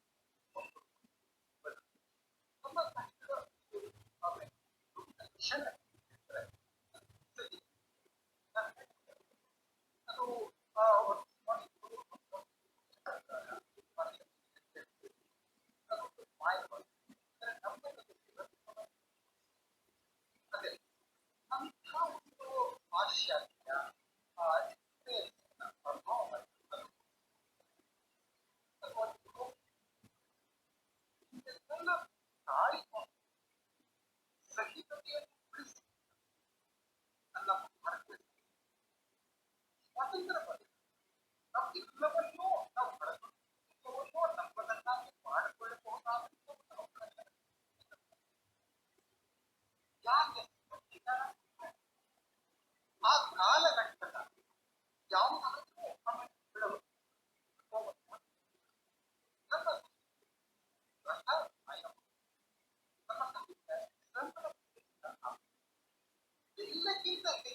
ಆ ಬಗೆಯ ಸಾಹಿತ್ಯವೇ ನಮ್ಮಲ್ಲಿ ಮುನ್ನೆಲೆಗೆ ಬಂತು. ಅದನ್ನು ನಮ್ಮ ಭಾರತೀಯ ನಮ್ಮ ಸಾಹಿತ್ಯ ಹಿನ್ನೆಲೆಗೆ ಆದಿ ಅದು ಆ ಸಾಹಿತ್ಯಗಳು ಎಲ್ಲ ಕಡೆ ಬಂದಿದೆ. ಅವರ ಸಾಹಿತ್ಯ ಭಾರತೀಯ ಸಾಹಿತ್ಯ ಹಿನ್ನೆಲೆ ಇದು ಯಾಕಾಯಿತು ಅಂತಂದ್ರೆ ನಾನು ಅದರ ಪ್ರಶ್ನೆ ನೋಡ್ತೀನಿ. ಇದನ್ನ ತಡೆಯಲಾಗದಂತಹ ಬಲಹೀನವಾಗಿ ನಮ್ಮ ಭಾರತೀಯ ಸಾಹಿತ್ಯದ ಮುಂದೆ ನಾವು ಏನಂದ್ರೆ ಯಾವ ಎಷ್ಟು ದಿನಗಳ ನಮ್ಮಲ್ಲಿ ಇದನ್ನೆಲ್ಲ ನಾವು ಹೋಗ್ಲಾರ್ದು ನಮ್ಮ ಭಾರತೀಯ ಮತ್ತೆ ಸಹಿತ ನಾವು ಆಮೇಲೆ ಮತ್ತೆ ಭಾರತೀಯ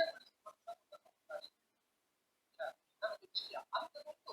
ಅದನ್ನ ಲೈಫ್ ನಮಗೆ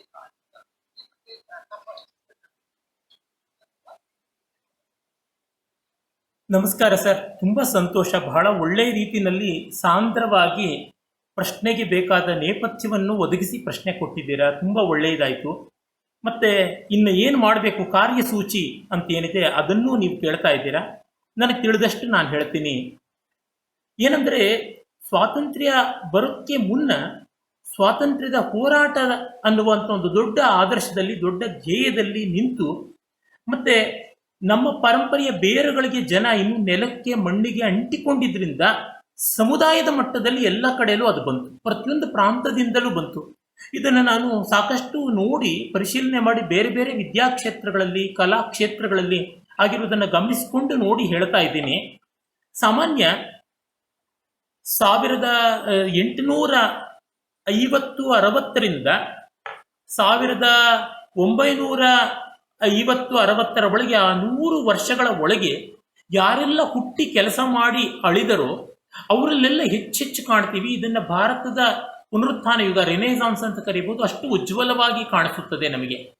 ಆಮೇಲೆ ನಮಗೆ ಕಾಣಿಸ್ತಾ ಇರೋದಕ್ಕೆ ಮುಖ್ಯ ಕಾರಣ ಏನಂತಂದರೆ, ಮೊದಲು ಸಮುದಾಯದಲ್ಲಿ ಆ ಶಕ್ತಿ ಇದ್ದದ್ದು, ಆಮೇಲೆ ಆ ಶಕ್ತಿಯನ್ನು ಬಳಸಿಕೊಂಡು ಹೇಗೆ ಮಳೆಗಾಲ ಬಂದಾಗ ಎಲ್ಲ ಕಡೆಯಲ್ಲೂ ನೀರಿರುತ್ತೆ. ಈಗ ಮಳೆಗಾಲ, ಎಲ್ಲ ಕಡೆಯಲ್ಲೂ ನೀರಿದೆ. ಈಗ ಅಣೆಕಟ್ಟು ಕಟ್ಟದೇ ಇದ್ರು, ಕೆರೆ ಹೂಳು ಎತ್ತದೇ ಇದ್ರು, ಬಾವಿಗಳನ್ನು ಆಳ ಮಾಡದೇ ಇದ್ರೂ ನೀರಿರುತ್ತದೆ. ಹಾಗೆ ಆಗಿತ್ತು. ಅದೊಂದು ಮಹಾ ವರ್ಷಾಕಾಲ. ಆಮೇಲೆ ನಾವು ವಾಟರ್ ಕನ್ಸರ್ವೇಷನ್ ಮಾಡಬೇಕಾಗಿತ್ತು. ಅಣೆಕಟ್ಟುಗಳನ್ನು ಕಟ್ಟಿ, ಅದು ಚಿಕ್ಕ ಚಿಕ್ಕ ಅಣೆಕಟ್ಟುಗಳನ್ನು ಕಟ್ಟಿ ಒಂದು ನದಿಯ ಆದ್ಯಂತವೂ ನೀರು ನಿಲ್ಲಿಸ್ಕೊಳ್ಬೇಕು, ನೆಲದಲ್ಲಿ ನೀರು ಇಂಗುವಂತೆ ಮಾಡಬೇಕು. ಹೀಗೆ ಮಾಡಬೇಕು. ಅಂದರೆ ಏನು, ಸ್ವಾತಂತ್ರ್ಯ ಬಂದ ಮೇಲೆ ಸರ್ಕಾರ, ಸಮುದಾಯ ಎಲ್ಲ ಪ್ರತಿಯೊಂದು ಹಂತದಲ್ಲಿಯೂ ಇದನ್ನು ಉಳಿಸಿಕೊಳ್ಳೋ ಪ್ರಯತ್ನ ಮಾಡಬೇಕು. ಅಂದರೆ ಮಳೆಗಾಲ ನಮ್ಮ ದೇಶಕ್ಕೆ ಮಾನ್ಸೂನ್ ಬರೋದು 3 ತಿಂಗಳು 2 ತಿಂಗಳು, ಅಷ್ಟರೊಳಗೆ ಅಷ್ಟು ನೀರನ್ನು ಉಳಿಸ್ಕೊಳ್ಬೇಕು. ಆಗ ಉಳಿಸ್ಕೊಳ್ಳದೆ ಅಷ್ಟು ಕೂಡ ಸಮುದ್ರಕ್ಕೆ ಹರಿದು ಹೋಗೋ ತರಹ ಮಾಡ್ಕೊಂಡು ಬಿಟ್ಟಿದ್ರಿಂದ ಈ ನೀರು ಉಳಿಯದಂತೆ ಆಯಿತು. ನಮಗೆ ಬಂದದ್ದು ಬರಗಾಲ. T.S. ಎಲಿಯಟ್ ವೇಸ್ಟ್ಲ್ಯಾಂಡಲ್ಲಿ ಕೊನೆಗೆ ವಾಟ್ ದಿ ಥಂಡರ್ ಸೆಡ್ ಅಂತ ಹೇಳ್ತಾನಲ್ಲ, ಅದು ಆಗಿರುವಂತಹ ಅನಾಹುತ. ಹಾಗಲ್ಲದೆ ಸಮುದಾಯದಲ್ಲಿ ಮತ್ತು ಪ್ರಜಾಪ್ರಭುತ್ವದಲ್ಲಿ, ವಿದ್ಯಾಸಂಸ್ಥೆಗಳಲ್ಲಿ, ಸರ್ಕಾರದಲ್ಲಿ ಮಾಡಲಿಲ್ಲ. ನಮ್ಮ ವಿಶ್ವವಿದ್ಯಾಲಯಗಳೆಲ್ಲವೂ ಕೂಡ ಎಡಚರಿಂದ, ಈ ನೆಲದ ಬಗ್ಗೆ, ಈ ಜನದ ಬಗ್ಗೆ ಉಪೇಕ್ಷೆ ಇರುವುದರಿಂದ, ಅಪಾರವಾದ ಕೀಳರಿಮೆ ಇರುವುದರಿಂದ ತುಂಬುತ್ತಾ ಬಂತು. ಇದೊಂದು ದೊಡ್ಡ ಹಾನಿ.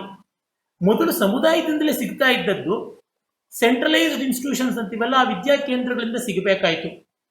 ಮೊದಲು ಬೆಳಗಾಗಿ ಏಳುವಾಗಲೇ ಮನೆಯಲ್ಲಿ ರಾಗಿ ಬೀಸುವಂಥ ಹಾಡಿಂದ ಶುರುವಾಗ್ತಾ ಇತ್ತು. ಆಗ್ತಾ ಇಲ್ಲ ಅಂದರೆ ಹಾಡು ಅಂತ ಒಂದು ಪ್ರತ್ಯೇಕವಾಗಿ ಕಲಿಬೇಕಾಯಿತು. ಮುಂಚೆ ಮನೆಯಲ್ಲಿ ಕೋಲಾಟಕ್ಕೆ ಹೆಣ್ಣು ಮಕ್ಕಳು ಹೋಗ್ತಾ ಇದ್ರು, ಗಂಡು ಮಕ್ಕಳು ಹೋಗ್ತಾ ಇದ್ರು, ಜಡಕೋಲಾಟ ಆಡ್ತಾ ಇದ್ರು. ಈಗ ಡಾನ್ಸ್ಗೆ ಅಂತ ಒಂದು ಕ್ಲಾಸಿಗೆ ಸೇರಬೇಕಾಯಿತು. ರಸೋತ್ಸವದ ಒಂದು ಫಾರ್ಮಲ್ ಟ್ರೈನಿಂಗ್ ಆಗುವ ಅನಾಹುತ ಬಂತು. ಸ್ವಾತಂತ್ರ್ಯ ಬಂದ ಮೇಲೆ ಈ ಅನಾಹುತ ತಪ್ಪಿಸುವಂತೆ ಉಳಿಸ್ಕೊಳ್ಬಹುದಾಗಿತ್ತು. ವಾಟರ್ ಕನ್ಸರ್ವೇಷನ್ ಥರ ಇದನ್ನು ಮಾಡಬೇಕಾಗಿತ್ತು, ಮಾಡಲಿಲ್ಲ. ಈಗ ನಾವು ಕಾಣುವುದೆಲ್ಲಿ ಅಂದರೆ, ಈ ವಿದ್ಯಾಸಂಸ್ಥೆಗಳು, ವಿಶ್ವವಿದ್ಯಾಲಯಗಳಿಂದ ಆಚೆಗೆ ನೋಡಿ, ಇವತ್ತಿಗೂ ರಸನಿಷ್ಠವಾದ ಕಲೆ ನಮ್ಮ ಸಂಗೀತ, ನೃತ್ಯ, ಸಾಂಪ್ರದಾಯಿಕ ಶಿಲ್ಪ ಇತ್ಯಾದಿಗಳಲ್ಲಿದೆ. ಸಾಹಿತ್ಯದಲ್ಲಿ ವ್ಯಕ್ತಿಗಳಾಗಿ ಇಂಡಿವಿಜುವಲ್ ಲೇಖಕರು ಯಾರಿದ್ದಾರೆ ಅಂಥವರಲ್ಲಿದೆ. ಉದಾಹರಣೆಗೆ ನಮ್ಮ ನಡುವೆ ಇರತಕ್ಕಂಥ ಆಧುನಿಕ ಲೇಖಕರಲ್ಲಿ ನಾನು ಬಲ್ಲಂತೆ ಚಿಕ್ಕ ವಯಸ್ಸಿನವರಾದಂಥ ನಮ್ಮ ವಸುಧೇಂದ್ರ ಅವರಲ್ಲಿ ನೋಡಿ, ಒಳ್ಳೆಯ ಸಾಹಿತ್ಯ ಕಾಣಸಿಗುತ್ತದೆ.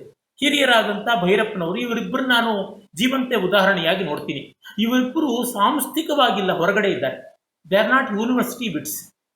ಈ ಥರದ ಪ್ರತಿಯೊಂದು ಕ್ಷೇತ್ರಗಳಲ್ಲೂ ನಾನು ಕೊಡಬಲ್ಲೆ. ತೆಲುಗಿನಲ್ಲಿ ವಿಶ್ವವಿದ್ಯಾಲಯದಿಂದ ಆಚೆ ಇರ್ತಕ್ಕಂಥ ಗರಿಕಪಾಟಿ ನರಸಿಂಹರಾಯರಿದ್ದಾರೆ, ಆ ಥರದವರು ಕಾಣಿಸ್ತಾರೆ. ಈ ವಿಶ್ವವಿದ್ಯಾಲಯದ ಈ ಥರದ ಸಾಂಸ್ಥಿಕವಾದ ವ್ಯವಸ್ಥೆಗಳೆಲ್ಲ ಇವರು ಬಂದು JNU ಥರ ಮಾಡಿ ಕೂತ್ಕೊಂಡ್ರು, ಎಲ್ಲ ಮಿನಿ JNUಗಳ ತರಹ ಆಗಿದೆ. ಹೀಗಾಗಿ ಅನಾಹುತ ಆಯಿತು. ಇವತ್ತಿಗೂ ನಮ್ಮ ಸಂಗೀತ, ನೃತ್ಯ ಇತ್ಯಾದಿಗಳನ್ನು ವಿಶ್ವವಿದ್ಯಾಲಯದಲ್ಲಿ ಕಲಿಸ್ತಾ ಇದ್ದಾರಲ್ಲ, ಅಲ್ಲಿಂದ ಎಷ್ಟು ಜನ ಸಂಗೀತಗಾರರು ಬಂದರು, ಎಷ್ಟು ಜನ ನರ್ತಕರು ಬಂದರು, ಅದರ ಹೊರಗಿಂದ ಎಷ್ಟು ಜನ ಬಂದರು ನೋಡಿ.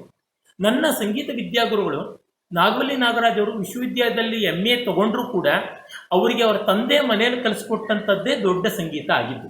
ಅವರು ತಾವು ಸಾಕ್ಷಾತ್ಕಾರ ಮಾಡಿಕೊಂಡಿದ್ದ ಸಂಗೀತವೇ ದೊಡ್ಡದಾಯಿತು. ಇದು ಎಲ್ಲ ಕಡೆಗಳಲ್ಲೂ ನಾವು ಕಾಣ್ತೀವಿ. ಹೀಗಾಗಿ ಇವಾಗ ನಮ್ಮಲ್ಲಿ ಯಾರಾದರೂ ಈ ತರಹ ರಸ ಸಾಮರಸ್ಯ ಸಹಿತತೆಯನ್ನು ಇಟ್ಕೊಂಡಿರೋರಿದ್ದರೆ ಅವರು ಸಾಂಸ್ಥಿಕವಾಗಿ ಕೆಲಸ ಮಾಡ್ತಾ ಇಲ್ಲ, ಅದರ ಆಚೆ ಇದ್ದಾರೆ. ಇವತ್ತಿಗೂ ನಮ್ಮ ಭಾರತವನ್ನು ಕುರಿತ ಒಳ್ಳೆ ಹಿಸ್ಟೋರಿಯನ್ಸ್ ಹಿಸ್ಟ್ರಿ ಡಿಪಾರ್ಟ್ಮೆಂಟಿಂದ ಆಚೆ ಇದ್ದಾರೆ. ಒಳ್ಳೆಯ ಸಾಹಿತ್ಯ ವಿಮರ್ಶಕರು ಆ ವಲಯದಿಂದ ಆಚೆ ಇದ್ದಾರೆ. ಆದರೆ ಅವರಿಗೆ ಅಕಾಡೆಮಿಗಳಲ್ಲಾಗಲಿ ಈ ಥರದ ಅಧ್ಯಯನ ಸಂಸ್ಥೆಗಳಲ್ಲಾಗಲಿ ಅವರು ಕರೆಯೋದು ಇಲ್ಲ, ಮಾಡೋದು ಇಲ್ಲ. ಈ ರೀತಿಯಾದ ಸ್ಥಿತಿ ಇದೆ. ಇಂಥ ಅಳಿದುಳಿದಂಥವ್ರನ್ನ ನಮ್ಮ ಒಂದು ಶಾಸನದ ಪದ್ಯ ಬರುತ್ತದೆ, ಕನ್ನಡದ ಒಂದು ಶಾಸನದಲ್ಲಿ ಬರುತ್ತದೆ, ನರಸಿಂಹಾಚಾರ್ಯ ಶಾಸನ ಮಂಜರಿ ಅಂತ ಒಂದು ಗ್ರಂಥದಲ್ಲಿ ನೋಡ್ಬೋದು. ಈ ರಾಜ ಎಷ್ಟು ಒಳ್ಳೆಯವನು ಅಂದರೆ ಕಲಿಯುಗಕ್ಕೆ ಕೃತಿಯುಗದ ಬೀಜ ಉಳಿಸ್ಕೊಂಡಂತೆ ಕೆಲವೇ ಮಂದಿಯನ್ನು ಉಳಿಸ್ಕೊಂಡಂತೆ ಈ ರಾಜನ ಉಳಿಸಿದೆ ಪರಿಸ್ಥಿತಿ ಅಂತ ಬರೆಯುತ್ತೆ ಆ ಶಾಸನ. ಹಾಗೆ ಈಗ ನಮ್ಮಲ್ಲಿ ಕೈ ಮೇಲೆ ಬೆರಳೆಣಿಕೆಯಷ್ಟು ಜನ ಹೊರಗಡೆ ನಿಂತವರು, ವ್ಯವಸ್ಥೆಯ ಹೊರಗೆ ನಿಂತಂಥವರಿದ್ದಾರೆ. ಯಾಕೆ? ಕಲೆ ಸಾಹಿತ್ಯ ಇನ್ನೂ ಸಂಸ್ಥೆಯ ನೆರವು ಇಲ್ಲದೆ ಉಸಿರಾಡಬಲ್ಲದಾಗಿದೆ. ಅದೇ ವಿಜ್ಞಾನ ಆಗೋಲ್ಲ, ತಂತ್ರಜ್ಞಾನ ಆಗೋಲ್ಲ, ಅದಕ್ಕೊಂದು ದೊಡ್ಡ ಸಮುದಾಯ ಸಂಸ್ಥೆ ಬೇಕು. ಯಾಕೆಂದರೆ ದೇ ನೀಡ್ ಇನ್ವೆಸ್ಟ್ಮೆಂಟ್. ಇಲ್ಲಿ ಹಾಗಲ್ಲವಾದ್ರಿಂದ ಇಂಥ ಕೆಲವರ ಮೂಲಕವಾಗಿ ಮಾರ್ಗದರ್ಶನ ಮಾಡಿಸ್ಕೊಂಡು ಉಜ್ಜೀವನ ಮಾಡ್ಬೋದು. ಒಂದು ಪ್ರಾಯೋಗಿಕವಾದ ಉದಾಹರಣೆ ಹೇಳ್ತೀನಿ ಕೇಳಿ. ಈಚೆಗಷ್ಟೇ ಕುಮಾರ ನಿಜಗುಣ ಸ್ವಾಮಿಗಳು ಅಂತ ಒಬ್ಬರು ದೊಡ್ಡ ಸಂತರು, ಸಾಹಿತಿಗಳು ಕೂಡ, ಅವರು ನಮ್ಮನ್ನು ಅಗಲಿದ್ರು. 88 ತುಂಬು ವರ್ಷಗಳ ಬದುಕಾಗಿ ಅವರು ಅಗಲಿದ್ರು. ನನಗೆ ಅವರ ಚೆನ್ನಾದ ಪರಿಚಯ, ಪ್ರೀತಿ, ವಿಶ್ವಾಸ ಇತ್ತು ಅವರದು. ಅವರು ಒಮ್ಮೆ ಬಂದು ತುಂಬ ದುಃಖ ಪಟ್ಟುಕೊಂಡು, ನೋಡಿ ನಮ್ಮ ಕನ್ನಡ ವಿಶ್ವವಿದ್ಯಾಲಯಗಳಲ್ಲಿ, ಕನ್ನಡ ಡಿಪಾರ್ಟ್ಮೆಂಟ್ಗಳಲ್ಲಿ ಹಳಗನ್ನಡ, ವ್ಯಾಕರಣ, ಛಂದಸ್ಸು ಇವುಗಳನ್ನ ಯಾವುದೂ ಕಲಿಸ್ತಾ ಇಲ್ಲ, ಎಲ್ಲ ಕಟ್ ಮಾಡ್ತಾ ಇದ್ದಾರೆ ಅಂತ. ಆಗ ನಾನು ಅವ್ರಿಗೆ ಹೇಳಿದ್ದೆ, ಚಿಂತೆ ಇಲ್ಲ, ಅದರ ಬಗ್ಗೆ ಗೋಳಾಡೋದು ಬೇಡ, ಹೊರಗಡೆಯಿಂದ ನೋಡೋಣ, ನಾವು ಹೊರಗಡೆಯಿಂದ ಮಾಡೋಣ ಅಂತ. ಇವತ್ತು ಹಳಗನ್ನಡವನ್ನು ಅಭ್ಯಾಸ ಮಾಡ್ತಾ ಇರ್ತಕ್ಕಂಥವ್ರು, ವ್ಯಾಕರಣ, ಛಂದಸ್ಸು ಅಭ್ಯಾಸ ಮಾಡಿದವರು ಸಾಕಷ್ಟು ಜನ ಇದ್ದಾರೆ. ಇಷ್ಟು ಜನ ಇದ್ದಾರೆ ತರುಣ ಪೀಳಿಗೆಯವರು. ಯಾರು ಹೊಟ್ಟೆಪಾಡಿಗೆ ಸಾಹಿತ್ಯದ ಪಾಠ ಹೇಳ್ತಾ ಇಲ್ಲ. ವಿಶ್ವವಿದ್ಯಾಲಯಗಳಲ್ಲಿ, ಕನ್ನಡ ಡಿಪಾರ್ಟ್ಮೆಂಟ್ಗಳಲ್ಲಿ ಕೂತಿಲ್ಲ, ಯಾರು ಅಲ್ಲಿ ಅಧ್ಯಾಪಕರು ಬೇಸರ ಪಟ್ಕೋಬಾರ್ದು. ಆದರೆ ವಸ್ತುಸ್ಥಿತಿ ಹೇಗಿದೆ ಅಂದರೆ, ಹೊರಗಿರ್ತಕ್ಕಂಥವರಲ್ಲಿ ಹೆಚ್ಚು ಹಳಗನ್ನಡದ, ಹೆಚ್ಚು ಈ ಬಗೆಯ ವ್ಯಾಸಂಗ ಚೆನ್ನಾಗಿರ್ತಕ್ಕಂಥ ಶುದ್ಧ ಸಾಹಿತ್ಯವನ್ನು ವ್ಯಾಸಂಗ ಮಾಡಿದವರು ಜಾಸ್ತಿ ಇದ್ದಾರೆ. ಈಗ ಇವರೆಲ್ಲರೂ ಕೂಡ ಸೋಷಿಯಾಲಜಿ ಬರೀತಾ ಇದ್ದಾರೆ. ನನಗೆ ಎಷ್ಟೋ ಬಾರಿ ಅನಿಸಿದೆ, ಈ ಲ್ಯಾಂಗ್ವೇಜ್ ಡಿಪಾರ್ಟ್ಮೆಂಟ್ಸನ್ನು ಮುಚ್ಚಾಕ್ಬಿಟ್ಟು ಸೋಷಿಯಾಲಜಿ ಡಿಪಾರ್ಟ್ಮೆಂಟ್ ಮಾಡಿಬಿಡ್ಬೋದಲ್ಲ, waste of time, waste of energy, waste of resources ಅಂತ. ಹಿಂದೆ BGL ಸ್ವಾಮಿ ಗೇಲಿ ಮಾಡಿದ್ರು ತಮಿಳು ತಲೆಗಳ ನಡುವೆನಲ್ಲಿ. ತಮಿಳು ಪ್ರಾಚೀನತೆಯನ್ನು ಹೇಳ್ಕೊಂಡೇ ತಮಿಳು ಸಾಹಿತ್ಯ ಇದ್ದಿದ್ದರಿಂದ ಹಿಸ್ಟ್ರಿ ಡಿಪಾರ್ಟ್ಮೆಂಟನ್ನೇ ಉಳಿಸ್ಕೊಂಡು ತಮಿಳು ಡಿಪಾರ್ಟ್ಮೆಂಟನ್ನು ಬಾಯ್ಕಾಟ್ ಮಾಡ್ಬೋದು, ಅದನ್ನು ಬ್ಯಾನ್ ಮಾಡ್ಬೋದು ಅಂತ. ಹಾಗೆ ಈಗ ಸೋಷಿಯಾಲಜಿ, ಸೋಷಿಯಲ್ ಇಂಜಿನಿಯರಿಂಗ್ ಅಂತ ಅಡ್ಡನಾಡಿ ಒಂದಿದೆ, ಅದು ಹೆಸರುಗತ್ತೆ ತರಹ, ಅದು ಕುದುರೆಯೂ ಅಲ್ಲ ಕತ್ತೆಯೂ ಅಲ್ಲ ಅಂತ ಒಂದು ಕೆಟ್ಟ ಸೋಷಿಯಾಲಜಿಯ ಆಭಾಸ ಬೆಳೆದಿದೆ. ಹಾಗೆ ಆಗಿದೆ. ಅಂಥದ್ದಕ್ಕೆ ಅವಕಾಶ ಕೊಡದೆ ಈಗ ಉಳಿದಂಥ ಕೆಲವರನ್ನ ಬಂಡವಾಳವಾಗಿಟ್ಟುಕೊಂಡು ಮಾಡಬಹುದು. ನಾನು ಸ್ವಾಮಿಗಳಿಗೆ ಅದನ್ನು ಹೇಳಿದೆ, ಅವರಿಗೆ ಸ್ವಲ್ಪ ಸಮಾಧಾನವಾಯಿತು. ಅಂದರೆ ಈ ದೃಷ್ಟಿಯಿಂದ ಭಾರತೀಯ ಸಾಹಿತ್ಯ ಪರಿಷತ್ತು ಕೈಗೊಳ್ಳಬಹುದಾದದ್ದು ಏನಂದರೆ, ಈ ವ್ಯವಸ್ಥೆಯ ಆಚೆ ನಿಂತಹ ಕುಟುಕು ಜೀವ ಇಟ್ಕೊಂಡಿರ್ತಕ್ಕಂಥ ವ್ಯಕ್ತಿಗಳು ತುಂಬ ಮುಖ್ಯ. DVG ಸಾಹಿತ್ಯ ಪರಿಷತ್ತನ್ನು ಕುರಿತು ಬರೀತಾರೆ. ಕನ್ನಡ ಸಾಹಿತ್ಯ ಪರಿಷತ್ತನ್ನು ಹುಟ್ಟಾಕಿದವರಲ್ಲಿ ಅವರು ಒಬ್ಬರು, ಅದಕ್ಕೆ ಅಧ್ಯಕ್ಷರು ಆಗಿದ್ರು. ಅವ್ರು ಹೇಳ್ತಾರೆ, ಸಂಸ್ಥೆಗಳಿಂದ ಯಾವತ್ತೂ ದೊಡ್ಡ ಕೆಲಸ ಆಗೋಲ್ಲ, ವ್ಯಕ್ತಿ ಮಹಾತ್ಮ್ಯದಿಂದ ಆಗುತ್ತೆ ಅಂತ ಹೇಳ್ತಾ, ಜಾನ್ಸನ್ ಒಬ್ಬ ಇಂಗ್ಲಿಷ್ ನಿಘಂಟು ಬರೆದ, ಅದನ್ನು ಯಾವ ಸಂಸ್ಥೆನೂ ಮಾಡಲಿಲ್ಲ ಅಂತ. ಈ ಥರದ್ದು ನಮ್ಮ PV ಕಾಣಿಯವರು ಒಬ್ಬರೇ ಏಕಾಂಗಿಯಾಗಿ ಹಿಸ್ಟ್ರಿ ಆಫ್ ಧರ್ಮಶಾಸ್ತ್ರ ಬರೆದರು. ಚಕ್ರವರ್ತಿ ಶ್ರೀನಿವಾಸ ಗೋಪಾಲಾಚಾರ್ಯರು ಏಕಾಂಗಿಯಾಗಿ ಅನೇಕ ದಶಕಗಳು ದುಡಿದು 6 ಸಂಪುಟಗಳ ಒಂದು ಸಂಸ್ಕೃತ ಕನ್ನಡ ಡಿಕ್ಷನರಿ ತಂದರು. ಈ ಥರದ್ದು ಎಷ್ಟೆಷ್ಟೋ ಉದಾಹರಣೆಗಳನ್ನು ನಾವು ನೋಡ್ತೀವಿ. ಇಂಥವರನ್ನು ಬಳಸ್ಕೊಂಡು ಮಾಡಿದ್ರೆ ಒಳ್ಳೇದಾಗುತ್ತೆ ಅಂತ ನಂಗೆ ಅನ್ಸುತ್ತೆ. ಶತಾವಧಾನಿಗಳು ಒಂದು ಮಾತನ್ನ ಇಲ್ಲಿ ಹೇಳಲಿಲ್ಲ. ಅದೇನು ಅಂತ ಹೇಳಿದ್ರೆ, ಶತಾವಧಾನಿಗಳೇ ಅವರ ಈ ಮಾತಿಗೆ ಒಂದು ದೊಡ್ಡ ಉದಾಹರಣೆ. ಸಾಂಸ್ಥಿಕ ವಲಯದಿಂದ ಹೊರಗೆ ನಿಂತು ಒಬ್ಬರೇ ವ್ಯಕ್ತಿಯಾಗಿ ಅವರನ್ನೇ ಒಂದು ವಿಶ್ವವಿದ್ಯಾಲಯ ಅಂತ ಹೇಳ್ಬೋದು. ಒಂದು ವಿಶ್ವವಿದ್ಯಾಲಯ ಮಾಡಬಹುದಾದ ಎಲ್ಲ ಕೆಲಸಗಳನ್ನ ಅವರು ಒಬ್ಬರೇ ನಿಂತು ಮಾಡಿ ತೋರಿಸಿದ ವ್ಯಕ್ತಿ. ಹಾಗಾಗಿ ಅವರ ಮಾತುಗಳಿಗೆ ಅವರೇ ಉದಾಹರಣೆ. ಅದನ್ನು ತನ್ನ ಉದಾಹರಣೆಯನ್ನು ಅವರು ಖಂಡಿತ ತೆಗೆದುಕೊಳ್ಳುವುದಿಲ್ಲ, ಅದು ಅವರ ಸೌಜನ್ಯ. ಆದ್ರೆ ನಾವೆಲ್ಲರೂ ಇಲ್ಲಿ ನೆರೆದಿರುವವರು ಅರ್ಥ ಮಾಡಿಕೊಳ್ಬೇಕು, ಶತಾವಧಾನಿಗಳು ಕೂಡ ಒಬ್ಬ ವ್ಯಕ್ತಿಯಲ್ಲ, ಒಂದು ದೊಡ್ಡ ವಿಶ್ವವಿದ್ಯಾಲಯ.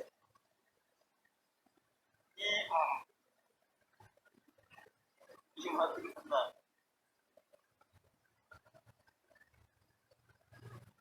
ಶತವರ್ಣಿಗಳಿಗೆ ಧನ್ಯವಾದಗಳು. ನಾನು ಇವತ್ತು ನಮ್ಮ ಅನೇಕ ಸ್ಕೂಲ್ಗಳಿಗೆ ಸಹ ಅವರ ಹಾಗೆ ಅದು ನಾವು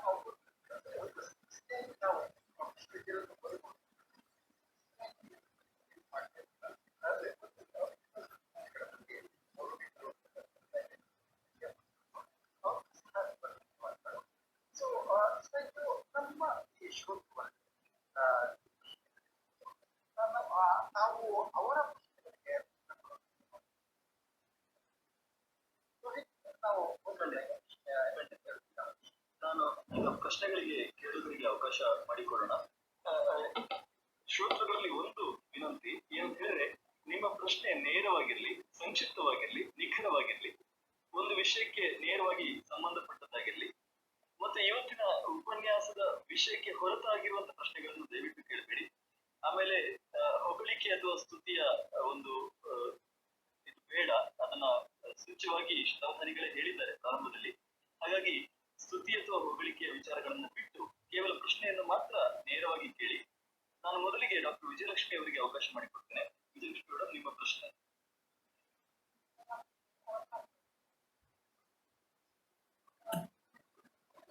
ಕೇಳಿ ಅಮ್ಮ, ನಮಸ್ಕಾರ, ಕೇಳಿ.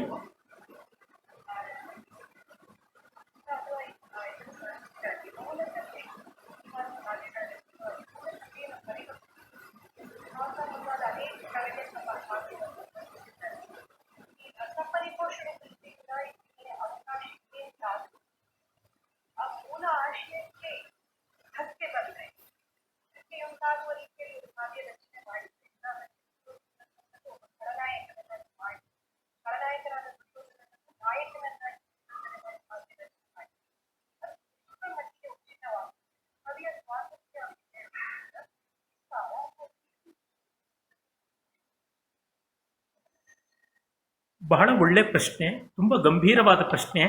ನಾನು ಉತ್ತರ ಕೊಡೋದಿರಲಿ, 1100 ವರ್ಷಗಳ ಹಿಂದೆನೇ ಆನಂದವರ್ಧನ ಇದಕ್ಕೆ ಉತ್ತರ ಕೊಟ್ಟುಬಿಟ್ಟಿದ್ದಾನೆ. ಕಾಶ್ಮೀರದ ಮಹಾಕಾಲ ಮೀಮಾಂಸಕ, ಕಾವ್ಯ ಮೀಮಾಂಸಕ. ಸಂತಿ ಸಿದ್ಧರಸ ಪ್ರಖ್ಯಾ ಏಚ ರಾಮಾಯಣಾದಯ ಕಥಾಶ್ರಯ ನತೈರ್ಯುಜ್ಯ ಸ್ವೇಚ್ಛಾ ರಸವಿರೋಧಿನಿ ಅಂತ ಹೇಳ್ತಾನೆ. ಸಿದ್ಧರಸ ಅಂತ ಮೌಲ್ಯಗಳು, ಪಾತ್ರಗಳು ಅವುಗಳು ದೃಢವಾಗಿರುತ್ತವೆ. ಅವಕ್ಕೆ ನಮ್ಮ ಮನಸ್ಸೋ ಇಚ್ಛೆ ಬಂದಂತೆ ಮನಸ್ವಿಯಾಗಿ ನಮ್ಮ ಕಲ್ಪನೆಗಳನ್ನು ಹೇಗಂದ್ರೆ ಹಾಗೆ ಅಂಟಿಸಬಾರದು ಅಂತ ಹೇಳಿದ್ದಾನೆ. ನಿಜ, ಪಾತ್ರಗಳ ಒಳತೋಟಿಗಳನ್ನು, ಬೇರೆ ಬೇರೆ ಮಗ್ಗಲುಗಳನ್ನು ಖಂಡಿತ ಚಿತ್ರಿಸಬಹುದು. ಕುವೆಂಪು ಅವ್ರು ಹೇಳ್ತಾರಲ್ಲ, ಕಲೆಯನಲ್ಲದೆ ಶಿಲ್ಪಿ ಶಿಲೆಯನೇಂ ಸೃಷ್ಟಿಪನೆ ಅಂತ. ರಾಮಾಯಣ ಮಹಾಭಾರತಗಳು ಕಲೆಯ ಜೊತೆಗೆ ಅವು ದೊಡ್ಡ ಕಲಾ ಸಾಮಗ್ರಿಯ ಕಚ್ಚಾ ಮಾಲು ಆಗಿದೆ, ರಾ ಮೆಟೀರಿಯಲ್ ಕೂಡ ಆಗಿವೆ. ಈಗ ಒಂದು ಪರ್ವತದ ಆಕಾರದಲ್ಲಿ ಒಂದು ಕಲೆ ಇರುವಂತೆ ಅದರ ಬಂಡೆ ಬಂಡೆಗಳಲ್ಲೂ ಕೆತ್ತನೆ ಮಾಡಬಹುದಾದಂತೆ ಇವೆ. ಅವಕ್ಕೆ ಒಂದು ದೊಡ್ಡ ಅವಕಾಶ ಇದೆ. ಅದೊಂದು ಸಮುದಾಯದ ನಿಧಿ. ಅದರ ಬಗ್ಗೆ ಕೃತಜ್ಞತೆ, ಗೌರವ ಎರಡೂ ಬೇಕು. ಹಾಗಾಗಿ ಅವುಗಳನ್ನು ತೆಗೆದುಕೊಂಡು ಮಾಡಬಹುದು. ಮಾಡುವಾಗ ನಾವು ಅದೇ ಆ ಮೂಲ ಕವಿಯ ದರ್ಶನವನ್ನ ವಿರೋಧಿಸಿ ಮಾಡುವುದು ತಪ್ಪಾಗುತ್ತದೆ ಅಂತ ನನ್ನ ಪ್ರಾಮಾಣಿಕವಾದ ನಿಲುವು. ಅದು ಪಂಪ ಮಾಡಲಿ, ಕುಮಾರವ್ಯಾಸ ಮಾಡಲಿ, ಭೈರಪ್ಪ ಮಾಡಲಿ, ಕುವೆಂಪು ಮಾಡಲಿ, ಕಾಳಿದಾಸ ಮಾಡಲಿ, ಯಾರು ಮಾಡಲಿ, ಆ ಮಟ್ಟದ ಸ್ವಾತಂತ್ರ್ಯ ನಾವು ತಗೋಬಾರ್ದು. ನಮ್ಮ ಬರವಣಿಗೆಗೆ ನಾವು ಬೇರೆಯವ್ರಿಗೆ ಕೊಡ್ತೀವ ಅಷ್ಟೇನೆ. ನಮ್ಮ ಬರವಣಿಗೆಗೆ ನಾವು ಹೇಗೆ ಕೊಡಲ್ವೋ, ಅವ್ರು ಬದುಕಿಲ್ಲ ಅಂತ ಮಾತ್ರಕ್ಕೆ ಅವರ ಬರವಣಿಗೆಗೆ ನಾವು ಆ ಬೆಲೆ ಕೊಡಬಾರ್ದು. ಅವ್ರನ್ನ ನಾವು ಆಶ್ರಯಿಸ್ತಿದ್ದೀವಿ ಅಂದ್ರೇ ಅದರ ಬಗ್ಗೆ ಒಂದು ಮೆಚ್ಚುಗೆ ಇದೆ ಅಂತ. ಹಾಗಾದ ಮೇಲೆ ಉಂಡ ಮನೆಗೆ ಎರಡು ಬಗದಂತೆ ಆಗುತ್ತದೆ, ಅದು ಒಳ್ಳೆಯದಲ್ಲ. ಜೊತೆಗೆ ನಮಗೆ ಆ ಥರ ಕಲ್ಪನೆ ಇದ್ರೆ ಇನ್ನೊಂದು ಬರೆಯೋಣ, ಬೇರೆನೇ ಬರೆಯೋಣ, ಅದನ್ನೇ ತೆಗೆದುಕೊಳ್ಬೇಕು ಅನ್ನೋದು ಯಾತಕ್ಕೆ? ನಮ್ಮ ಕಲ್ಪನೆ, ನಮ್ಮ ಕತೆ ಮಾಡೋಣ. ಹೀಗಾಗಿ ಆ ಮೂಲದ ಕವಿಗಳು ಯಾರೇ ಇರಲಿ, ಯಾವ ಕಾಲದ ಕವಿಗಳೇ ಇರಲಿ, ಅದನ್ನು ತೆಗೆದುಕೊಂಡು ಅಲ್ಲಿಯ ದರ್ಶನಕ್ಕೆ ವಿರುದ್ಧವಲ್ಲದ ರೀತಿಯಲ್ಲಿ ಕಲ್ಪನೆ ಮಾಡಬಹುದು. ಈಗ ರಾಮಾಯಣವನ್ನು ತಗೊಂಡು ರಾಮ ಬಹುಪತ್ನಿ ಪತಿಯಾಗಿದ್ದ, ಅನೇಕ ಹೆಂಡತಿಯರನ್ನ ಕಟ್ಟಿಕೊಂಡಿದ್ದ ಅಂತಂದ್ರೆ ಅದು ಸರಿಯಾಗುವುದಿಲ್ಲ. ಆ ರೀತಿಯಾದದ್ದು. ಅದೇ ರೀತಿಯಾಗಿ ಧರ್ಮರಾಜ ದಿನ ಇಡೀ ಸುಳ್ಳು ಹೇಳ್ತಾ ಇದ್ದ ಅಂತ ಮಾಡಿದ್ರೆ, ಹರಿಶ್ಚಂದ್ರ ಸುಳ್ಳು ಹೇಳ್ತಾ ಇದ್ದ ಅಂತ ಮಾಡಿದ್ರೆ ಆಗೋಲ್ಲ. ಅದಕ್ಕೆ ಬದಲಾಗಿ ನೀವೇ ಒಂದು ಕಥೆ ಕಲ್ಪಿಸಿಕೊಳ್ಳಿ ಅಂತ ನಾನು ಹೇಳ್ತೀನಿ. ಮತ್ತೆ ಕಲ್ಪನೆಗೇನು ಕೊರತೆ ಇಲ್ಲ, ಎಷ್ಟೂ ಮಾಡ್ಕೊಳ್ಳಬಹುದು. ಆಮೇಲೆ ಪ್ರಾಚೀನವಾದ ಕಥೆಗಳಲ್ಲಿ ಎಷ್ಟೋ ಬಾರಿ ಹೌದು. ಚಿಂತಾಮಣಿಯವರೇ, ಶತಾವಧಾನಿಗಳ ಮಾತು ಕೇಳಿಸ್ತಾ ಇಲ್ಲ.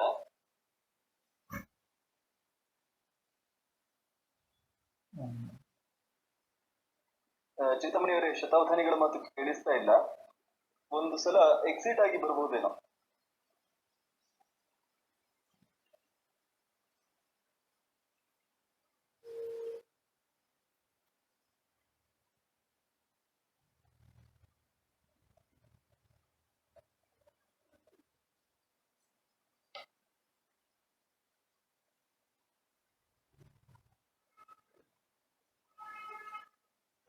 ಚಿಂತಾಮಣಿಯವರೇ, ಶತಾವಧಾನಿಗಳ ಮಾತು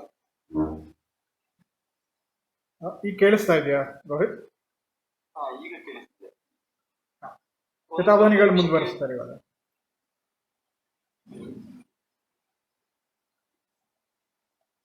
ಆಗಿ ಬರ್ಬೋದೇನೋ.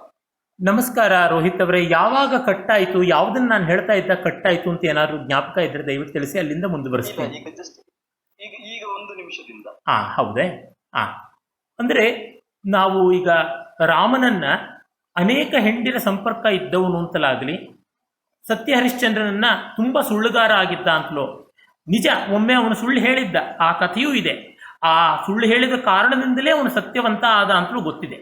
ಹೀಗಾಗಿ ಆ ರೀತಿಯಾಗಿ ಆ ದರ್ಶನಕ್ಕೆ ವಿರುದ್ಧವಾಗಿ ಸುಳ್ಳೇ ಒಂದು ದೊಡ್ಡ ಮೌಲ್ಯ ಅಂತ ತೋರುವಂತೆ ಹರಿಶ್ಚಂದ್ರನ ಕಥೆ ಮಾಡಬಾರ್ದು. ಲಂಪಟತನವೇ ಒಂದು ಮೌಲ್ಯ ಅಂತ ರಾಮಾಯಣವನ್ನು ಮಾಡಬಾರ್ದು. ಲೋಭವೇ ಒಂದು ಮೌಲ್ಯ, ಮಾತ್ಸರ್ಯವೇ ಒಂದು ಮೌಲ್ಯ ಅಂತ ಮಹಾಭಾರತವನ್ನು ಮಾಡಬಾರ್ದು. ಈ ರೀತಿಯಾಗಿದ್ದರೆ ಸಾಕು. ಅದೇ ಎಷ್ಟೋ ಬಾರಿ ಆ ಪುರಾಣದ ಪ್ರಾಚೀನ ಇತಿಹಾಸದ ಕಥೆಗಳು ಗೆರೆಗಳು ಮಾತ್ರ ಇರುತ್ತವೆ. ಆಗ ಅದನ್ನು ಪೂರ್ಣ ಸರ್ವಾಂಗ ಸುಂದರವಾದ ಚಿತ್ರ ಮಾಡುವಾಗ ಒಂದು ಹೆಚ್ಚಿನ ಸ್ವಾತಂತ್ರ್ಯ ತಗೋಬಹುದು. ಅಂದರೆ ಸಮಗ್ರ ಡೀಟೇಲ್ಡ್ ಆಗಿ, ಉದಾಹರಣೆಗೆ ರಾಮಾಯಣ ಮಹಾಭಾರತ ತುಂಬ ಡೀಟೇಲ್ಡ್ ಆಗಿದೆ. ಯಾವುದೋ ಒಂದು ಸಣ್ಣ ಉಪಾಖ್ಯಾನ, ಉದಾಹರಣೆಗೆ ಮನುವಿನ ಕಥೆ ಬರುತ್ತೆ, ಅದು ಪುರಾಣಗಳಲ್ಲಿ ಒಂದೊಂದು ಕಡೆ ಬರುತ್ತೆ. ರೈವತ ಮನು ಅಂತ ಒಬ್ಬನ ಕಥೆ ಬರುತ್ತೆ, ಸಣ್ಣದಾದ ಕಥೆ. ಅಲ್ಲಿ ಪಾತ್ರಗಳಾಗಲಿ ಮೌಲ್ಯಗಳಾಗಲಿ ತುಂಬ ಸ್ಫುಟವಾಗಿರೋಲ್ಲ. ಅಂಥ ಜಾಗದಲ್ಲಿ ಸ್ವಾತಂತ್ರ್ಯ ತಗೋಬಹುದು. ಇದಕ್ಕೊಂದು ಸಂಗೀತದಿಂದ ಒಂದು ಉದಾಹರಣೆ ಕೊಡಬೇಕು ಅಂದರೆ, ತ್ಯಾಗರಾಜರದ ಒಂದು ಕೃತಿ ಇದೆ. ಆ ಕೃತಿಗೆ ಸಾಹಿತ್ಯನೂ ಸಂಗೀತವನ್ನು ಎರಡೂ ಅವರು ಕೊಟ್ಟಿದ್ದಾರೆ. ಆ ಎರಡೂ ಸಾಹಿತ್ಯ ಸಂಗೀತಗಳಿಗೆ ಅನುಗುಣವಾಗಿ ನಾನು ಹಾಡಿ, ಆಮೇಲೆ ಆ ರಾಗಕ್ಕೆ ಆ ತಾಳಕ್ಕೆ ಒಪ್ಪಿಗೆ ಆಗುವಂತೆ ನನ್ನ ಕಲ್ಪನೆಯಲ್ಲಿ ಬೇರೆ ಸಂಗತಿಗಳನ್ನು ಮಾಡ್ಬೋದು. ಸಂಗತಿ ಅಂತಂದರೆ ಸ್ಪಾಂಟೇನಿಯಸ್ ಇಂಪ್ರೊವೈಸೇಷನ್, ಅಲ್ಲಿಂದಲಿಗೆ ಸದ್ಯ ಸ್ಫೂರ್ತಿಯಿಂದ ಮಾಡ್ತಕ್ಕಂಥ ಹೊಸ ವಿಸ್ತರಣೆ, ಹಾಗೆ ಮಾಡ್ಬೋದು. ಆ ರಾಗಕ್ಕೆ ವ್ಯತಿರಿಕ್ತವಾದಂಥ ಸಂಗತಿಗಳನ್ನು ತಂದರೆ ಆಗೋದಿಲ್ಲ. ಉದಾಹರಣೆಗೆ ತ್ಯಾಗರಾಜರ ಶ್ರೀರಾಗದ ಎಂದರೋ ಮಹಾನುಭಾವನಲ್ಲಿ ಪದನಿಪ ಅನ್ನುವ ಸಂಗತಿ ಅನ್ನುವ ಸಂಚಾರ ಬರದೇನೆ ಇಡೀ ಕೃತಿಯನ್ನು ನಿರ್ವಾಹ ಮಾಡಿದ್ದಾರೆ ಶ್ರೀರಾಗದಲ್ಲಿ. ಆ ಕೃತಿಯನ್ನು ಹಾಡುವಾಗ, ಅದರ ಹಿನ್ನೆಲೆಯಾಗಿ ರಾಗಾಲಾಪ ಮಾಡುವಾಗ, ಆಮೇಲೆ ಅದಕ್ಕೆ ಸ್ವರಕಲ್ಪನೆ ಎಲ್ಲ ಮಾಡುವಾಗ ಎಲ್ಲಿಯೂ ಪದನಿಪ ಬರದಂತೆ ನೋಡ್ಕೊಳ್ಬೇಕು. ಇದು ಆ ಕಂಪೋಸರ್ಗೆ ನಾವು ಕೊಡುವ, ಆ ವಾಗ್ಯಕಾರ ಕೊಡುವ ಗೌರವ. ನೀವು ಪದನಿಪ ಇರುವಂತೆಯೇ ಶ್ರೀರಾಗದ ಸಂಚಾರ ಮಾಡ್ತೀನಿ ಅಂತಂದರೆ ಸ್ವತಂತ್ರವಾಗಿ ಬೇರೆ ರಚನೆ ಮಾಡಿ, ರಾಗಾಲಾಪ ಶುದ್ಧ ರಾಗಾಲಾಪ ಮಾಡಿ, ಅಥವಾ ಆ ಸಂಚಾರಕ್ಕೆ ಅವಕಾಶ ಇರುವ ದೀಕ್ಷಿತರ ಶ್ರೀವರ ಲಕ್ಷ್ಮಿ ಕೃತಿಯನ್ನು ಹಾಡಿ ಅಂತ. ಇದು ನಾವು ಆ ಸಾಹಿತ್ಯದ ಆ ಕಲೆಯ ಮಹಾ ವ್ಯಕ್ತಿಗಳಿಗೆ ಬೆಲೆ ಕೊಟ್ಟರೆ ನಮಗೂ ನಮ್ಮ ಮುಂದಿನ ಪರಂಪರೆ ಬೆಲೆ ಕೊಡುತ್ತದೆ. ಇಲ್ಲದೆ ಇದ್ದರೆ ಈಗ ವಿಜ್ಞಾನದಲ್ಲಿ ಹೇಗೆ ಒಂದು ಗೌರವ ಇದೆಯಲ್ಲ, ಆ ಗೌರವವನ್ನು ಮರ್ಯಾದೆಯನ್ನು ಕಾಪಾಡ್ಕೋಬೇಕು ಅಂತ ನನಗನ್ಸುತ್ತೆ. ಮುಂದಿನ ಪ್ರಶ್ನೆ. ತುಂಬಾ ಒಳ್ಳೆಯ ಉತ್ತರ. ಬಹುಶಃ ವಿಜಯಲಕ್ಷ್ಮಿ ಅವರಿಗೆ ಸಿಕ್ಕಿದೆ ಅಂತ ಅನ್ಕೊಳ್ತೇನೆ. ಹೇಳಿ. ಒಂದು ಮಾತು ಡಾಕ್ಟರ್ ವಿಜಯಲಕ್ಷ್ಮಿ ಅವರ ಪ್ರಶ್ನೆ ಮತ್ತು ಶತಮಾನಗಳ ಉತ್ತರ ವಿಷಯ ಅದನ್ನು ಕೇಳದೆ ಇರಕ್ಕಾಗದೇ ಇರಲಿಕ್ಕೂ ದಯವಿಟ್ಟು ಹೇಳಿ ಸರ್, ದಯವಿಟ್ಟು ಹೇಳಿ. ಇದು ವಿಷಯವನ್ನ ಅಂದ್ರೆ ಸ್ವಲ್ಪ ನಾನು ಆದರೆ ನಮಗೆ ತುಂಬಾ ಸಂಬಂಧಪಟ್ಟ ವಿಷಯ. ಅಲ್ಲಿ ರಾಮಾಯಣ ಸಹ ಅಲ್ಲಿ ಮನೆ ರಾಮಾಯಣ ಕಥನ ಮಾಡ್ತಾರೆ.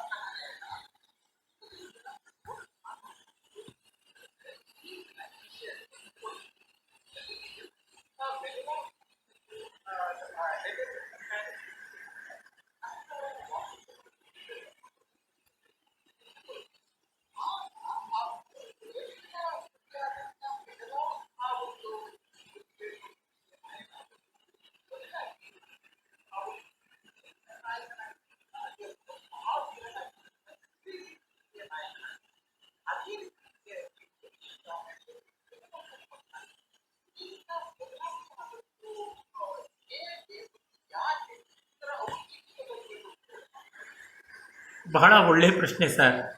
ಏನಂದರೆ ಹೋಮೆರ್ ಬರೆದಂಥ ಇಲಿಯಡ್, ಅದು ಇಲಿಯಮ್ ಅಂತ ಗ್ರೀಕ್ ಭಾಷೆಯಲ್ಲಿ ಹೇಳ್ತಾರೆ, ಇಲಿಯೋಸ್ ಅಂತ. ಅದರ ನಾಯಕನಾಗಿ ಅಖಿಲ್ಲೇಸ್ ಮಹಾವೀರ ಬರ್ತಾನೆ. ಒದಿಸಿಯಾದಲ್ಲಿ ಯೂಲಿಸಿಸ್ ಅಥವಾ ಒದಿಸ್ಯೂಸ್ ಅಂತ ಅವನು ನಾಯಕನಾಗಿ ಬರ್ತಾನೆ. ಮನಿಲೇಸ್ ಬರೋದಿಲ್ಲ ಎಲ್ಲಿಯೂ. ಅವನು ಹೆಲನ್ನಳನ್ನು ಮದುವೆ ಆದವನೇ ಹೊರತು ಮಹಾಪರಾಕ್ರಮಿ ಅಂತಲ್ಲ. ಇವರಿಗೆ ಹೋಲಿಸಿದ್ರೆ ಇವನು ಯುಲಿಸಿಸ್ ಅಥವಾ ಒದೆಸ್ಯೂಸ್ ಮಹಾತಂತ್ರಗಾರ, ಜಾಣ. ಅಖಿಲೇಸ್ ಮಹಾಪರಾಕ್ರಮಿ. ಈ ಎರಡು ಕಾವ್ಯಗಳಲ್ಲಿ ಒದೆಸಿಯಾದಲ್ಲಿ ಒದೆಸ್ಯೂಸು ಮತ್ತು ಇಲಿಯೋಸ್ನಲ್ಲಿ ಇವನು ಅಖಿಲೇಸ್ ನಾಯಕರಾಗಿದ್ದಾರೆ. ಆದರೆ ಒಂದೇನೆಂದರೆ ಅದರಿಂದ ದರ್ಶನಕ್ಕೆ ವ್ಯತ್ಯಾಸ ಆಗಿಲ್ಲ. ಇಬ್ಬರೂ ಮನಿಲೇಸ್ಗಾಗಿ ಹೋರಾಡ್ತಾರೆ, ಮನಿಲೇಸ್ ಪಕ್ಷದಲ್ಲಿ ನಿಂತು ಹೋರಾಡ್ತಾರೆ. ಅದೇ ತರಹ ಇಂಡೋನೇಷ್ಯಾದ ಥಾಯ್ಲ್ಯಾಂಡಿನ ರಾಮಾಯಣಗಳು ಹಲವಿವೆ. ಕೆಕ್ಕವಿನ್ ಅಂತಲೇ ಅಲ್ಲಿ ಒಂದು ರಾಮಾಯಣ ಇದೆ, ಆ ಭಾಷೆಯಲ್ಲಿ ಬಂದಂಥದ್ದು. ಮತ್ತು ರಾಮಕೀರ್ತಿ ಕಾವ್ಯ ಅಂತ ಅದನ್ನು ಸಂಸ್ಕೃತಿಗೆ ಕೂಡ ಅನುವಾದ ಮಾಡಿದ್ದಾರೆ ಒಬ್ಬ ವಿದ್ವಾಂಸರು, ಸತ್ಯವ್ರತ ಶಾಸ್ತ್ರಿ ಅಂತ, ಉತ್ತರ ಭಾರತದವರು. ಅಲ್ಲಿ ಹನುಮಂತನ ವಿಕ್ರಮಗಳನ್ನೇ ನಾನು ಆ ಶೋನು ಕೂಡ ಥಾಯ್ಲ್ಯಾಂಡಲ್ಲಿ ಇಂಡೋನೇಷ್ಯಾದಲ್ಲಿ ನೋಡಿದ್ದೀನಿ. ಹನುಮಂತ ಸೀತಾ ಪಾತಿವ್ರತ್ಯ ರಕ್ಷಣೆಗಾಗಿ ರಾಮನ ಪರವಾಗಿ ಮಾಡಿದ್ದು. ಅದು ಬಿಟ್ಟು ಇನ್ಯಾರೋ ಒಬ್ಬ ಬೇರೆ ಪಾತ್ರ ಮಾಡಿದ್ದಲ್ಲ. ಮತ್ತೆ ಹಾಗೆ ಮಾಡಿಕೊಳ್ಳೋದಕ್ಕೆ ಆ ಜನರ ಒಂದು ರುಚಿಯು ಒಂದು ಸ್ವಲ್ಪ ಮಟ್ಟಿಗೆ ಕಾರಣ. ಮಕ್ಕಳಿಗೆ ರಾಮಾಯಣ ಓದಿದಾಗ ಹನುಮಂತನೇ ತುಂಬ ಇಷ್ಟ ಆಗ್ತಾನೆ ರಾಮನಿಗಿಂತ. ಮಹಾಭಾರತ ಓದಿದಾಗ ಭೀಮನೇ ಇಷ್ಟ ಆಗ್ತಾನೆ ಕೃಷ್ಣನಿಗಿಂತ. ಆದರೆ ಮಕ್ಕಳ ಮನಸ್ಸು ತಪ್ಪಲ್ಲ, ಅದು ಪರಿಪೂರ್ಣವೂ ಅಲ್ಲ. ಮತ್ತೆ ಅಲ್ಲಿ ನಡೀತಾ ಇರ್ತಕ್ಕಂಥ ರಾಮಾಯಣ ಶೋ ಆಗಲಿ, ರಾಮಾಯಣ ಪರಂಪರೆ ಆಗಲಿ ನೋಡಿದ್ರೆ ಅವ್ರ ಪಾಪ ಕಟ್ಟಿಕೊಟ್ಟ ಬುತ್ತಿ ಎನ್ನುವಂತೆ ಅದನ್ನು ಕಾಪಾಡಿಕೊಂಡಿದ್ದಾರೆ ಹೊರತು ಅದನ್ನು ವಿಸ್ತರಿಸಿಲ್ಲ. ಅವರ ಅಭಿನಯವಾಗಲಿ, ಅವರ ಸಂಗೀತವಾಗಲಿ ಎಲ್ಲ ಫಾಸಿಲೈಸ್ ಅಂತೀವಲ್ಲ, ಹಾಗೆ ಪಳೆಯುಳಿಕೆ ಆಗಿಬಿಟ್ಟಿದೆ. ನಮ್ಮಲ್ಲಿರುವಂತೆ ನಿತ್ಯ ನವೀನವಾಗಿ ಪ್ರತಿ ಕ್ಷಣವೂ ಪ್ರತಿದಿನವೂ ಅಧ್ಯಯನ, ಸಂಶೋಧನೆ ಅದರಿಂದ ಜೀವಂತವಾಗಿರುವಂತೆ ಇಲ್ಲ. ಅಲ್ಲಿ ಫಾರಮ್ ಉಳಿಸ್ಕೊಂಡಿದ್ದಾರೆ, ಕಂಟೆಂಟಲ್ಲಿ ಒರಿಜಿನಾಲಿಟಿ ಉಳಿಸ್ಕೊಂಡಿದ್ದಿಲ್ಲ. ಅದನ್ನು ನಾನು ನೋಡ್ತೀನಿ. ಆ ಮಟ್ಟಿಗೆ ಉಳಿಸ್ಕೊಂಡಿದ್ದಾರಲ್ಲ ಅಂತ ಅವ್ರ ಬಗ್ಗೆ ಗೌರವ ಇದೆ. ಅರೆ ಅಷ್ಟೇ. ಆದರೆ ಒಂದೇನೆಂದರೆ ಹನುಮಂತನು ರಾಮನ ಪರವಾಗಿರ್ತಕ್ಕಂಥವನೇ. ಎಲ್ಲಿವರೆಗೆ ಅಂತೆ ನಮ್ಮ ಮಧ್ಯೆ ಇದ್ದಂಥ ಒಬ್ಬ ಕವಿ, ಲೇಖಕ, ಅವರು ತೀರ್ಕೊಂಡ್ಬಿಟ್ರು. ಉತ್ತರ ಕನ್ನಡದವರು, ವಾಲ್ಮೀಕಿಗಾದ ಅನ್ಯಾಯ ಅಂತ ಒಂದು ಒಳ್ಳೆ ಪುಸ್ತಕ ಬರೆದಿದ್ದು. ಇನ್ನೂ ಹಲವಾರು ಪುಸ್ತಕಗಳನ್ನು ಅವರು ಬರೆದಂಥವ್ರು. ತಕ್ಷಣ ನನಗೀಗ ಅವರ ಹೆಸರು ಜ್ಞಾಪಕಕ್ಕೆ ಬರ್ತಾ ಇಲ್ಲ. ನಳದಮಯಂತಿ ಒಂದು ಒಳ್ಳೆ ಕಾವ್ಯವನ್ನು ಕೂಡ ಬರೆದಿದ್ರು. ಇನ್ನು ನಾಟಕಗಳನ್ನ ಎಲ್ಲ ಬರೆದಿದ್ರು. ಗಸು ಭಟ್ಟ ಬೆತ್ತಗೇರಿ ಅಂತ ಅವರ ಹೆಸರು. ಅವರು ಗಸು ಭಟ್ಟರು ರಾಮಾಯಣಕ್ಕೊಂದು ಇಂಟರ್ಪ್ರಿಟೇಷನ್ ಕೊಡ್ತಾರೆ. ಲಕ್ಷ್ಮಣ ರಾಮನ ತತ್ಕ್ಷಣದ ಭಾವನಾತ್ಮಕವಾದ ಪ್ರತಿಕ್ರಿಯೆ, ಹನುಮಂತ ರಾಮನ ಆಸ್ಪಿರೇಷನ್, ಆಶೋತ್ತರಗಳು ಅಂತ. ಸೀತೆ ಇರುವಲ್ಲಿಗೆ ಹಾರಿ ಹೋಗಬೇಕು ಅಂತ ರಾಮನ ಮನಸ್ಸು ಹೇಳಿದ್ರೆ ಆ ಮನಸ್ಸಿನ ಪ್ರತೀಕವಾಗಿ ಹನುಮಂತ ಹಾರಿ ಹೋದ. ತಂದೆ ಕಾಡು ಕಳಿಸಿದ ತಕ್ಷಣ ಲಕ್ಷ್ಮಣ ತಂದೆನೇ ಕೊಂದ್ಬಿಡೋಣ ಅಣ್ಣ ಅಂತಾನೆ, ಬೇಡ ಅಂತ ರಾಮ ಅಂತಾನೆ. ಅಂದರೆ ರಾಮನ ತತ್ಕ್ಷಣದ ಒಂದು ಹಸಿ ಹಸಿ ಮನಸ್ಸಿನ ಸಂಕೇತವಾಗಿ ಲಕ್ಷ್ಮಣ ಬಂದರೆ ಅದರ ಒಂದು ಟೆಂಪರ್ಡ್ ಫಾರ್ಮ್ ಆಗಿ ರಾಮ ಇದ್ದಾನೆ, ಅವನ ಆಶೋತ್ತರಗಳಂತೆ ಹನುಮಂತ ಇದ್ದಾನೆ. ಹೀಗೆ ಮೂರು ರಾಮನ ಒಂದು ಆಶೋತ್ತರಗಳಾಗಿ, ರಾಮನ ಒಂದು ತತ್ಕ್ಷಣದ ಪ್ರತಿಕ್ರಿಯೆಯಾಗಿ, ಹೀಗೆ ಎರಡು ಆಸ್ಪೆಕ್ಟ್ಸ್ ಆಗಿ ಎರಡು ಪಾತ್ರಗಳಿವೆ ಅಂತ ಒಂದು ಹೊಸ ಇಂಟರ್ಪ್ರಿಟೇಷನ್ ಕೊಟ್ಟಿದ್ದಾರೆ. ಈ ಥರದ್ದು ಚೆನ್ನಾಗಿರುತ್ತೆ, ಈ ಥರದ ವಿಶ್ಲೇಷಣೆ ಚೆನ್ನಾಗಿರುತ್ತೆ. ಅಂದರೆ ಹೀಗೆ ಅಲ್ಲಿ ಆಶೋತ್ತರಗಳನ್ನು ಅಲ್ಲಿ ಹನುಮಂತನಾಗಿ ತಗೊಂಡಿದ್ದಾರೆ ಅಂತ ನಂಗೆ ಅನ್ಸುತ್ತೆ. ತುಂಬಾ ಧನ್ಯವಾದಗಳು. ಈಗ ಮುಂದಿನ ಪ್ರಶ್ನೆ ಡಾಕ್ಟರ್ ಮಾಯಾ ಬಾಲಚಂದ್ರ ಅವರಿಂದ. ಮಾಯಾ ಅವರು, ನಿಮ್ಮ ಪ್ರಶ್ನೆ ಕೇಳಿ. ಅನ್ಮ್ಯೂಟ್ ಮಾಡ್ಕೊಳ್ಳಿ. ನಮಸ್ತೆ. ನಮಸ್ಕಾರ ಅಮ್ಮ, ಹೇಳಿ. ನಮ್ಮ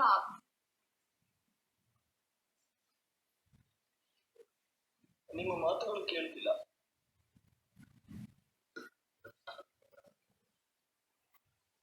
ಮಾಯವರೇ, ತಾಂತ್ರಿಕ ಸಮಸ್ಯೆ ಇರಬಹುದು, ನಿಮ್ಮ ಮಾತುಗಳು ಕೇಳ್ತಿಲ್ಲ. ನೆಟ್ವರ್ಕ್ ಸಮಸ್ಯೆ ಇರಬಹುದು. ಈಗ ಕೇಳ್ತಾ ಇದೆ, ಹೇಳಿ. ಕೇಳ್ತಾ ಇದೆಯಾ? ಹೇಳಿ. ಕೇಳ್ತಾ ಇದೆಯಾ? ನಮ್ಮ ಭಾರತೀಯ ಸಾಹಿತ್ಯದಲ್ಲಿ ಸಹಿತಸ್ಯ ಭಾವಃ ಸಾಹಿತ್ಯಂ ಅನ್ನುವಾಗ ಸಹಿತತೆಯಿಂದ ಲಿಖಿತ ರೂಪಕ್ಕೆ ಬಂದದ್ದು ಮಾತ್ರ ಸಾಹಿತ್ಯವಾಗಿ ಪರಿಗಣಿಸಲ್ಪಡುತ್ತೋ ಅಥವಾ ಈ ಮಿತಿಯನ್ನು ಮೀರಿದ ವ್ಯಾಪ್ತಿ ಸಾಹಿತ್ಯದ್ದು ಅನ್ನುವಂಥದ್ದು? ಸಾಹಿತ್ಯದ ವಿಭಿನ್ನ ಪ್ರಕಾರ ಅನ್ನುವ ಹೆಸರಿನೊಂದಿಗೆ ಸಹಿತತೆಯಿಂದ ಇದ್ದು ಸಹ ಇಲ್ಲದೆ ಮನಸ್ಸುಗಳನ್ನ ಛಿದ್ರಗೊಳಿಸುವಂತಹ ಬರಹಗಳು ಅನೇಕವು ಕಲಾತ್ಮಕವಾಗಿಯೇ ನಮ್ಮ ಮುಂದೆ ಕೆಲವು ಬಾರಿ ಬಂದಿದೆ. ಅವುಗಳನ್ನ ನಾವು ಸಾಹಿತ್ಯ ಅಂತ ಒಪ್ಪಿಕೊಳ್ಳಬಹುದಾ ಅನ್ನುವಂಥದ್ದು. ಧನ್ಯವಾದಗಳು. ಇದು ನನ್ನ ಪ್ರಶ್ನೆ.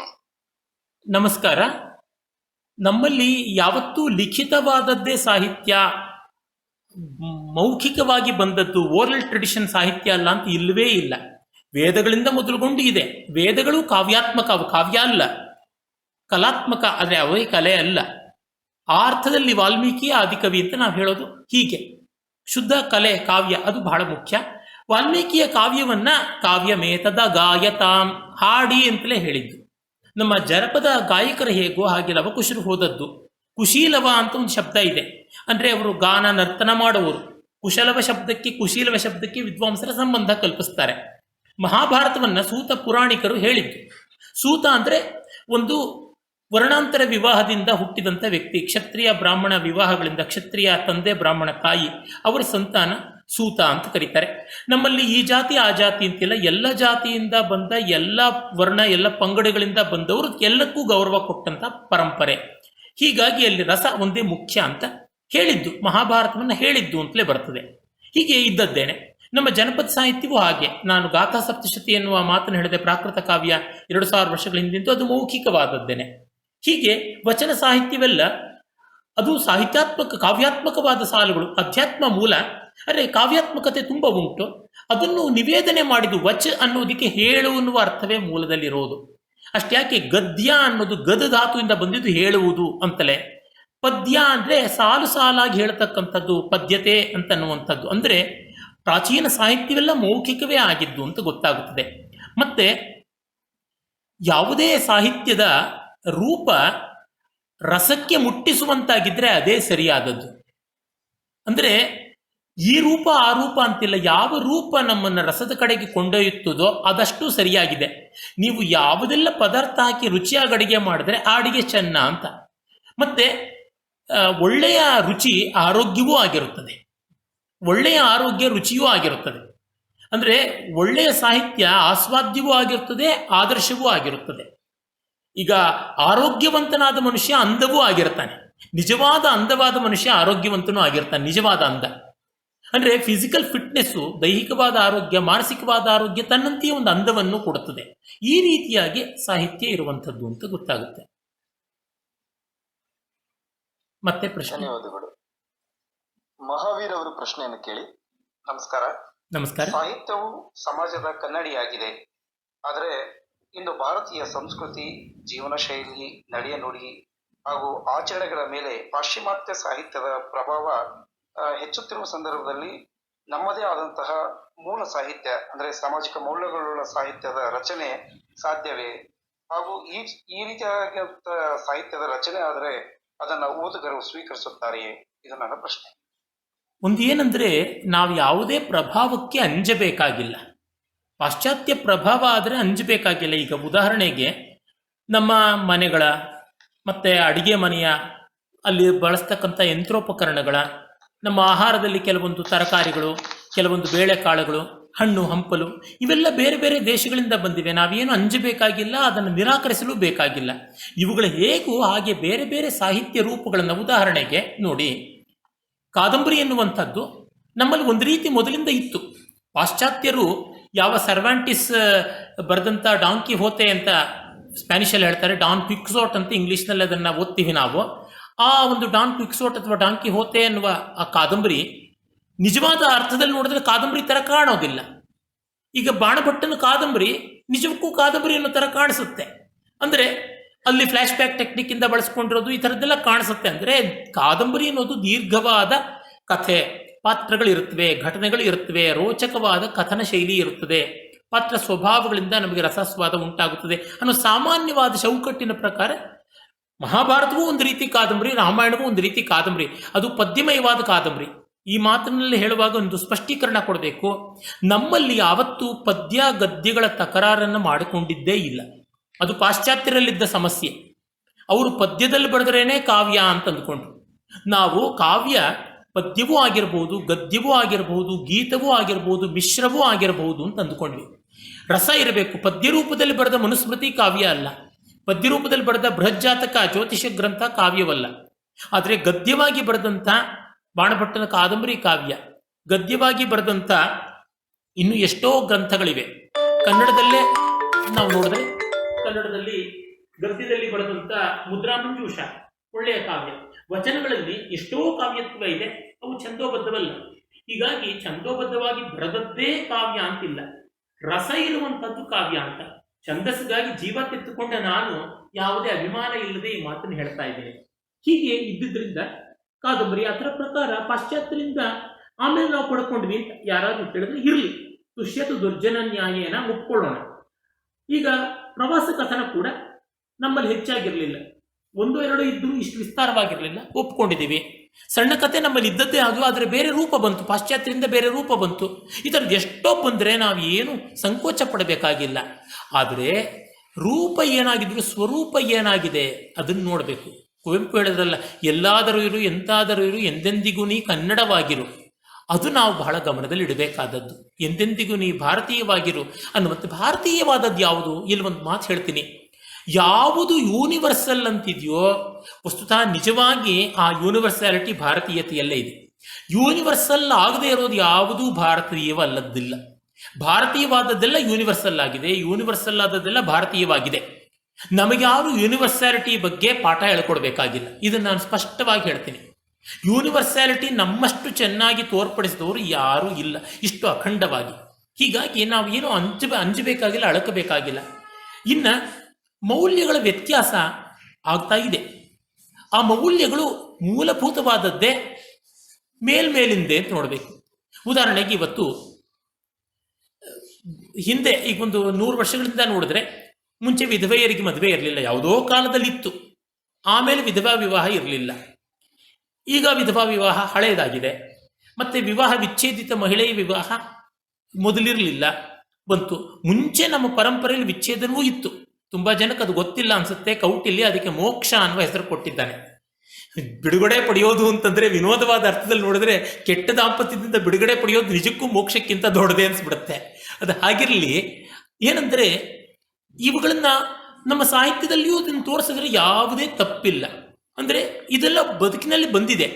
ಆದರೆ ಪ್ರೀತಿ ಅಂತಿದೆಯಲ್ಲ, ಅದನ್ನು ಮರೆಯಬಾರದು.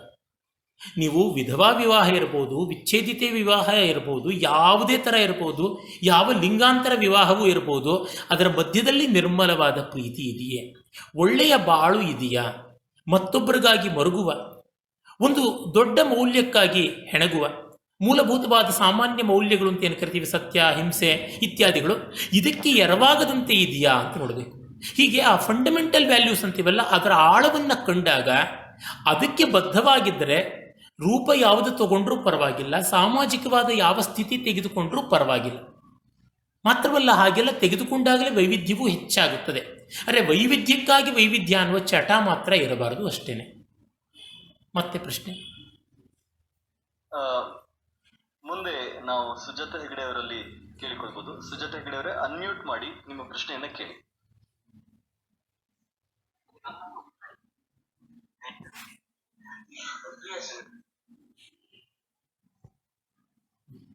ಮತ್ತೆ ಮ್ಯೂಟ್ ಆಗಿದೆ, ನಿಮ್ಮ ಪ್ರಶ್ನೆಯನ್ನು ಕೇಳಿ, ಅನ್ಮ್ಯೂಟ್ ಮಾಡಿ.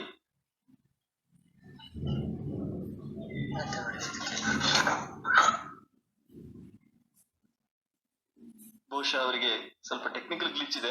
ನೀವು ಎಕ್ಸಿಟ್ ಆಗಿ ಆಮೇಲೆ ಬನ್ನಿ ಸುಜಾತ್ ಅವರೇ, ಸ್ವಲ್ಪ ತಾಂತ್ರಿಕ ಸಮಸ್ಯೆ ಇದೆ.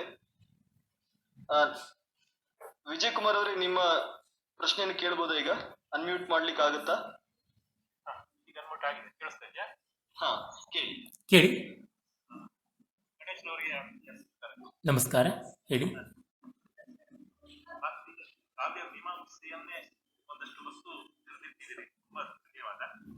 ನಮಸ್ಕಾರ.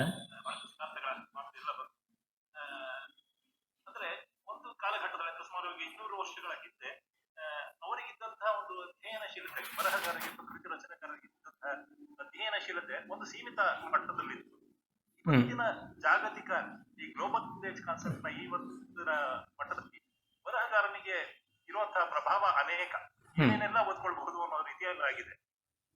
ಹಾಗಾಗಿ ಇವತ್ತಿನ ಕೃತಿ ರಚನೆಯ ಸಂದರ್ಭದಲ್ಲಿ ಈ ರೀತಿಯ ಸಿದ್ಧಾಂತಗಳ ದೃಷ್ಟಿಯಿಂದ ಹೊಸದಾದ ಸಿದ್ಧಾಂತವನ್ನು ಏನಾದರೂ ಟಂಕಿಸುವಂತಹ ಅವಶ್ಯಕತೆ ಇದೆಯೇ, ಅಥವಾ ಅದೇ ಮೂಲವೇ ಗಟ್ಟಿಯೇ ಅನ್ನುವಂತಹ ಭಾವ ಬರುತ್ತೆ ಅನ್ನೋದು ನನ್ನ ಪ್ರಶ್ನೆ. ಒಳ್ಳೆ ಪ್ರಶ್ನೆ, ಧನ್ಯವಾದ. ನಾನು ಹೇಳಿದ್ದೀನಲ್ಲ, ಮಾನವನ ಮೂಲಭೂತ ಚೋದನೆಗಳನ್ನು ಇಟ್ಟುಕೊಂಡು ಮಾಡಬೇಕು. ಈಗ ನೋಡಿ, ನ್ಯೂಟನ್ನ ಲಾ ಆಫ್ ಮೋಷನ್ ಅಂತಿದೆಯಲ್ಲ, ಗುರುತ್ವಾಕರ್ಷಣೆ ಇದ್ದು ಚಲನೆ ಇರುವ ಎಲ್ಲಿಯೂ ಅನ್ವಯ ಆಗ್ತಕ್ಕಂಥದ್ದು. ಗುರುತ್ವಾಕರ್ಷಣೆ ಇರಬೇಕು, ಆಗ ಚಲನೆಯ ಎಲ್ಲ ನಿಯಮಗಳು ಇಲ್ಲಿ ಇರುತ್ತವೆ. ಆ ರೀತಿಯಾದದ್ದು ರಸಸಿದ್ಧಾಂತ ಅಂತ ಹೇಳಿದೆ. ಇದಕ್ಕೆ ಪ್ರಾಯೋಗಿಕವಾಗಿ ನಾನು ತೋರಿಸಬಲ್ಲೆ. ನೀವು ಯಾವುದೇ ಸಾಹಿತ್ಯವನ್ನು ಕೊಡಿ, ರಸಸಿದ್ಧಾಂತದ ಅನುಸಾರವಾಗಿ ವಿಮರ್ಶೆ ಮಾಡಿ ಅದರ ಮೌಲ್ಯಮಾಪನ ಮಾಡಬಲ್ಲೆ. ಮತ್ತು ಅದರ ಮೆಥಡ್ ಏನು, ಯಾವುದೇನು ಅಂತೆಲ್ಲ ನಾನು ಹೇಳ್ತೀನಿ. ಇದು ವಿಸ್ತಾರ ಆಗುತ್ತದೆ ಅನ್ನೋದು ಬಿಟ್ಟರೆ ನೀವು ಯಾವಾಗ ಬೇಕಾದ್ರೂ ನನ್ನ ಸಂಪರ್ಕ ಮಾಡ್ಬೋದು, ಈ ಯಾವುದೇ ಬರವಣಿಗೆಯನ್ನು ಕೊಡಬಹುದು. ನಾನು ರಸ ತತ್ವಗಳ ಮೂಲಕ ಅದನ್ನು ವಿವರಿಸಿ ತೋರಿಸಬಲ್ಲೆ. ಕೆಲವೊಂದು ನಮ್ಮದಲ್ಲದೆ ಬೇರೆ ಜಗತ್ತಿನಿಂದ ಬಂದಿರುವುದಿದೆ. ಉದಾಹರಣೆಗೆ ಪಾಶ್ಚಾತ್ಯ ಜಗತ್ತಿನಿಂದ ಪಾತ್ರಗಳ ವಿಮರ್ಶೆ ಉಂಟು.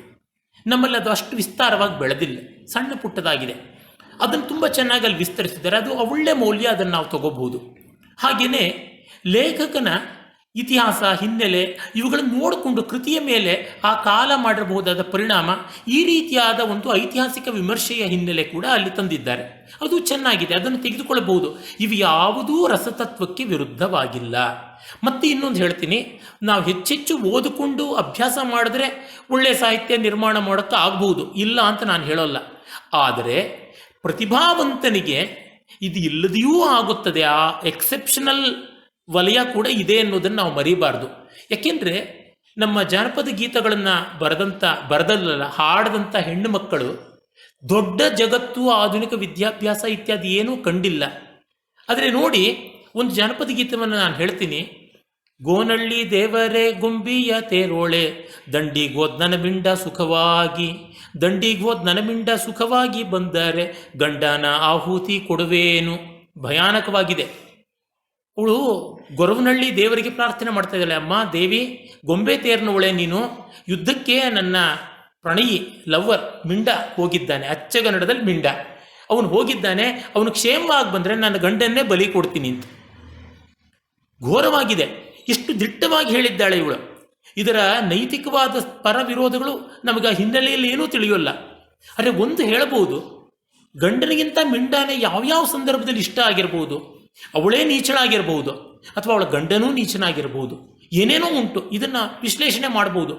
ಇಂಥ ಸಾಹಿತ್ಯದ ಜೊತೆಗೆ ಗಂಡ 2-3 ಮದುವೆ ಮಾಡ್ಕೊಂಡಾಗ ಹೇಳ್ತಾಳೆ, ಅಂಗಿ ಮೇಲ್ ಅಂಗಿ ಚಂದೇನೋ ಸರದಾರ, ರಂಬಿ ಮೇಲ್ ರಂಬಿ ತಂದಾರ ಅಂತ. ಶರ್ಟಿನ ಮೇಲೆ ಶರ್ಟ್ ಯಾವಾಗಪ್ಪ ಹಾಕ್ಕೋತೀಯ ನೀನು? ಶರ್ಟಿನ ಮೇಲೆ ಬೇಕಾದ್ರೆ ಕೋಟ್ ಹಾಕ್ಕೋಬೋದು, ಶರ್ಟಿನ ಮೇಲೆ ಮತ್ತೊಂದು ಶರ್ಟ್ ಯಾಕೆ, ರಂಬಿ ಮೇಲೆ ಮತ್ತೊಂದು ರಂಬಿ ಯಾಕೆ, ನಾನೇ ರಂಬೆ ಥರ ಇದ್ದೀನಿ ಮತ್ತೊಬ್ಬ ರಂಬೆ ಯಾಕೆ ಅಂತ. ಯಾವಳಿಗೆ ತಮ್ಮ ಒಬ್ಬ ಬಾಳ ಸಂಗಾತಿಯ ಜೊತೆ ತೃಪ್ತಿ ಕಾಣಲ್ವೋ ಅವರಿಗೆ ಎಷ್ಟು ಜನನ ಕೊಟ್ಟರು ತೃಪ್ತಿ ಕಾಣೋಲ್ಲ. At a time one at a time, not many. ಹೀಗೆ ದಾಂಪತ್ಯ ಧರ್ಮವನ್ನು ಹೇಳುವಂಥದ್ದಿದೆ. ಇವರಿಗೆಲ್ಲ ತುಂಬ ದೊಡ್ಡ ಓದು ಅನ್ನುವ ಫಾರ್ಮಲ್ ಆದ ವ್ಯಾಸಂಗ ಇಲ್ಲದೆ ಇದ್ದರು ಬದುಕನ್ನು ಓದಿಕೊಂಡಿದ್ದಾರೆ. ಬದುಕನ್ನು ಓದಿಕೊಂಡ್ರೆ ಅಲ್ಲಮ ಪ್ರಭುಗಳು ಒಂದು ಮಾತು ಹೇಳ್ತಾರೆ, ಮಂಜಿನ ಗೋಪುರಕ್ಕೆ ಬಿಸಿಲ ಕಳಶವನ್ನಿಟ್ಟಂತೆ ಅಂತ. ಎಂಥ ಅದ್ಭುತವಾದ ಕಾವ್ಯ, ಇಂಥ ಅದ್ಭುತವಾದ ಮೌಲ್ಯ ಇದೆ. ಬೆಟ್ಟಕ್ಕೆ ಚಳಿಯಾದೊಡೆ ಏನ ಹೊದಿಸುವನಯ್ಯ,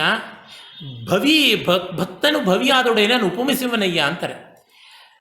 ಈಗ ಭಕ್ತನೇ ಒಬ್ಬ ಲಂಪಟ ಆಗಿಬಿಟ್ರೆ, ಸನ್ಯಾಸಿಗಳು ಹೋಗ್ಬಿಟ್ಟಿದ್ದನು ಕಾಮುಕರಾಗ್ಬಿಟ್ರೆ ಗತಿ ಏನು, ಕಾವ್ಯ ಹೋಗ್ಬಿಟ್ಟು ಕಾಮ ಆಗಿಬಿಟ್ರೆ ಗತಿ ಏನು, ಬೆಟ್ಟಕ್ಕೆ ಚಳಿ ಆದರೆ ಏನನ್ನು ಹೊದಿಸೋಣ ಅಂತ. ಮನುಷ್ಯರಿಗೆ ಚಳಿ ಆದರೆ ಕಂಬಳಿ ಇದೆ, ಬೆಟ್ಟಕ್ಕೆ ಚಳಿ ಆದರೆ ಏನು ಅಂತ. ಅಂದರೆ ಇಲ್ಲೆಲ್ಲ ಅದ್ಭುತವಾದ ಕಾವ್ಯ ಇದೆ. ಅವರು ಆಧುನಿಕವಾದ ವಿದ್ಯಾಭ್ಯಾಸ ಪಡ್ಕೊಂಡವರಲ್ಲ, ಆದರೆ ಮಾನವರ ಅಂತರಂಗ ಸ್ವಭಾವವನ್ನು ಕಂಡವರು. ಉದಾಹರಣೆಗೆ ನೋಡಿ, ಪಾಶ್ಚಾತ್ಯರಲ್ಲಿ ನಾವು ನೋಡ್ತೀವಿ, ಒಬ್ಬ ಲೇಖಕಿ ಕಾದಂಬರಿ ಎಲ್ಲ ಬರೆದಂಥವಳು ಜೇನ್ ಆಸ್ಟಿನ್. ತುಂಬ ಸೀಮಿತವಾದ ಸಮಾಜದಲ್ಲಿ, ತುಂಬ ಸೀಮಿತವಾದ ಸಂಚಾರದಲ್ಲಿ ಓಡಾಡಿದವಳು. ಅವಳ ಕಾದಂಬರಿಗಳ ಚೌಕಟ್ಟು ತುಂಬ ಚಿಕ್ಕದು, ಆದರೆ ಬದುಕಿನ ಸೂಕ್ಷ್ಮತೆಗಳು, ಮಾನವ ಸ್ವಭಾವದ ಆಳಗಳನ್ನು ಅದ್ಭುತವಾಗಿ ಚಿತ್ರಿಸಿದ್ದಾಳೆ. ಅವಳೊಂದು ಕಡೆ ಹೇಳ್ತಾಳೆ, you should never take your hero to places which you haven't visited ಅಂತ. ನಾನು ನೋಡದೇ ಇರೋ ಊರಿಗೆ ನನ್ನ ಹೀರೋನ ಕರ್ಕೊಂಡು ಹೋಗಬಾರ್ದು ಅಂತ. ಆ ಥರ ಅವಳು ಸೀಮಿತವಾದ ಬದುಕಿನಿಂದಾನೇ ಬರೆದದ್ದು ಅದ್ಭುತವಾದ ಸಾಹಿತ್ಯ ಆಗಿದೆ. ಹೋಮರ್ಗೆ ಕಣ್ಣೇ ಇರಲಿಲ್ಲ ಅಂತಾರೆ, ನಾವು ಕಾಣೋದನ್ನು ಎಷ್ಟೆಷ್ಟನ್ನೋ ಕಾಣಿಸಿದ್ದಾನೆ. ಹೀಗಾಗಿ ನಾವು ಈ ಕಾಲದ ನಮ್ಮ ವ್ಯಾಸಂಗವನ್ನೇ ದೊಡ್ಡ ಅಳತೆಗೋಲಾಗಿ ಇಟ್ಕೋಬಾರದು ಅಂತಲೂ ಹೇಳ್ತೀವಿ. ಮುಂದಿನ ಪ್ರಶ್ನೆ. ಸುಜಾತ ಹೆಗಡೆ ಅವರು ಕೇಳಲಿಲ್ಲ ಅಲ್ಲ? ನಮಸ್ತೆ ಸರ್, ಕೇಳಿಸ್ತಾ ಇದೆಯಾ? ಹಾ, ಕೇಳಿಸ್ತಿದೆ ಅಮ್ಮ, ಹೇಳಿ. ಸುಜಾತ ಮೇಡಮ್ ಮಾತಾಡಿ, ಆಮೇಲೆ ಶಶಾಂಕ್ ಅವರಿಗೆ ನಾವು ಅವಕಾಶ ಕೊಡ್ತೇವೆ. ಸರಿ ಸರ್, ನಮಸ್ಕಾರ. ನನ್ನ ಪ್ರಶ್ನೆ, ನಮ್ಮ ಪ್ರಾಚೀನ ವಾಂಗ್ಮಯಗಳನ್ನ ಜನಸಾಮಾನ್ಯರಿಗೆ ತಲುಪಿಸುವಲ್ಲಿ ಸಾಹಿತ್ಯದ ಕೊಡುಗೆ ಏನು?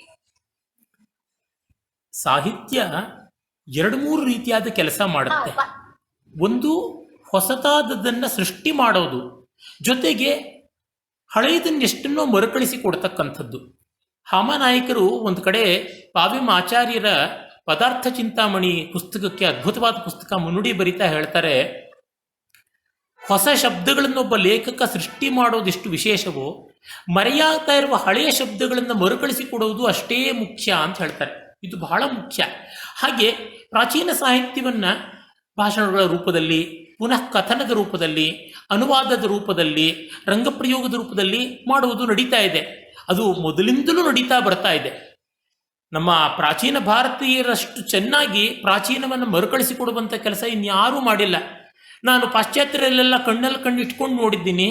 ಹೋಮರ್ನ ಕಾವ್ಯಗಳನ್ನು ಅದೆಷ್ಟು ಜನ ಕವಿಗಳು ಮತ್ತೆ ಕಾವ್ಯವಾಗಿ ಬರೆದಿದ್ದಾರೆ, ಮತ್ತೆ ನಾಟಕವಾಗಿ ಬರೆದಿದ್ದಾರೆ. ಅದೇ ವ್ಯಾಸ ವಾಲ್ಮೀಕಿಗಳ ಕಾವ್ಯಗಳನ್ನು ಮತ್ತೆಷ್ಟು ಕವಿಗಳು ಎಷ್ಟೆಷ್ಟು ಭಾಷೆಯಲ್ಲಿ ಬರೆದಿದ್ದಾರೆ ಅಂತ ನೋಡಿದ್ರೆ ಅಜಗಜಾಂತರ. ಈ ವ್ಯತ್ಯಾಸ ತುಂಬ ದೊಡ್ಡದು. ಹಾಗಾಗಿ ಅದನ್ನು ಮುಟ್ಟಿಸ್ತಕ್ಕಂಥ ಕೆಲಸ ಆಗುತ್ತದೆ, ಮಾಡಬೇಕು, ನಡೀತಾನು ಬಂದಿದೆ ನಮ್ಮಲ್ಲಿ. ಇನ್ನು ಹೆಚ್ಚಾಗಿ ಮಾಡ್ಬೋದೇನೋ. ಅದಕ್ಕಿರುವಂಥದ್ದು ಬೇರೆ ಬೇರೆ ಮಾಧ್ಯಮಗಳು. ಸಾಹಿತ್ಯವೇ ಮಾಡಬೇಕು, ಬೆಲ್ಲದ ಗಣಪತಿಗೆ ಬೆಲ್ಲವೇ ನೈವೇದ್ಯ ಅಂತ, ಭಾಷೆಯ ಮೂಲಕವೇ ಅದನ್ನು ಮಾಡಬೇಕು, ಭಾಷೆಗಳ ಮೂಲಕ ಹೀಗೆಲ್ಲ ಮಾಡಬಹುದು. ನಾನು ಕನ್ನಡ ಸಂಸ್ಕೃತ ಸಾಹಿತ್ಯದ ಎಷ್ಟೆಷ್ಟೋ ಕೃತಿಗಳನ್ನು ಗೋಖಲೆ ವೇದಿಕೆಯ ಮೂಲಕವಾಗಿ, ಗೋಖಲೆ ವಿಚಾರ ಸಂಸ್ಥೆಯ ಮೂಲಕವಾಗಿ ಸುಮಾರು 15,000 ಗಂಟೆಗಳಷ್ಟು ಭಾಷಣ ಮಾಡಿ ಇಟ್ಟಿದ್ದೀನಿ. ಯೂಟ್ಯೂಬ್ನಲ್ಲಿ ಸಿಗುತ್ತೆ. ಆ ಥರದ್ದು ಎಷ್ಟೋ ಜನ ಮಾಡಿರ್ತಾರೆ. ಅದು ಒಳ್ಳೆಯದಾದಂಥ ಕೆಲಸವಾಗ್ಬೋದು. ಏನೇ ಆಗಲಿ ಅವುಗಳನ್ನೇ ಮತ್ತೆ ಓದುವುದೊಳಗಿರುವ ಸ್ವಾರಸ್ಯ ಯಾರೆಷ್ಟು ಭಾಷಣಗಳಾಗಿ ಹೇಳಿದ್ರೂ ಅಷ್ಟು ಬರಲಾರದೇನು ಅಂತ ಅನಿಸುತ್ತೆ. ಮತ್ತೆ ಪ್ರಶ್ನೆ ಯಾವುದು? ಶಶಾಂಕ್ ಅವರಿಗೆ, ಹೌದು, ಅವರಿಗೆ ಅವಕಾಶ ಕೊಡೋಣ. ಧನ್ಯವಾದ ರೋಹಿತ್ ಅವರೇ. ಸರ್ ನಮಸ್ಕಾರ. ಸರ್, ಸಾಹಿತ್ಯದ ಮುನ್ನೆಲೆ ಬಗ್ಗೆ ಒಂದು ಪ್ರಶ್ನೆ ಇತ್ತು. ಈಗ ನಮ್ಮಲ್ಲಿ ಮಹಾಕಾವ್ಯಗಳನ್ನ ರಚಿಸುವಾಗ ಕುವೆಂಪು ಅವರಿರ್ಲಿ, ಅರವಿಂದ್ರಿರ್ಲಿ, ಅಥವಾ ಭೈರಪ್ಪನವ್ರನ್ನೇ ತಗೊಂಡ್ರು, ರಾಮಾಯಣ ಮಹಾಭಾರತಗಳ ಹಿನ್ನೆಲೆ ಇತ್ತು. ಈಗ ಆ ರಾಮಾಯಣ ಮಹಾಭಾರತಗಳು ನಮಗೆ ಬೇಕಾಗಿಲ್ಲ, ಅದಿಲ್ಲದೆ ನಾವು ಮಹಾಕಾವ್ಯವನ್ನಾಗ್ಲಿ ಸಾಹಿತ್ಯನಾಗ್ಲಿ ರಚಿಸ್ತೀವಿ ಅಂತ ಒಂದು ವಾದ ಅಥವಾ ಒಂದು ಅಭಿಪ್ರಾಯ ಇದೆಯಲ್ಲ, ಅದು ಎಷ್ಟು ಮಟ್ಟಿಗೆ ಸಫಲವಾಗ್ಬೋದು ಅಂತ ನಿಮ್ಗೆ ಅನ್ಸುತ್ತೆ? ಒಳ್ಳೆಯ ಪ್ರಶ್ನೆ. ಅವುಗಳನ್ನೇ ಮತ್ತೆ ಬರೀಬೇಕು ಅಂತ ಏನೂ ಇಲ್ಲ, ಬೇರೆದನ್ನು ಬರೀಬಹುದು. ಎಷ್ಟೋ ವಸ್ತುಗಳಿವೆ. ದುರ್ದೈವ ಅಧ್ಯಯನ ಮಾಡಿಲ್ಲ ಅಷ್ಟೇನೆ. ನಮ್ಮ ಸಿನಿಮಾದವರು, ನಮ್ಮ ಸಾಹಿತಿಗಳು ನಮ್ಮ ಇತಿಹಾಸವನ್ನು ಸರಿಯಾಗಿ ಗಮನಿಸಿಕೊಂಡಿಲ್ಲ ಅಂತ ನನಗೆ ತುಂಬ ದುಃಖವಾಗುತ್ತದೆ. ಇವತ್ತಿಗೂ ಕೂಡ ರಾಣಾ ಪ್ರತಾಪರ ಬಗ್ಗೆ ಅತ್ಯದ್ಭುತವಾದ ಒಂದು ಸಿನಿಮಾ ಬಂದಿಲ್ಲ. ಆ ಮಾತ್ರಕ್ಕೆ ಬಂದರೆ ನಮ್ಮ 6ನೇ ವಿಕ್ರಮಾದಿತ್ಯ, ಕಲ್ಯಾಣ ಚಾಲುಕ್ಯರಲ್ಲಿ ಮಹಾವೀರನಾಗಿದ್ದವನು, ಅವನ ಬಗ್ಗೆ ಏನೂ ಬಂದಿಲ್ಲ. ಅಮೋಘ ವರ್ಷನ ಬಗ್ಗೆ ಬಂದಿಲ್ಲ. ಈ ಥರ ಎಷ್ಟೆಷ್ಟೋ ಇದೆ. ಇನ್ನು ಎಷ್ಟೆಷ್ಟೋ ವ್ಯಕ್ತಿಗಳು ಕೂಡ ಇದ್ದಾರೆ. ಈ ರಾಜರುಗಳಷ್ಟೇ ಅಲ್ಲದೆ ಬೇರೆ ವ್ಯಕ್ತಿಗಳು ಇದ್ದಾರೆ. ರಾಮಾಯಣ ಮಹಾಭಾರತಗಳನ್ನು ಕಾವ್ಯ ವಸ್ತುವಾಗಿ ತಗೊಳ್ಳದೆ ಬೇರೆಯನ್ನು ತಗೋಬಹುದು, ವೇದವಾಂಗ್ಮಯದಿಂದ ತೆಗೆದುಕೊಳ್ಬಹುದು. 18 ಪುರಾಣಗಳಲ್ಲಿ ಎಷ್ಟೋ ಇದೆ. ಮಾತ್ರವಲ್ಲ, ಸಮಕಾಲೀನ ವಸ್ತುವನ್ನು ಮಹಾಕಾವ್ಯವಾಗಿ ಮಾಡಬಹುದು. ನಮ್ಮ ದೊಡ್ಡ ದೊಡ್ಡ ಮಹಾಕಾದಂಬರಿಗಳೆಲ್ಲ ಆ ರೀತಿಯಾಗಿಯೇ ಬಂದಿವೆ. ಪಾಶ್ಚಾತ್ಯರಲ್ಲಿ ನಾವೆಲ್ ಕ್ಯಾನ್ ಬೆಟರ್ ರೀಪ್ಲೇಸ್ ಎಪಿಕ್ ಅಂತಲೂ ಕೆಲವು ಅಭಿಪ್ರಾಯಗಳಿವೆ. ಖಂಡಿತ ಮಹಾಕಾವ್ಯಕ್ಕೆ ಅದರದೇ ಆದ ಯೋಗ್ಯತೆ ಇದೆ. ಕಾವ್ಯತ್ವ ಒಂದು ಬೇರೆಯೇ ಶಕ್ತಿ. ಆದರೆ ಮಾಡೋದಕ್ಕೆ ಸಾಧ್ಯ ಇದೆ, ಮಾಡಿಲ್ಲ. ಅದೇ ಹಳೆ ಸೀರೆಗೆ ನೆರಿಗೆ ಹಾಕ್ತಾ ಇರ್ತಾರೆ. ನಿಜ, ಪ್ರತಿಭಾವಂತರ ಮಾಡಬಹುದು. ಈಗ ನಾನು ಬಲ್ಲಂತೆ ಕುವೆಂಪು ಅವರ ರಾಮಾಯಣ ದರ್ಶನ ಇಡೀ ಭಾರತೀಯ ಭಾಷೆಗಳಲ್ಲಿಯೇ ನಾನು ಓದಿರುವ ಭಾಷೆಗಳ ರಾಮಾಯಣಗಳ ಪೈಕಿ ಆಧುನಿಕ ಕಾಲದಲ್ಲಿ ಬಂದತ್ತೆ ಸರ್ವೋಚ್ಚವಾದ ಕೃತಿ. ಅದರ ಮುಂದೆ ಮಿಕ್ಕಿದ್ದೆಲ್ಲ ಸಿಂಗನ ಮುಂದೆ ಮಂಗ ಅಂತ ಇರತಕ್ಕಂಥದ್ದು. ಮಾಸ್ತಿಯವರ ಶ್ರೀರಾಮ ಪಟ್ಟಾಭಿಷೇಕಂ ತುಂಬ ಚೆನ್ನಾಗಿದೆ. ಅದು ಕಾವ್ಯ ಅನ್ನೋದಕ್ಕಿಂತ ಒಂದು ಕಾದಂಬರಿಯಾಗಿ ಅವರು ಬರೆದಿದ್ರೆ ಮತ್ತೂ ಚೆನ್ನಾಗಿರ್ತಿತ್ತು ಅನಿಸುತ್ತೆ. ಅರೆ, ರಾಮಾಯಣ ದರ್ಶನಂ ಸರ್ವಾರ್ಥಗಳಲ್ಲಿ ಕಾವ್ಯ. ಅದನ್ನು ಬೇರೊಂದು ರೂಪದಲ್ಲಿ ಬರೆಯೋಕ್ಕಾಗೋಲ್ಲ. ಅಷ್ಟು ಅದರ ಫಾರ್ಮ್ ಅಂಡ್ ಕಂಟೆಂಟಿಗೆ ಅವಿನಾಭಾವ ಸಂಬಂಧ ಇದೆ. ಈ ಥರದನ್ನು ಮಾಡೋದಕ್ಕೆ ಸಾಧ್ಯ ಇದೆ. ಗೋಕಾಕರು ಒಂದು ಮಹತ್ವದ ಕೆಲಸ ಮಾಡಿದ್ರು, ಆದರೆ ಅವರಿಗೆ ಬೇಕಾದ ಸಾಧನ ಸಂಪತ್ತಿ ಸರಿಯಾಗಿರಲಿಲ್ಲ. ಮೂಲತಃ ಅವರು ಒಳ್ಳೆಯ ಕವಿಯಲ್ಲ, ಮತ್ತೆ ಅವರ ಭಾರತ ಸಿಂಧರಶ್ಮಿಗೆ ಬೇಕಾದ ಅಧ್ಯಯನವೂ ಅವ್ರು ಸರಿಯಾಗಿ ಮಾಡಲಿಲ್ಲ. ಅದರ ಕುರಿತು ದೀರ್ಘವಾದ ವಿಮರ್ಶೆ ನಾನು ಬೇರೆ ಕಡೆ ಬರೆದಿದ್ದೀನಿ, ಪರೋಕ್ಷ ಅನ್ನುವ ಗ್ರಂಥದಲ್ಲಿ. ಆದರೆ ಅವರು ಒಂದು ಹೊಸ ವಸ್ತುವನ್ನು ಹುಡುಕಿದ್ರು ವೇದದಿಂದ. ಈಗ ದೇವರು ಅವರು ಮಹಾಬ್ರಾಹ್ಮಣ ಅಂತ ಬರೆದ್ರಲ್ಲ, ಅದು ವಿಶೇಷವಾದಂಥ ಕೃತಿ. ಈ ಥರದ್ದು ಮಾಡೋದಕ್ಕೆ ಸಾಧ್ಯ ಇದೆ. ಮತ್ತೆ ಈಗ ನೋಡಿ, ತಮಿಳಿನಲ್ಲಿ ಶಿಲಪ್ಪಧಿಕಾರಂ ಅಂತ ತನ್ನದಾದ ಸ್ಥಳೀಯ ಒಂದು ಕಥೆಯನ್ನು ಇಟ್ಟುಕೊಂಡು ಒಂದು ಕಾವ್ಯ ಬಂತು, ತುಂಬ ಚೆನ್ನಾಗಿರೋ ಕಾವ್ಯ ಬಂತು. ಆ ಥರದ್ದು ಮಾಡೋದಕ್ಕೆ ಸಾಧ್ಯ ಇದೆ. ಈಗ ಅಲ್ಲಮ ಪ್ರಭುಗಳನ್ನು ಕುರಿತು ಚಾಮರಸ ಒಳ್ಳೆಯ ಕಾವ್ಯ ಮಾಡಿದ್ದಾನೆ. ಈ ಥರದ್ದು ಮಾಡೋದಕ್ಕೆ ಬೇಕಾದಷ್ಟು ಸಾಧ್ಯವಿದೆ. ಅದೆಲ್ಲ ಕೆಲಸವನ್ನು ಕೆಲವರು ಮಾಡಿದ್ದಾರೆ. ಹೀಗಾಗಿ ರಾಮಾಯಣ ಮಹಾಭಾರತಗಳನ್ನು ಹಿಡ್ಕೊಳ್ಳೇಬೇಕು ಅಂತ ಆಗ್ರಹ ಇಲ್ಲ, ಹಿಡ್ಕೊಂಡ್ರೆ ಚೆನ್ನಾಗಿ ಮಾಡಿ ಅಂತ. ಅಲ್ಲಿ ಎಷ್ಟೋ ಉಪಾಖ್ಯಾನಗಳು ಬರ್ತವೆ, ಅವುಗಳನ್ನ ಅದ್ಭುತವಾದ ಕಥೆ ಮಾಡ್ಬೋದು. ಅದೇ ನಾನು ಹೇಳಿದ್ರಲ್ಲ, ಗಸುಭಟ್ಟ ಬೆತ್ತಿಗೇರಿಯವರು ನಳದಮಯಂತಿಯರ ಕಥೆಯನ್ನು ಇಟ್ಕೊಂಡು ಅದ್ಭುತವಾದ ಒಂದು ಮಹಾಕಾವ್ಯ ಬರೆದಿದ್ದಾರೆ. ದುರ್ದೈವ ಅದು ಹೆಚ್ಚು ಪ್ರಚಾರಕ್ಕೆ ಬಂದಿಲ್ಲ. ನಮ್ಮಲ್ಲಿ ಚೌಂಡ್ರಸ ಬರೆದಂಥ ಒಂದು ಚಂಪು ಕಾವ್ಯ ನಳಚಂಪು ಇದೆ, ಕನಕದಾಸರು ಬರೆದಂಥ ನಳಚರಿತ್ರೆ ಇದೆ. ಅದು ಬಿಟ್ಟು ಮತ್ತೆ ಯಾವುದು ಕಾವ್ಯ ಬಂದಿಲ್ಲ. ಅವೆರಡಕ್ಕಿಂತಲೂ ತುಂಬ ಭಿನ್ನವಾಗಿ, ತುಂಬ ಆಕರ್ಷಕವಾಗಿ, ತುಂಬ ಗಹನವಾಗಿರತಕ್ಕಂಥ ಕಾವ್ಯ ಇವರು ಬರೆದಿರೋದು, ಚೌಪದಿಗಳಲ್ಲಿ ಬರೆದಿದ್ದಾರೆ. ಹೀಗೆ ಉಂಟು, ಎಕ್ಸ್ಪ್ಲೋರ್ ಮಾಡಬೇಕಷ್ಟೆ. ಇಲ್ಲಿ ಉಂಟು ಅಗೆವ ಬುದ್ಧಿಗೆ ಅನಂತ ಅವಕಾಶ ಅಂತ ನರಸಿಂಹಸ್ವಾಮಿಯವರು ಹೇಳದಂತೆ ಹೇಳಬೇಕು. ಮುಂದಿನ ಪ್ರಶ್ನೆ. ಹೊಳೆದದ್ದು ತಾರೆ, ಹೊಳೆದದ್ದು ಆಕಾಶ. ಆದ್ರೆ ಶತಾವಧಾನಿಗಳು ತಮ್ಮ 1 ಗಂಟೆಯ ಉಪನ್ಯಾಸದಲ್ಲಿ ಕೂಡ ನಮಗೆ ಸಾವಿರಾರು ತಾರೆಗಳನ್ನು ತೋರಿಸಬಲ್ಲರು. ನಾವೀಗ ಕಾರ್ಯಕ್ರಮದ ಕೊನೆಯ ಭಾಗಕ್ಕೆ ಬರ್ತಾ ಇದ್ದೇವೆ. ಪ್ರೇಮಶೇಖರ್ ಅವರೇ, ಈಗ ಈ ಕಾರ್ಯಕ್ರಮದ ಕೊನೆಯ ಭಾಗಕ್ಕೆ ಬಂದಿದ್ದೇವೆ. ನಿಮ್ಮ ಮಾತುಗಳನ್ನ ಇಲ್ಲಿ ಹಂಚಿಕೊಂಡ್ರೆ ನಮಗೆಲ್ಲ ಖುಷಿ ಆಗುತ್ತೆ. ಎಲ್ಲರಿಗೂ ನಮಸ್ಕಾರಗಳು. ಶತಾವಧಾನಿಗಳ ಮಾತುಗಳಿಗೆ ನನ್ನ ಹಂತದಲ್ಲಿ ಈ ಸಮಾರೋಪದ ಮಾತುಗಳನ್ನ ಕೇಳಿದುಕೊಂಡ್ರೆ ಬಹುಶಃ ಅದು ನನ್ನ ಉದ್ದಟತನವಾಗಬಹುದು ಅನ್ನೋ ಒಂದು ಭಯ. ಆದ್ರೆ ಈ ಒಂದು ಸಭಾ ಗೌರವಕ್ಕೆ ಒಂದೆರಡೇ ವಾಕ್ಯಗಳನ್ನ ನಾನು ಹೇಳುತ್ತೇನೆ. ನಮ್ಮ ಭಾರತೀಯ ಸಾಹಿತ್ಯದ ಮೂಲ ಸಿಲಿಂಗಿ ಇದು ಬೆಳೆದು ಬಂದ, ಅದು ಎದುರಿಸಿದಂತ ಅಡೆತಡೆಗಳು, ಅದೆಲ್ಲವನ್ನು ದಾಟಿಕೊಂಡು ತಾಳಿಕೊಂಡು ಅದು ಮತ್ತೆ ಒಂದು ಮಹಾವೃಕ್ಷದ ರೀತಿ ಪಸರಿಸ್ತಾ ಹೋಗುತ್ತೆ ಅನ್ನೋ ಒಂದು ಆಶೆ ಅವರು ಒದಗಿಸಿದ್ದಾರೆ. ಇದೆಲ್ಲವೂ ಸಹ ಒಂದು ನಮ್ಮ ಈ ಒಂದು ಸಂಜೆಯನ್ನ ಅದ್ಭುತವಾಗಿಸಿ ಅವರು ಭಾರತೀಯ ಸಾಹಿತ್ಯದ ಎಲ್ಲ ಆಯಾಮಗಳ ಸೋದಾಹರಣವಾಗಿ ನಮ್ಮ ಮುಂದೆ ಎಳೆದಿದ್ದಾರೆ. ಅದೆಲ್ಲ ಹೇಳ್ತಾನೆ ನಮ್ಮ ಚಿಂತನೆಯನ್ನ ಹಲವಾರು ರೀತಿಗಳಲ್ಲಿ ವಿಸ್ತರಿಸುವ ಪ್ರೇರಣೆ ಕೊಟ್ಟಿದ್ದಾರೆ. ಅಂಥದ್ದಲ್ಲಿ ಅವರು ಒಂದು ತುಂಬಾ ಚಂದದ ಒಂದು ಮಾತನ್ನ ಹೇಳಿದ್ರು. ನಾವು ರಾಮಾಯಣ ಮಹಾಭಾರತ ಅವುಗಳನ್ನೇ ನಾವು ಮತ್ತೆ ನಾವು ಹಿಡಿದುಕೊಂಡು ತಗೊಂಡ್ರೆ ಇನ್ನಷ್ಟು ಚಂದವಾಗಿ ಮಾಡಬೇಕು. ಅದು ಅವುಗಳನ್ನ ಇನ್ನೆಷ್ಟೋ ಒಂದು ನಮಗೆ ವಸ್ತುಗೊಳಿಸಿದೆ. ಅಮೋಘ ವರ್ಷ ಬಗ್ಗೆ ಹೇಳಿ, ವಿಕ್ರಮಾದಿತ್ಯ ಬಗ್ಗೆ ಹೇಳಿದ್ರು. ಅವುಗಳೆಲ್ಲ ಒಂದು ದೊಡ್ಡ ಸಾಹಿತ್ಯಗಳಾಗಿ ಅಥವಾ ಚಲನಚಿತ್ರಗಳಾಗಿ ನಮ್ಮ ಮುಂದೆ ಇಲ್ಲ ಅಂತ ಅದು ದುರಂತ ಅಂತ ಹೇಳಿದ್ರೆ ಲಲಿತಾದಿತ್ಯ ನಮ್ಮ ಮಹಾನ್ ಅರಸರುಗಳು ನಮ್ಮ ಸಾಹಿತ್ಯಗಳು ಮತ್ತೆ ನಮ್ಮ ಚಲನಚಿತ್ರ ನಮ್ಮ ಇತಿಹಾಸಕಾರರಿಂದಲೇ ಅವರು ನಿರ್ಲಕ್ಷ್ಯಕ್ಕೆ ಒಳಗಾಗಿದ್ದಾರೆ. ರಾಣಾ ಪ್ರತಾಪನಿಗೆ ಸಹ ಸಿಗುವ ಗೌರವ ನಮ್ಮ ಇತಿಹಾಸ ಇಲ್ಲ. ಲಲಿತಾದಿತ್ಯನದಂತೂ ಸ್ಥಾನವೇ ಇಲ್ಲ. ಹಾಗಾಗಿ ವ್ಯಕ್ತಿಗಾಗಿ ಅದನ್ನೆಲ್ಲ ನಾವು ಅಂದ್ರೆ ನಮ್ಮ ಒಂದು ಸಾಹಿತ್ಯಕ್ಕೆ, ನಮ್ಮ ಸಾಹಿತ್ಯ ಸೃಷ್ಟಿಗೆ ಎಷ್ಟೆಲ್ಲ ಹೊಸ ಅವಕಾಶಗಳಿದೆ. ನಾವು ಕಣ್ಣು ಬಿಟ್ಟು ನೋಡಿದ್ರೆ ನಮ್ಮ ಸುತ್ತ ಮುಂದೆ ಎಷ್ಟೊಂದು ಹೊಸ ವಿಷಯಗಳು ಅತ್ಯಗತ್ಯವಾಗಿ ನಾವು ಪ್ರಸ್ತುತಪಡಿಸಲೇಬೇಕಾದಂತ ಎಂಥ ವ್ಯಕ್ತಿಗಳು, ವಿಷಯಗಳು, ಪ್ರಕರಣಗಳು ನಮ್ಮ ಮುಂದೆ ಇವೆ. ಅದು ಹೇಳ್ತಾ ನಮ್ಮ ದೃಷ್ಟಿಯನ್ನ ತುಂಬಾ ವಿಶಾಲಗೊಳಿಸಿದ್ದಾರೆ. ಇದಕ್ಕಿಂತ ನಮ್ಮ ವಿಷಯಕ್ಕೆ ಹೆಚ್ಚು ಹೇಳೋದು ಪ್ರಯತ್ನ ಮಾಡಬಾರ್ದು. ಆದ್ರೆ ಒಂದು ಮಾತಾಗಿ ನಾನು ಹೇಳೋದು ಏನು ಅಂತ ಹೇಳಿದ್ರೆ, ಈ ಒಂದು ಸಂಖ್ಯೆಯನ್ನು ಒಂದು ಅದ್ಭುತ ಸಂಖ್ಯೆಯಾಗಿದ್ದಾರೆ ಶತವಾದ. ಆ ಮೂಲಕ ನಮ್ಮ